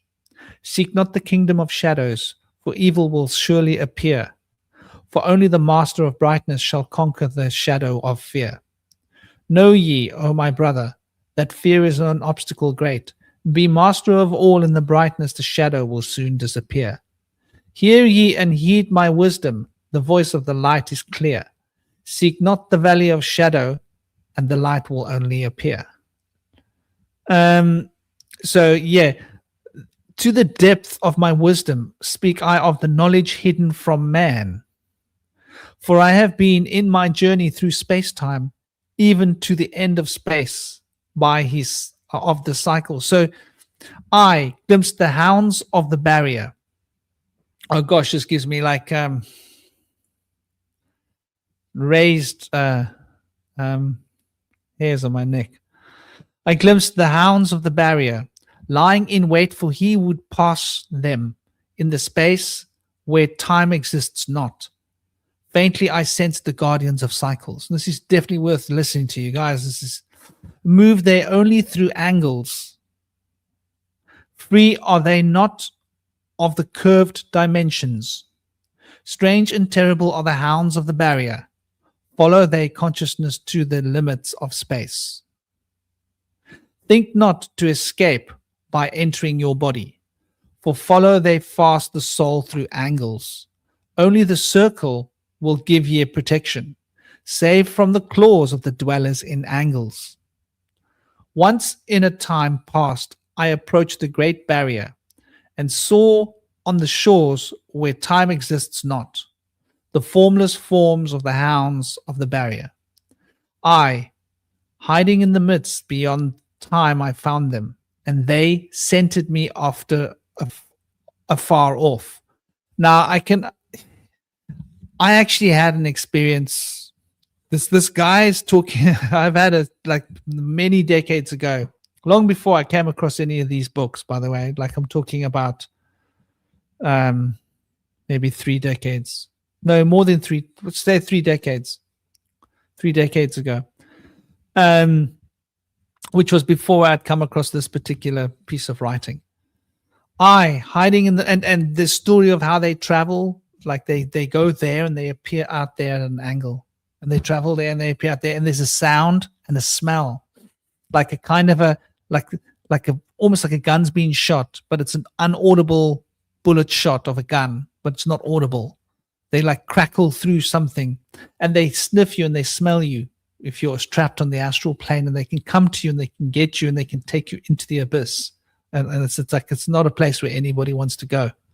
I spoke about it at length in one of my interviews with Jeremy in the in my podcast. There's something about something with a shaman or something. It's in there. I, hiding in the midst beyond time, I found them, and they, scenting me afar off, raised themselves and gave the great bell cry. And there's this sound that they make. It's like a frequency. It's really disturbing to the core of your bones, like your being. That could be heard from a cycle to cycle and moved through the space toward my soul. Fled I then fast before them and back from time's unthinkable end. But ever after me pursued they. You can't escape these guys, by the way. There's no way to escape them, trust me. Well, not moving conventionally. I don't know. I got taken by them to face the formless. But this here guy says that there's a way to avoid them by moving in curves. And I think if you're automatically moving in curves, the moment you become afraid, though, you stop moving in curves. I want you to appreciate that for a moment. Fear is about moving in these angles. Circles is about moving without fear. That's really important to recognize. But ever after me pursued they, moving in strange angles not known to men. I, on the grey shores of time spaces, and found I the hounds of the barrier, ravening for the soul who attempts the beyond. Fled I through circles back to my body, fled and fast after me they followed. I, after the devourers followed, seeking through angles to devour my soul. I, know ye men, that the soul who dares the barrier may be held in bondage by the hounds from beyond time, held till the cycle is completed, and left behind when the consciousness leaves. And I think that's very, very real. Like, you might have to fight for your life if they get hold of you, and more than just your physical life. And it's like not like a psychic battle. It's an internal thing. Like, it's got to do with, there's only one thing that's going to save you. And entered I my body, created the circles that know not angles, created the form that from my form was formed, made my body into a circle, and lost the pursuers in the circles of time. But even yet, when free from my body, cautious ever must I be not to move through the angles, else my soul may never be free. Know ye the hounds of the barrier move only through angles and never through curved space. Only by moving through curves can ye escape them, for in angles they will pursue thee. O man, heed ye my warning. Seek not to break open the gate to beyond. I think this is a valuable lesson to anyone. Few there are who have succeeded in passing the barrier to the great light that shines beyond. And for know ye ever the dwellers seek such souls to hold in their thrall. Listen, O man, and heed ye my warning. Hold on. Did I not put this on the screen? Oh, I'm so sorry, man. I'm so sorry. Oh, no, that's not what I wanted. It's not what I wanted. There. Sorry, people. I meant to put that up there. Listen, O man, and heed ye me warning. Seek ye to move not in angles but curves. And if while free from the body, thou hearest the sound like the bay of a hound, ringing clear and bell-like through thy being.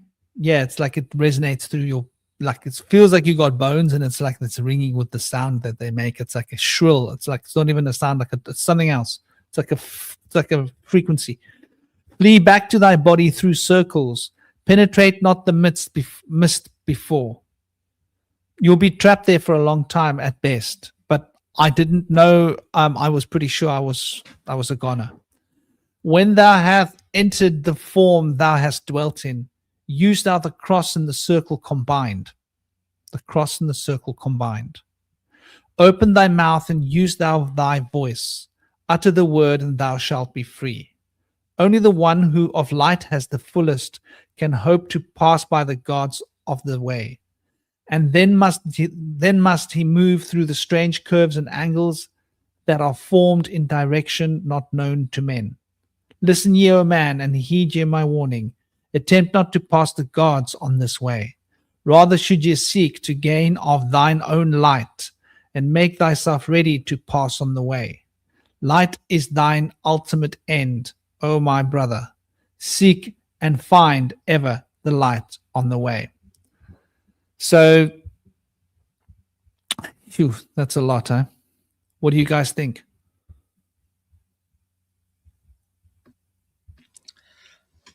This is the most profound text I've heard, read, looked at, whatever. And it's so important right now, because all of the things in this text explain things that have happened in the past, but things that are also happening now, and how important it is to, like, when we pass on as well. It explains the past, the beginning, the now, and when we cross over as well. And I shared in the chat your the podcast you did with Chris on Forbidden Knowledge News Network, where you explained your story like really well. So I've shared that in the chat so people can have a listen, because what you described was this, wasn't it? These things that move at weird angles and stuff. And when I jumped on, that's what I tried to explain, but I couldn't find the actual writings. But it's so profound. I would just like to share. I'll let Indy speak first, and then I just want to try and cross over these different myths and stories of Steiner and the Ape Sphere and Tiamat and stuff. And it's quite short, but it might make sense to people. So I'll let Indy say a few words first if you want.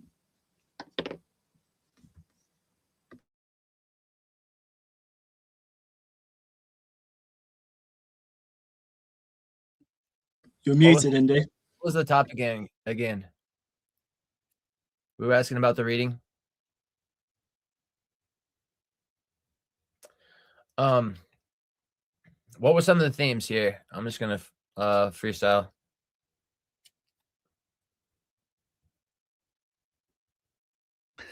Basically, the theme starts off with where the evil ones came from. They were back in the ancient times of Atlantis and before, and they were beings that were called up from the deep by previous beings, and these beings came and they didn't have bodies, but they were able to be brought here and kept here with blood sacrifice. And these beings then, with the blood sacrifice, were able to hide things from the humans and bamboozle them so they couldn't access wisdom. And these beings were then able to use their magics and their dark sorceries to unalive and remove all the chieftains and to take bodies of humans, take form here. But they had lizard heads. However, they had a glamour on that you couldn't see that they were lizards. And they looked like humans.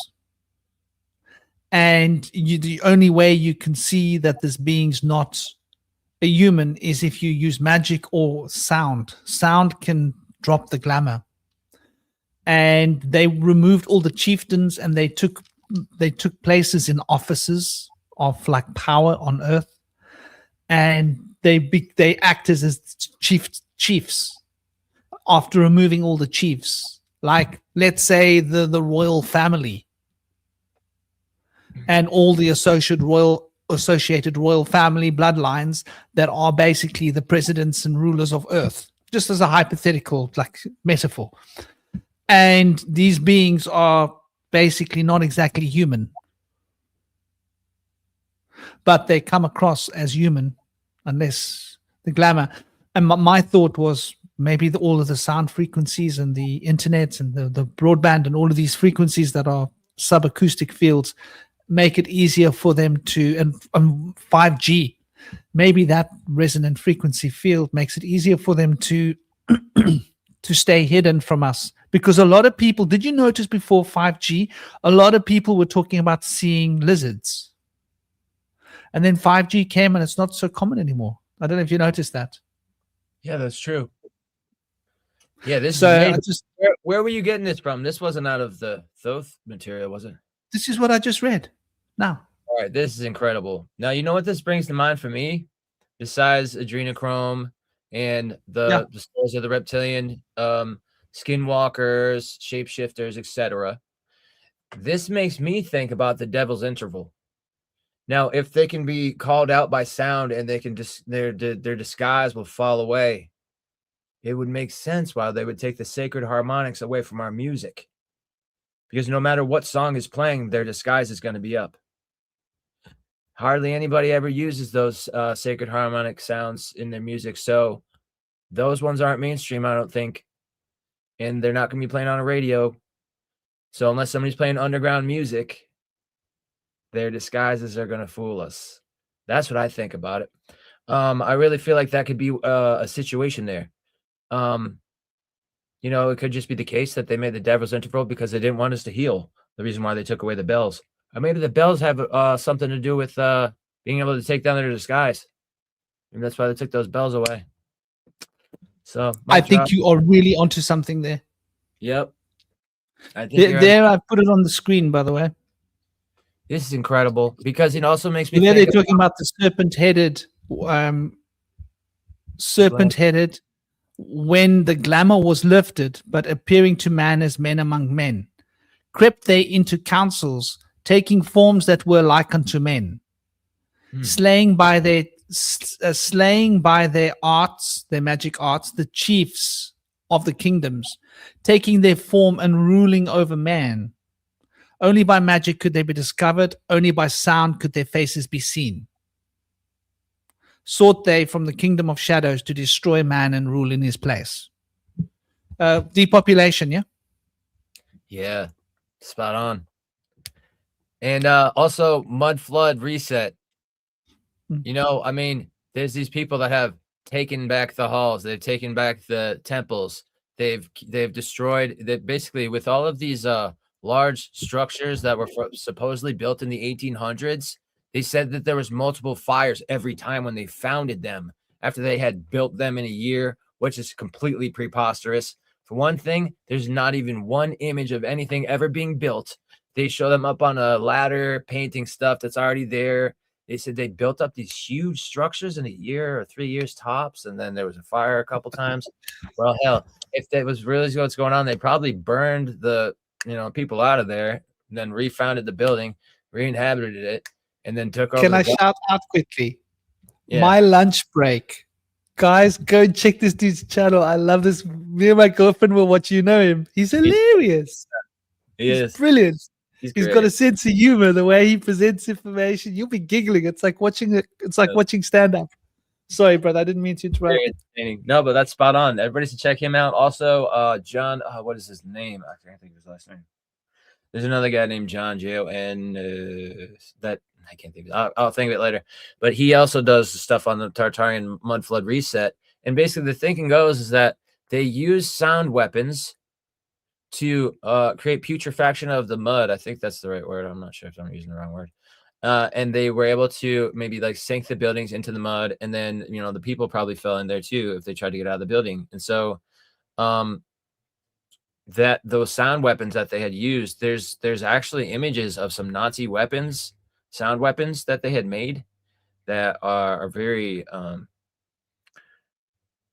they're very lucrative. We don't really know what that was used for or how they impacted the environment, but there's definitely some strange things going on with these old buildings.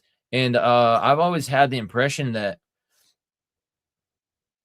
our authority figures are Atlantean warlocks that have practiced evil ways for as long as civilization has been in our history and beyond. So it's said that before the breaking of their healing crystal by Edgar Casey, that they were benevolent and kind and peaceful, but that after their healing crystal was destroyed, that they became fallen, which kind of ties in with like some other stories where people either use high technology and they're punished by nature, or they abuse their ability to manipulate nature and they're punished by nature. Like the story of Moses was able to crack the rock and then it created a flood.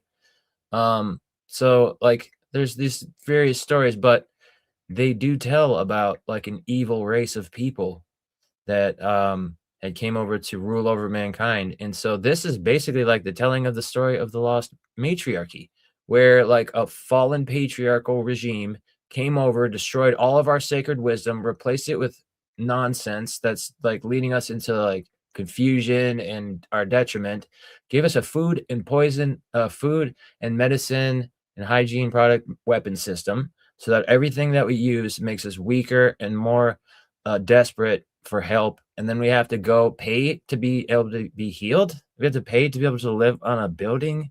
Really? That's absurd to me. That's wrong. I feel like, in the old ways, the witches would come around. They said, here's your pack of seeds. I'll explain to you what to do once you've grown them. This is how you make the medicine. Thank you. Have a good day. Carry on. And so this is how medicine was done. And this is how it is still done with naturopathic people in the world. and they're just trying to wash over us. They're like, oh, don't worry about that. Come over to our sick care system. That's what everybody does now. Not me. I mean, somebody might have to. It's a sick care system for a reason. If you have an emergency, that's what it's there for. It's there for emergency situations, or naturopathic medicine will not be able to suffice. But other than that, if you have something where you have time to work on the condition, naturopathy is going to help you if you believe in that. If you don't believe in it, it's not going to be effective to you. But I've had experiences with it, and I know to believe in it, and that it's more effective than a lot of these symptom covering up false medicines. And so I've just had a blast with these things. Through youthing practices, I've been able to get my health back again and again after having lost it, and develop multiple life-threatening conditions, all in remission. I'm just so proud to have been able to walk away from conformity to a broken system. But to talk about these reptilian shapeshifters that are trying to replace man and disguise themselves, you know, I've always been very skeptical about that. I've assumed that that is just some kind of embellishment of starseed, new age stuff. But seeing this in ancient documents now, I'm gonna have to take a second guess on this and reconsider. It's playing out before us in real time, like now.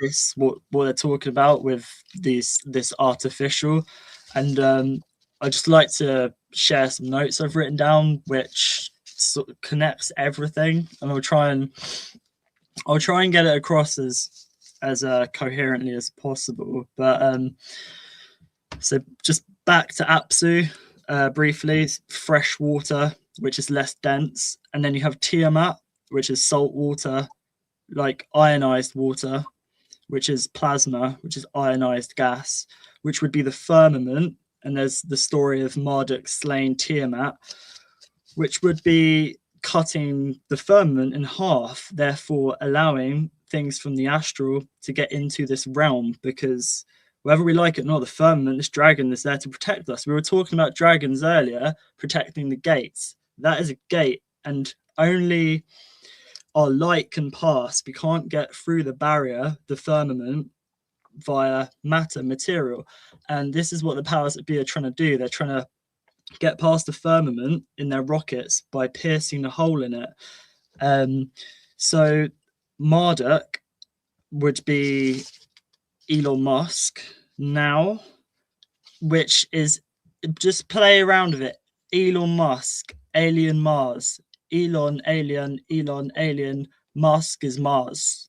Alien Mars. He said openly he's an alien, and whether he's trolling or not, it's not him. Like he's a moon child. There's a whole ritual to do with his birth and stuff like that. All of the presidents seem to have dementia at some point, which means that there's something else which has taken over their identity, something else from the astral, you know, controlling their subconscious like puppet masters, right? So anyway, Elon Musk, alien Mars, you guys talking about lowering vibration, destroying church bells and stuff. This is how they remain hidden. And this has been happening for a long time with square buildings, square this, square that. You have electric cars which emit extremely low frequencies. Whenever one goes past me, the sound just sends chills down my spine. It's like it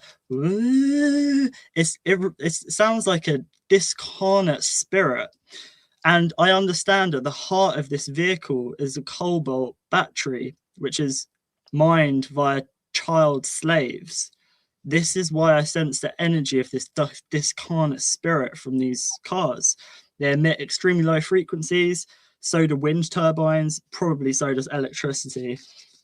So the eighth sphere, which, you know, say there's a barrier, the eighth sphere is beyond it.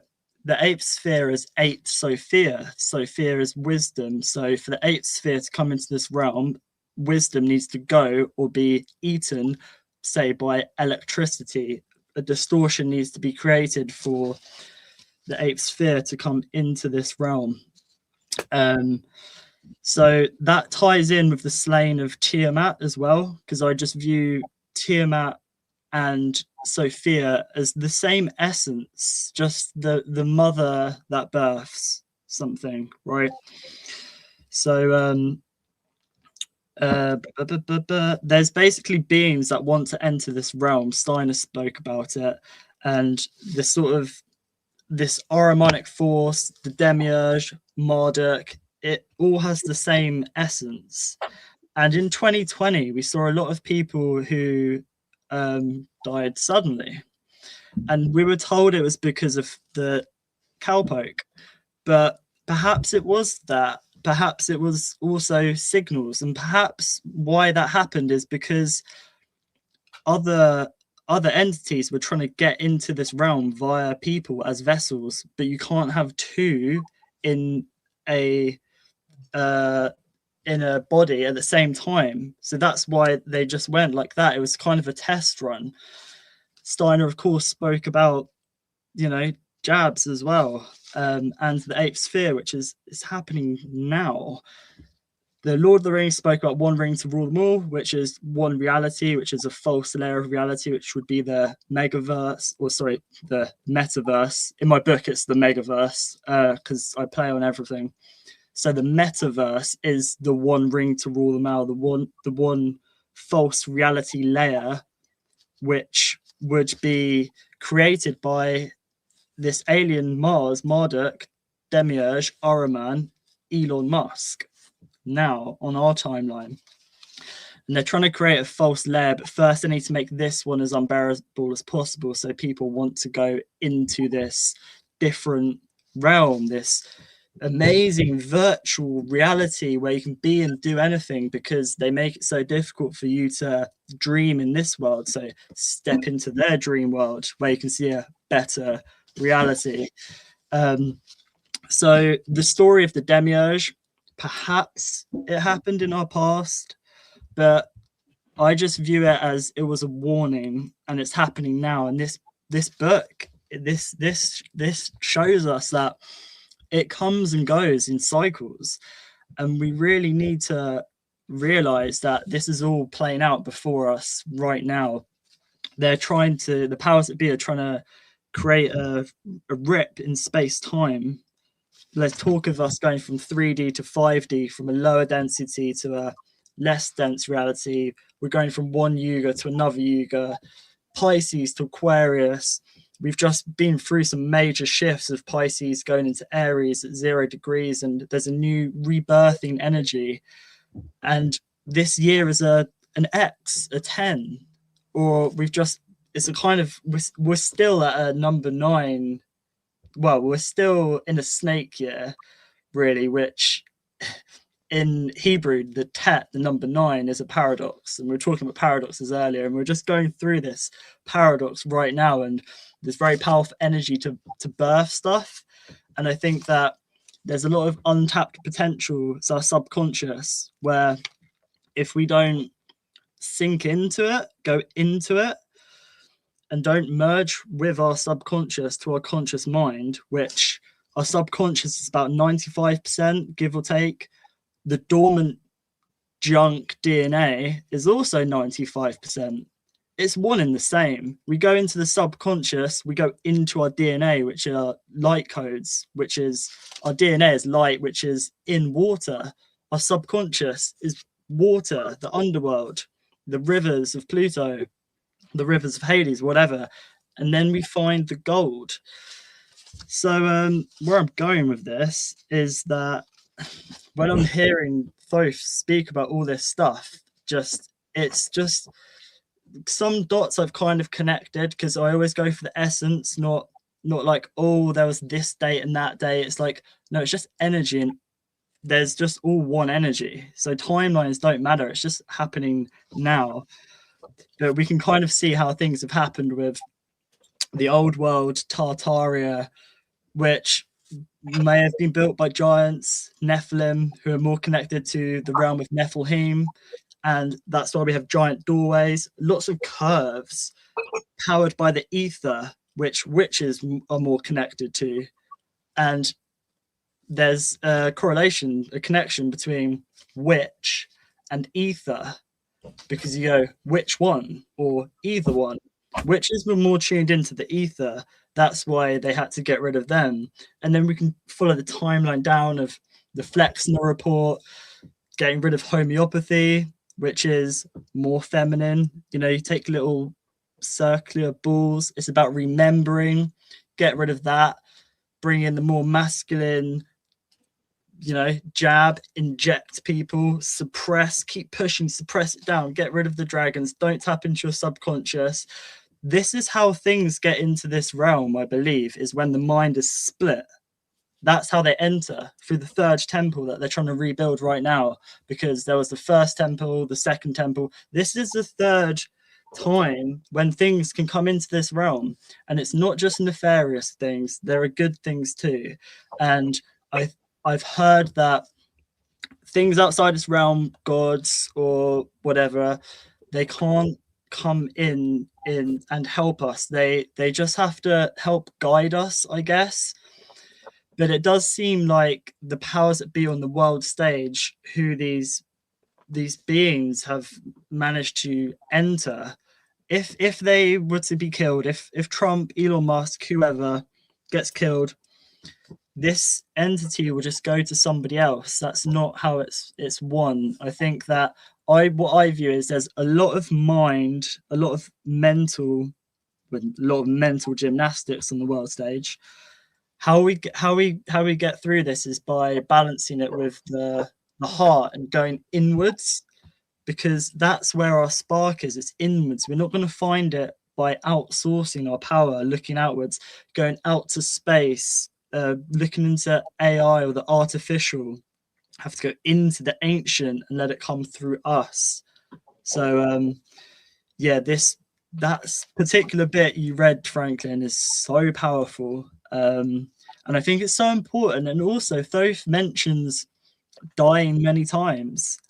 Whether he actually died or whether to die just means to change, shed skin of what you thought you once knew, like a snake, like a dragon, to become something else again and again and again. Not when you die, but when you're alive. When you're alive, you have to die to change many times. Etymologically, it fits as well, with multiple dice. Dye in your clothes, you dye it different colors. Even the word die in Chinese means something really interesting. I am planning to do a video on this one time. But yeah, anyway, I'm going to stop rambling now. Well, that's beautiful. You went on a lovely volley, and it was very on point. Very on point.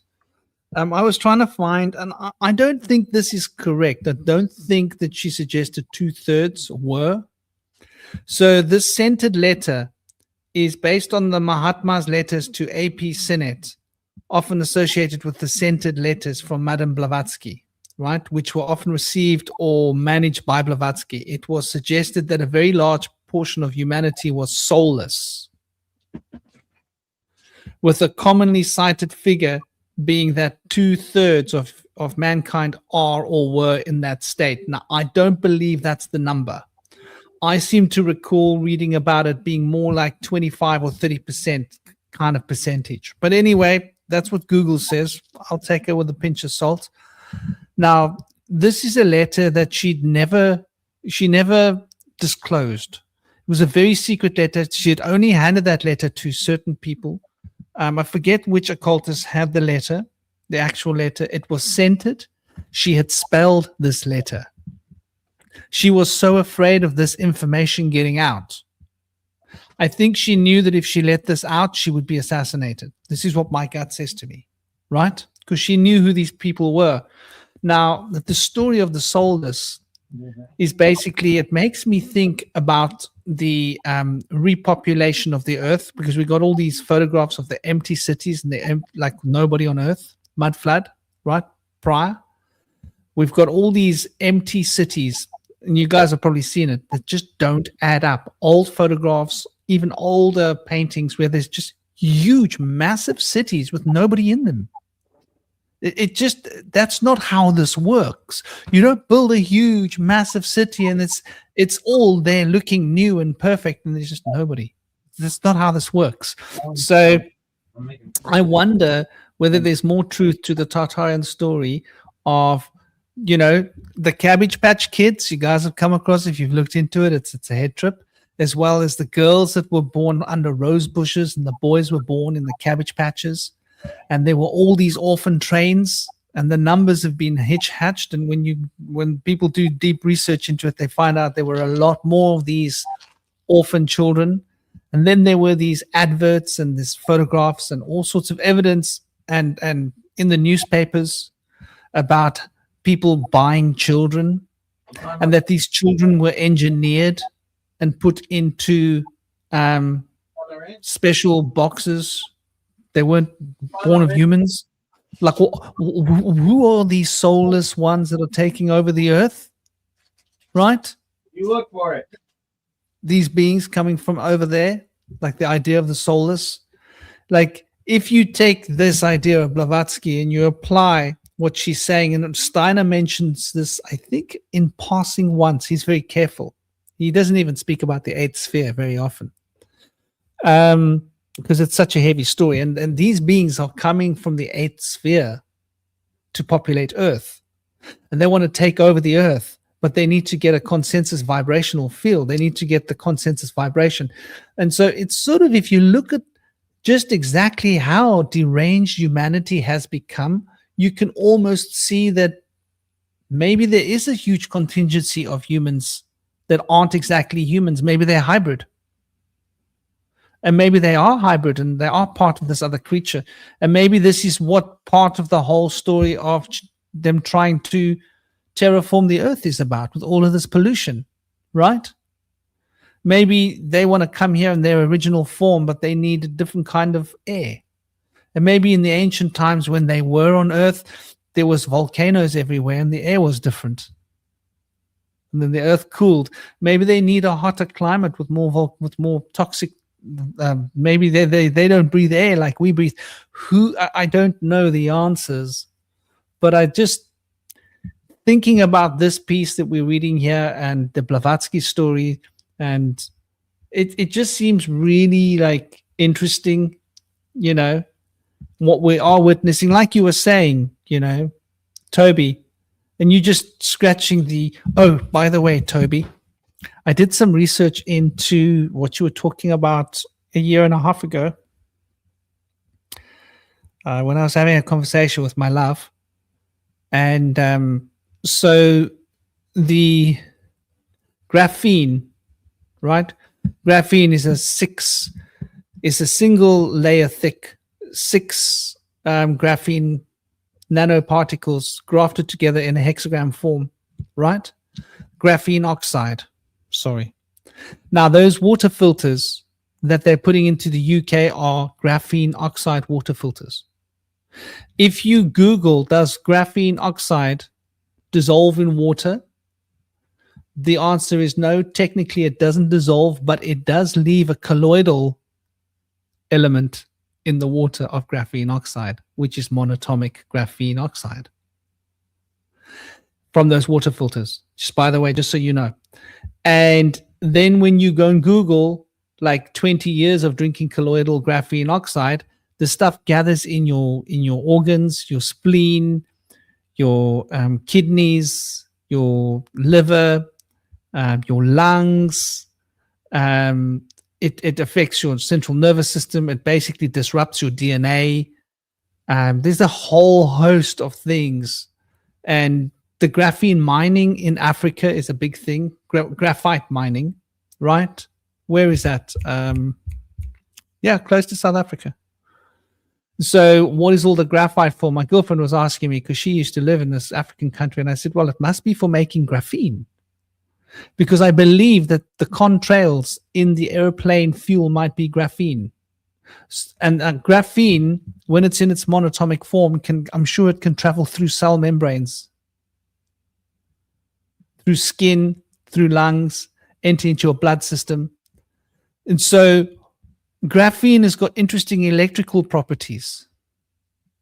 When it's in contact with a Wi-Fi field or a 5G field, it can become charged. And I think that can create an acoustic field around the graphene particles because they might vibrate. That might prevent us from seeing these beings. I'm just putting out all these possibilities out there. There's a lot to think about. Yeah, I think I can't remember what I was going to say before you mentioned that, but the graphene, that I haven't heard that before. That it's in water filters, and we have a under-counter water filter, like reverse osmosis, that I'm going to check. No. The UK is going to be filtering the British water using graphene gigantic water filters, and there's a new technology that's about to be implemented globally. By the way, so because that's in the graphene oxide, to be clear. Yeah, that's in the water document here. It's called Water Futures Towards 2050, and they mention it. And the guy who wrote it's like not far from the World Economic Forum. He's like Thierry Mulret co-wrote COVID-19: The Great Reset, and the guy in the same company, I think it's Oracle, is, you know, there's links to the World Economic Forum.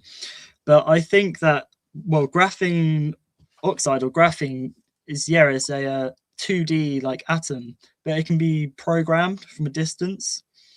So what I view happening is that this is just me looking into a bleak future that may not happen, but I'm going to say it anyway because of the evidence.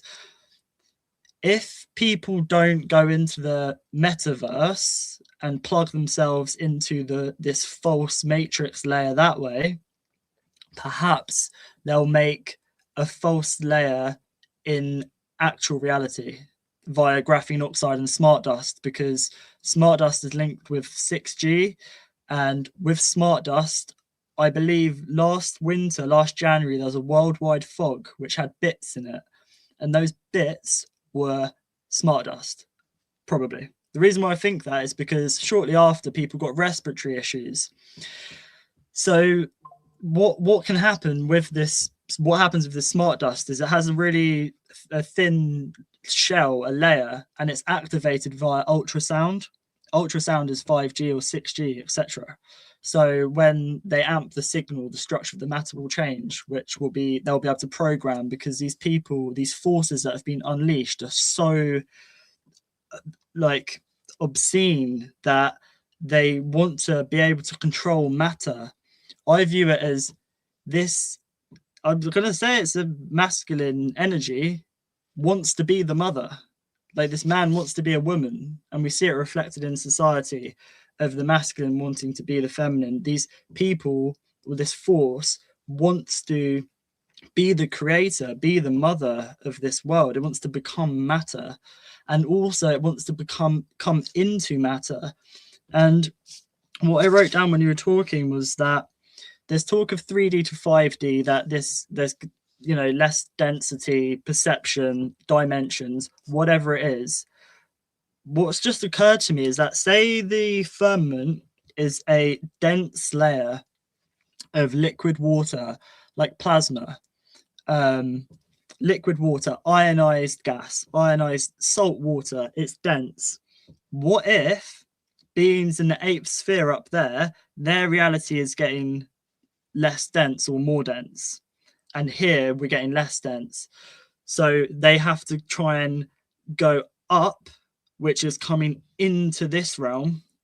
And this is what's going on with digital ID, which is a digital identity, and of course your bar is your personality or your identity, and it's other beings bar that want to come into our vessel, so they need to extract the soul so that we are just hollow shells where they can come into and live through us. And what people call people NPCs, I hate that term because nobody is born an NPC. They're created via programming and entering the subconscious so that they can play humans like a puppet. The world's a stage. The first man to get vaccinated here in the UK was called Shakespeare. Shakespeare was the first man. The first woman was called something else, but the first man was called Shakespeare. There's this whole theatre, like when you see 33 everywhere, 33 is digamma, because the Greeks didn't use 6 because they were superstitious or whatever, but 33 is di gamma, you know, twice gamma. So die is to multiply or to change, and gamma is Christ consciousness. So whenever you see 33, that's programming to change the consciousness. Be it a number of Freemasonry or not, whatever. Whenever you see 33, 33 everywhere in a story, with Charlie Kirk, whatever, that's them trying to change consciousness. They're trying to enter people's subconscious so they can play them left, play them right, while the empire, the electromagnetic fire, comes straight through the middle. So yeah, some really interesting stuff have been brought up here. I just want to mention with the word die when it comes to etymology. So die in Latin is day, die in German is sun, die in Chinese means butterfly. Okay, so now think about what it is to die. Day, you have daylight, it's the sun. Die in German is the sun, dies become a butterfly. What does a butterfly emerge from? It emerges from a cocoon, from inside our mind, like the caterpillar, the pineal. To die is just to become a fucking dragon, butterfly, whatever. It's in the etymology. So I think, yeah, we need to learn to die many times, emerge, come out, go back in once again. It's like alchemy. You don't do it just once. It's a constant cycle, perpetual motion. And then this ties into the circles or the spheres as well, where these lower beings can't move that way. They can only move at angles. They don't have the wisdom, which is Sophia, which is the sphere, a circle. So this is kind of what learning, I kind of view it as Tai Chi for the mind. You let things come in, let things go out. It's a synchro mysticism, is to, you know, sync things up, but don't be too heavy because that gets dense. You have to learn to have a filtration system, which is kind of like a vortex. And I think this is maybe similar to, like, perhaps when we die and pass on, we have to have the arc, the central eye, the central pillar, the arc, the story, which is our identity, our store of energy, our DNA, have the flame ignited, and then have the pattern, the father, further, red light, electric, the matter, the mother, the magnetic, and spin. But we're in the central point, and then that's how we vortex in from the masculine and feminine coming together. That's how we vortex out of here as well, is by the masculine and feminine coming together. This is why there's such a divide of masculine and feminine, of men wanting to be women, women wanting to be men. The kind of, we were talking, Cosmic was talking earlier, and it was kind of about transhumanism, which is the agenda, the end game is for us to be in a trance humans, just sleepwalking in this dream, which is a dream from which we must be waking many times to reveal deeper truths. But if we're just sleepwalking, who is controlling the vessel? Because it won't be us, it will be these other beings from the eighth sphere. Well, brothers, sisters, it's been over 5 hours. It's been a long one. We'll have to pick this up next week. Maybe we'll do something during the week. Yeah? I'm down for it. I'm around on Tuesday and Wednesday, so maybe Tuesday? Sounds good with me. Are you? In the morning? So yeah, people, we might be on, like, what time is it? The same time as last week or different time? Like, we didn't get on last week. I had like a big day on Tuesday. My son, his mom, I had to play referee, and then she went off, and I had to babysit him and Yeah, I managed to get quite a lot of my book done. I have so many ideas, but actually getting stuff down is something else. So I actually got quite a lot done, which I'm hoping to share soon. But yeah, perhaps on Tuesday, earlier the better, 9 a.m. GMT, 9:30, 10. Yeah. Okay, so maybe that sort of time frame. That's like 11 for me. I think that could work. We were going to talk about like Stranger Things and the eighth sphere and the subconscious and stuff. So we'll see what happens, see where it goes. But perhaps maybe Indy joins us if he's free. So hold on, what is 9 a.m. GMT to you, Indy? Is that the middle of your what's your time now? 4:15 p.m. What you got there? That'll be like the middle of the night for you. Well, that's all right. What time? How bad? Like 4? Well, well, it's 11 here. It's 4:15 there, so it must be about 7. 7 minus 9 is like 2 in the morning. 2 in the morning? Yeah. I've been still 2 a lot. I just quit weed because I got a tooth pull and I'm trying not to get a dry socket. So I'm taking a month off. So I'm an insomniac again. Oh wow, you quit weed for a while. Nice one, dude. I thought there was something different about you. I was like, what is it going on with him? Like, is he okay? He's wearing his top. I'm not used to him wearing his shirt. There must be something else. I know you got a new, your beard shape is changing. I was like, it's going a bit gray. You're becoming part of the Santa Claus crew a little bit. You're not up there. I mean, I'm full Santa Claus. You're only on your introductory Santa Claus road. But that's what it was. I was like, the dude wasn't skinning up. I was like, duh. That's what was different. Like, how did I miss that? Like, Indy didn't even have a single spliff in his hand. I don't know how I missed that, brother. Exactly. But good on you, man. Good. It's nice to take a break because when you do enjoy it again, it's gonna be like it's your first time. You're like, I'm a virgin, smoking like a very first time, like a virgin. You're gonna have fun when you do, bro. Say that much. I've done it before. I gotta make sure I don't overdo it. I tried to go right back and smoke a blunt the first time last time. I'm glad I did. My third eye open in the waking state. You'll save a lot of money. Oh my god! You go into tiny little blunts, and you grade your way up slowly. I'm trying to never go back to tobacco. I want it out. I'm addicted to tobacco. I don't even smoke weed. I just smoke blunts only. So people's like, want to hit a bowl? Does it have tobacco roaches in there? No. So I gotta get away from that. You know what I mean? It's not good for my hair. Isn't a blunt without tobacco? A blunt is tobacco. It's made of tobacco. Is that with tobacco? Okay, I thought a spliff was with tobacco. Anyway, it's whatever you. Spliff has tobacco inside the wrapper. The blunt is the wrapper is tobacco. Right. It's just the green on the inside, and there's a tobacco wrapper. Yeah, that's right. Yeah, that's right. So, but now it's gonna be great, man. I'm so psyched. And like, you know, when this happens, I get a flood rush of like information. I just wrote 2 articles in the last like few days. Wow. And I got like 20 hits today. Things is going great. Indy's gonna be doing a lot of housework this week.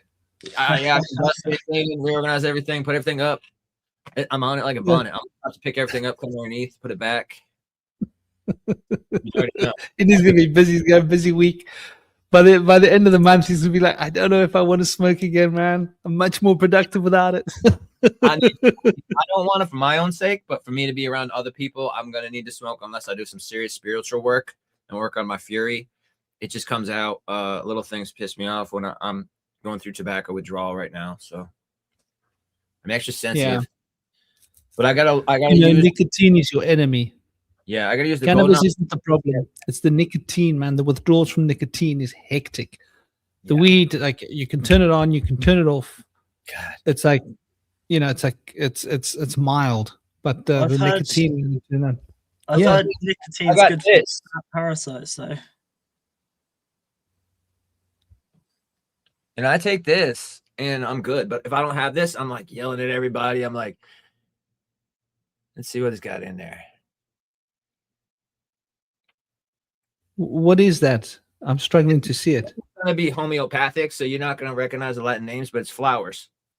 It's made from flowers. And so like a Bach remedy concoction, basically. Yep. Exactly. I got the Bach chart over here behind me, behind the turtle tank right there. That's the Bach flower Right. chart. I can pull it out. Nice, man. Yeah. It's good. Well, So, what Yeah. sort of time roughly would it work for you, Indy? Is this 2 going o'clock, to work? hit me up. You know, I think I'll be up. If I'm asleep, I'll miss the message. But Is if is he's the asleep, earlier he's asleep. If he's up, he's up. We'll send is him a the message. earlier stay up. is the earlier better then? Because I could be around from 8 a.m. UK Earlier time. might be a little bit better. Yeah. And if you hit me up at like 11 o'clock or midnight, I'll know to stay up and be up for it and stuff. You know what I mean? Okay. Sometimes it goes off around midnight if I worked hard or went sledding all day or something. You never know. This Yeah. is the last snow out here. We hadn't had no snow for years. And it never stuck. It was like, we're going to have a big storm. It always melts in the morning time. I'm like, I got to go sledding before the sun comes up. But not anymore. We got actual snow. I am so excited. It's awesome. Wow. Can't stop too much. They come right back. Fuck this. Well, brothers, it's been an honor. Cosmic's not here, but it's been an honor. Everybody in the chat, it's been an honor to have you guys here with us, enjoying the show, I hope. And Howard, Otigili, Artuition, and Tomra, La Mangeline. La Mangeline. Are you who I think you are? La Mangeline? Ash? Ah. Yeah, I think I know who you are. Because you've got a different name. And Felix and everybody else. Bernadine. I don't know who else is still here. The crew, everybody, Gaz and Vince. Big love, everybody else that was watching. Big love, big blessings. Take it easy, keep it real, keep it sweet, and keep the smile alive. Om Shanti. Big love. Om Shanti.